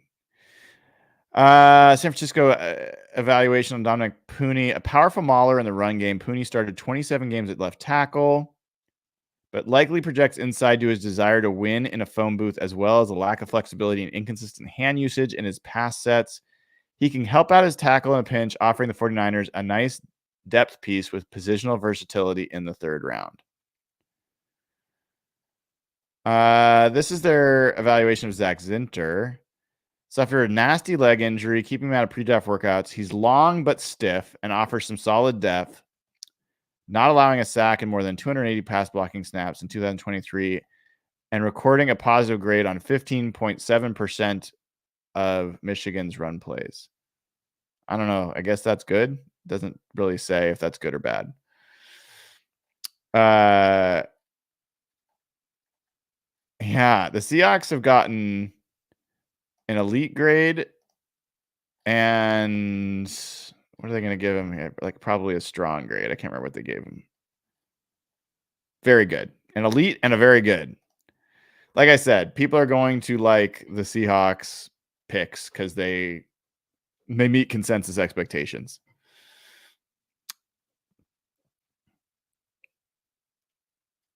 Yeah, the Bills. Who have the Bills? Let's go back to the Bills draft right now. Let's go Buffalo. Keon Coleman. So they got a receiver and they got Cole Bishop. They could go receiver again. They lost two receivers. They lost Stephon Diggs and Gabe Davis. They could add Troy Franklin for sure. They could go offensive line. They could go Brandon Dorless. Wouldn't shock me. They could go Peyton Wilson. Peyton Wilson would make a lot of sense here to me. He is their kind of athletic linebacker. Could go TJ Tampa. There's a lot of guys that could go here. Just don't take Jaden Hicks. Do not take Jaden Hicks, please.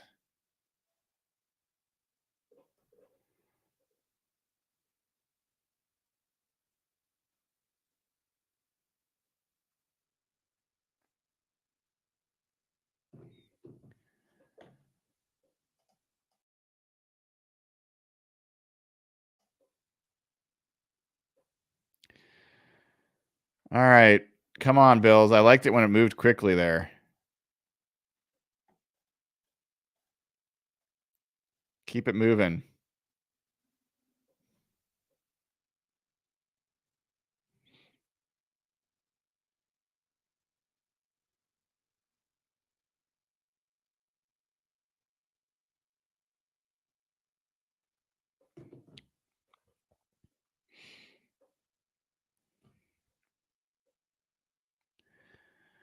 Sorry for the silence. I'm trying to help my lovely wife out with something going on. But yeah. Should I talk Mariners? Do people want me to talk Mariners? I mean, I have to admit, bases loaded, no outs. What are the chances that the Mariners score no runs? I hate the Mariners ownership. I hate them so much. And I want somehow for them to lose and for everyone else, for the team to win. I wish this team didn't strike out so much. Oh, there goes Dwayne Carter, interior guy. Okay. We're getting closer, folks.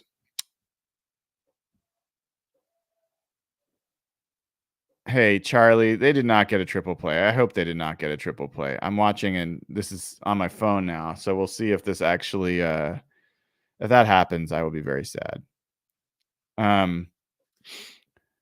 But you know what? I want more sports to be able to talk about, and more sports to be able to enjoy. So the Mariners being good is fun. It makes the summer more fun. Absolutely.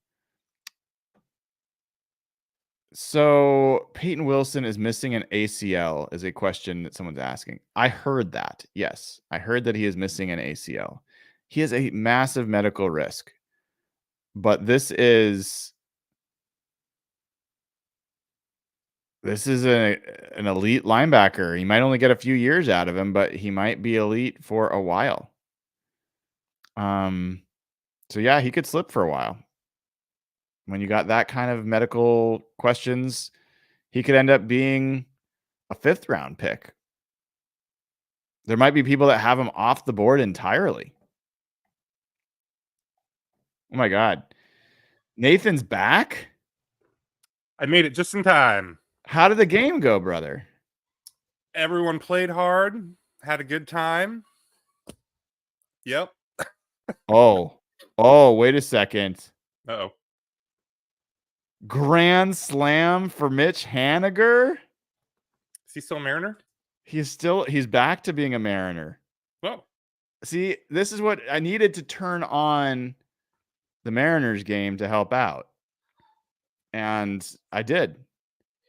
there you go. So how often do the Mariners have the bases loaded, no outs, and actually get a hit? Do you watch? Are you a Mariners fan at all? Like zero, somewhat? I mean, they're the Seattle team. When I was a kid, I liked baseball, but they're also the Mariners, so I try to keep them at arm's length. I gotcha. All right, we will not talk much more Mariners. That was sweet though. Nathan. Oh wait. Thank you to Trost for joining as a new member. We've just had a bunch of new members join. It's so great. Really appreciate y'all for doing that and supporting the show. You saw the pick? Do you know who the Seahawks picked? I did. Yep. And I pulled up the podcast on my way home just in time to see you guys talking about Christian Haynes. How do you feel about it? I think maybe similar to you. Like I definitely had other offensive linemen I liked more. He was kind of getting some, like, I think there was even like, oh, this is a guy that could maybe slip into the first round. And I was like, I don't get that. Yeah. But, you know, I mean, with what was available when they picked, and, you know, getting him at 81, yeah, it's pretty cool. I would probably have taken Mahogany, I think, if I was, you know, if it was me, but really hard to complain about it. And, you know, they went Byron Murphy, the guy we all loved, and then they went the position we were all desperate for. So I think it's good.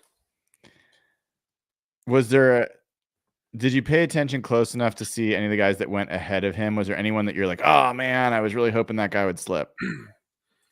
I have to look. I don't know. I can scroll up and show you Yeah. if you want. I mean, Coulson went, what, 15 picks before them, something like that? Yeah, he went pretty early. That's a Cooper little bit of a Beebe bummer. went 73. I don't know. Yeah. And I think you guys are right too. Like you were talking about, what, Haynes, Zinter, and Pooney all in like a 6-pick stretch. Yes. So that'll be the thing to watch going forward is, did they pick the right one? Brandon Coleman, some people pretty high on him. Malachi Corley. So like, I think BB, some people maybe were like, oh dang, or Delmar Glaze going in the 3rd round shocked me. I don't know if you looked at this guy at all. He's got fantastic name value, but I had him on my list of my guys. I thought he might be a guy that could get in the 6th or 7th round as a guard project. And the Raiders took him. Ooh, they took him early. ESPN had him ranked the 226th player in the draft. Everybody, like, you could go to any big board. He is like way down the list. Did the Colts trade up today, or was that a pick that they got? There have been so many trades, dude. I can't even could not with good conscience tell you what happened. I will tell you, maybe the highest upside pick in the 3rd round is Jermaine Burton to the Bengals. I liked him a lot. Yeah. Goncalves, I don't know if that's Gonsalves, I believe is how you pronounce it. Gonsalves? Yes, I was corrected. He was a guy that they had a visit with, and he went 2 picks ahead of them. So wonder if they got sniped a little bit. Yes, that is possible for sure. Which is really unfortunate because I had a mock, I think, where I had him going Murphy in the 1st, and then, or I don't know, it must have been a trade because I had him picking Gonsalves in the 2nd, and there was some discussion about that. But he ended up going early 3rd or mid 3rd. Yeah, he's an interesting guy, for sure, and is a guard project. He was like a swing tackle, and I was very hurt by Tip Ryman going in division, especially going in the 3rd round. I got so excited about him after the combine. He was a guy that was like undrafted, like 6th, 7th round to then like go 3rd round. He had quite the glow up. Yep. How do you I feel like this draft has aligned more with my opinion on players than any draft I can remember. Like guys like you were talking about, like Franklin, and it's Franklin, right? Troy Franklin. Yeah, and Dorless are guys that, like, there were like edge of the 1st round buzz on them, and I never understood it. And then there were guys that I really liked, like, I don't know about guys that I really liked that went high necessarily. But yeah, like, it feels like all of the guys that I liked kind of went where I thought they were, and the guys that I didn't get why they were being mocked so high are kind of falling where I thought they would. I don't know. It just feels like, or like Sanat was a guy that I don't think people were really talking about as a 2nd rounder. Like, he was getting some buzz as like the 2nd best tight end, but not a lot of attention. I don't know. It just feels like a lot of this has gone exactly kind of how I thought it might. Or Caden Wallace, in some mocks you could get him in like the 6th round, and I'm like, this guy seems good. Why? So yeah, I don't know what your thoughts are. I think that's mostly right. There's a few guys that I mean, we're still like 3rd round. I would have thought Austin Booker would have been gone by now. Yeah, it's a little interesting. I would have thought Spencer Rattler might have been gone by now. Is he not? I thought he got taken. Oh wow. Okay. I mean, you got teams like the Raiders passing on him over and over again. And they're like, we're good with Gardner Minshew. Yeah, I think you're right. I don't like, there hasn't been a lot of like, what the heck are you doing? For the most part, I think I mean, I was never huge on Franklin, but this is farther than I thought he'd fall. The Peyton Wilson injury stuff is real, and so that's not a surprise. But yeah, I'm just hoping. I'm just gonna say it out loud because either it's gonna happen or it's not. I don't believe in me controlling the outcome here. I just don't want to see Jaden Hicks' name called because that's the guy I'd like. He's the guy that I don't quite get. You don't get? No, not really. Who's your preferred safety of the guys that are available? Here, I'll scroll down to. Oh, Mustafa for sure. I like Braid more than Hicks, I think. Kinchins maybe. I mean, they're pretty different though. They're very different, yeah. So, yeah, I don't have. I would say he's like fourth for me of the guys that are remaining. There goes Peyton Wilson. Who got him? The Steelers. Yeah. I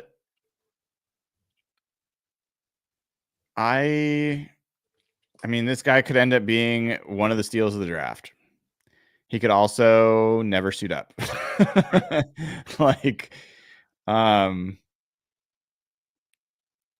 I think that's a pretty. I also think, like, even if health goes his way, I don't think he's a sure thing by any means. Why? Like, I mean, he had warts on his tape for sure. This isn't a guy that was like, oh, he was amazing, was going to be a first rounder, and then had no ACL or whatever, right? And I don't think he wasn't a guy that was getting much attention before the combine, right? I don't think he was. I think he's surprised with his combine testing. Well, he did really, really well. Really well at the combine. So he definitely helped himself there. Yeah, so I think he's a little bit. I mean, the talent is there, right? But I think he's a little bit of a combine warrior. There goes Cam Kinchins in division. He was a visit for the Seahawks, so he was on their radar. He's gone.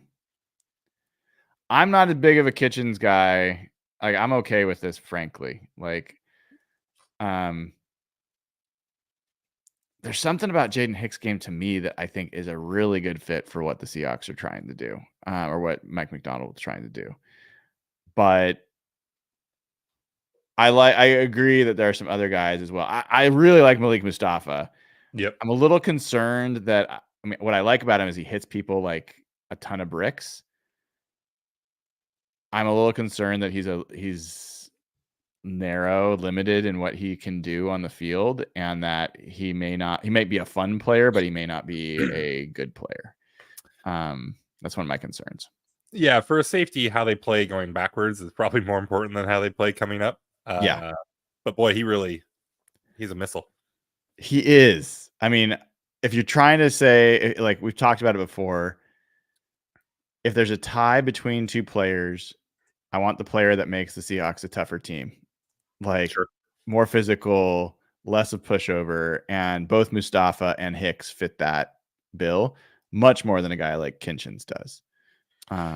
Braid is that kind of guy too.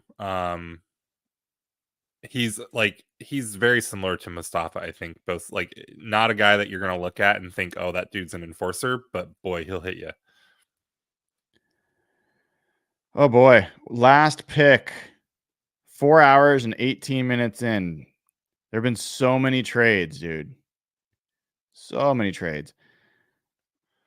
The Commanders, do you know what the Commanders have done so far? Nothing but good stuff. Can I tell you what they've done so far? Yeah. Jaden Daniels, Johnny Newton, Mike Sainristil, Ben Sinnott, Brandon Coleman. The Coleman one will be interesting. That could either be a terrible pick or an absolute steal, depending on whether his, I don't know, junior year or senior year was real. Yeah. But yeah, boy, that's a lot. And the thing is when you have that many, when you have 5 picks in the first 3 rounds, I mean, they actually have 6 picks because they're about to make their 6th here. Then it's really like a 5th round pick if Brandon Coleman works out or not. They will, at the end of today, have 3 times the amount of draft choices through 2 days that the Seahawks will have had. Yep, it's kind of brutal.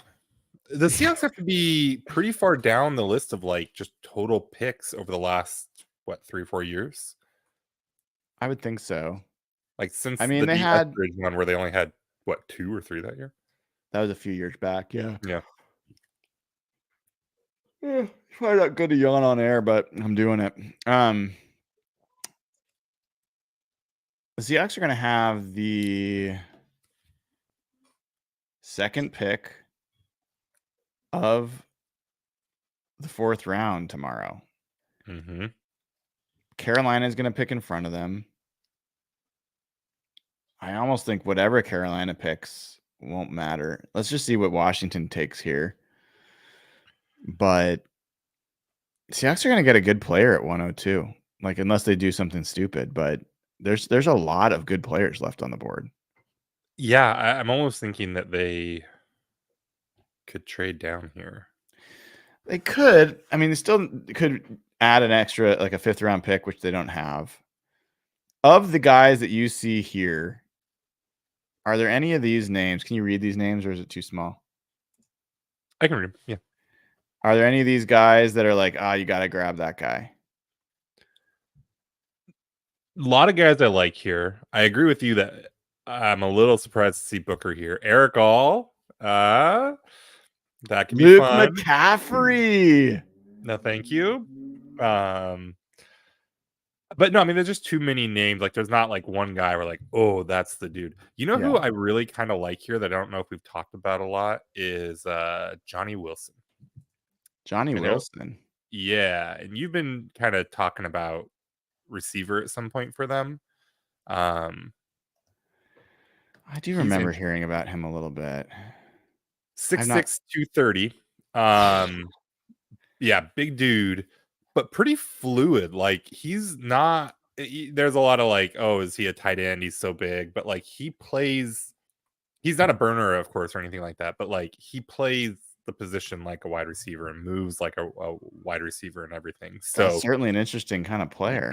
He's fun to watch. Yeah. Well, so we're done. Luke McCaffrey is, I think, a great get for Washington. I'll tell you, the sneaky pick here, Nathan, would be to double up on guard. Yep. And not just assume Christian Haynes is going to be good. Take a Mason McCormick. Take a Christian Mahogany. Why not 2? I don't think it's the worst idea. All right, call your shot. I am so burnt at this point. Jaden Hicks has been in my head. I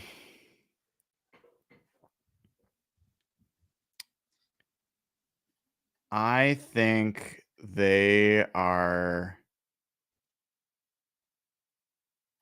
Oh, am I going to say it? Like, I think they might take Theo Johnson.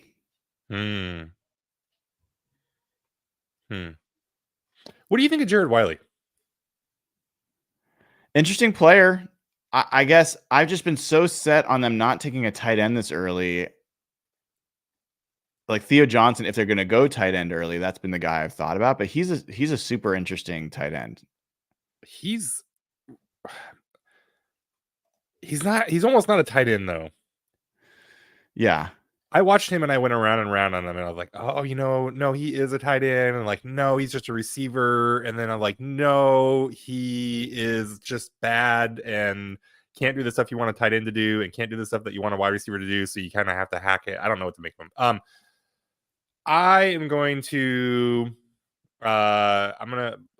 say that they take one of the Murphys. Oh, yeah, that's a good call. That would be a reach especially for Grayson Murphy. But I think that I agree. They're going to end up. They're going to come out of the draft with one of those guys. I think. I'm feeling myself a little bit like a lot of these guys that are like, I was like, I like this guy and I think he should go higher than is being talked about. And both of the Murphys are really those kind of guys for me. Like you see them 5th, 6th, 7th round. And I kind of think that they're more in that 3, 4, 5 round range. So yeah, I'm going to say one of the Murphys. I think that's a good call. I like Austin Booker to me could be the highest upside guy on that list. So like if they go edge, I won't I wouldn't hate that, but I'd rather have Austin Booker than I would have one of the Murphys personally. But I think so too. Yeah.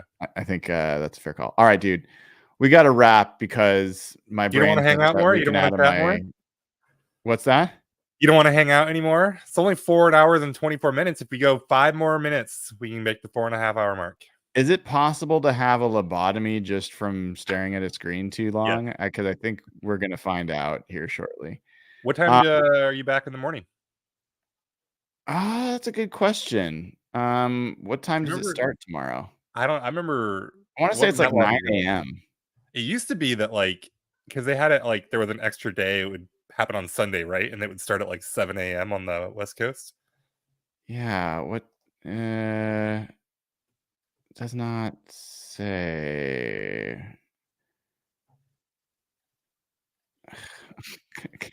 All the information on the internet and won't just tell me what time it starts tomorrow.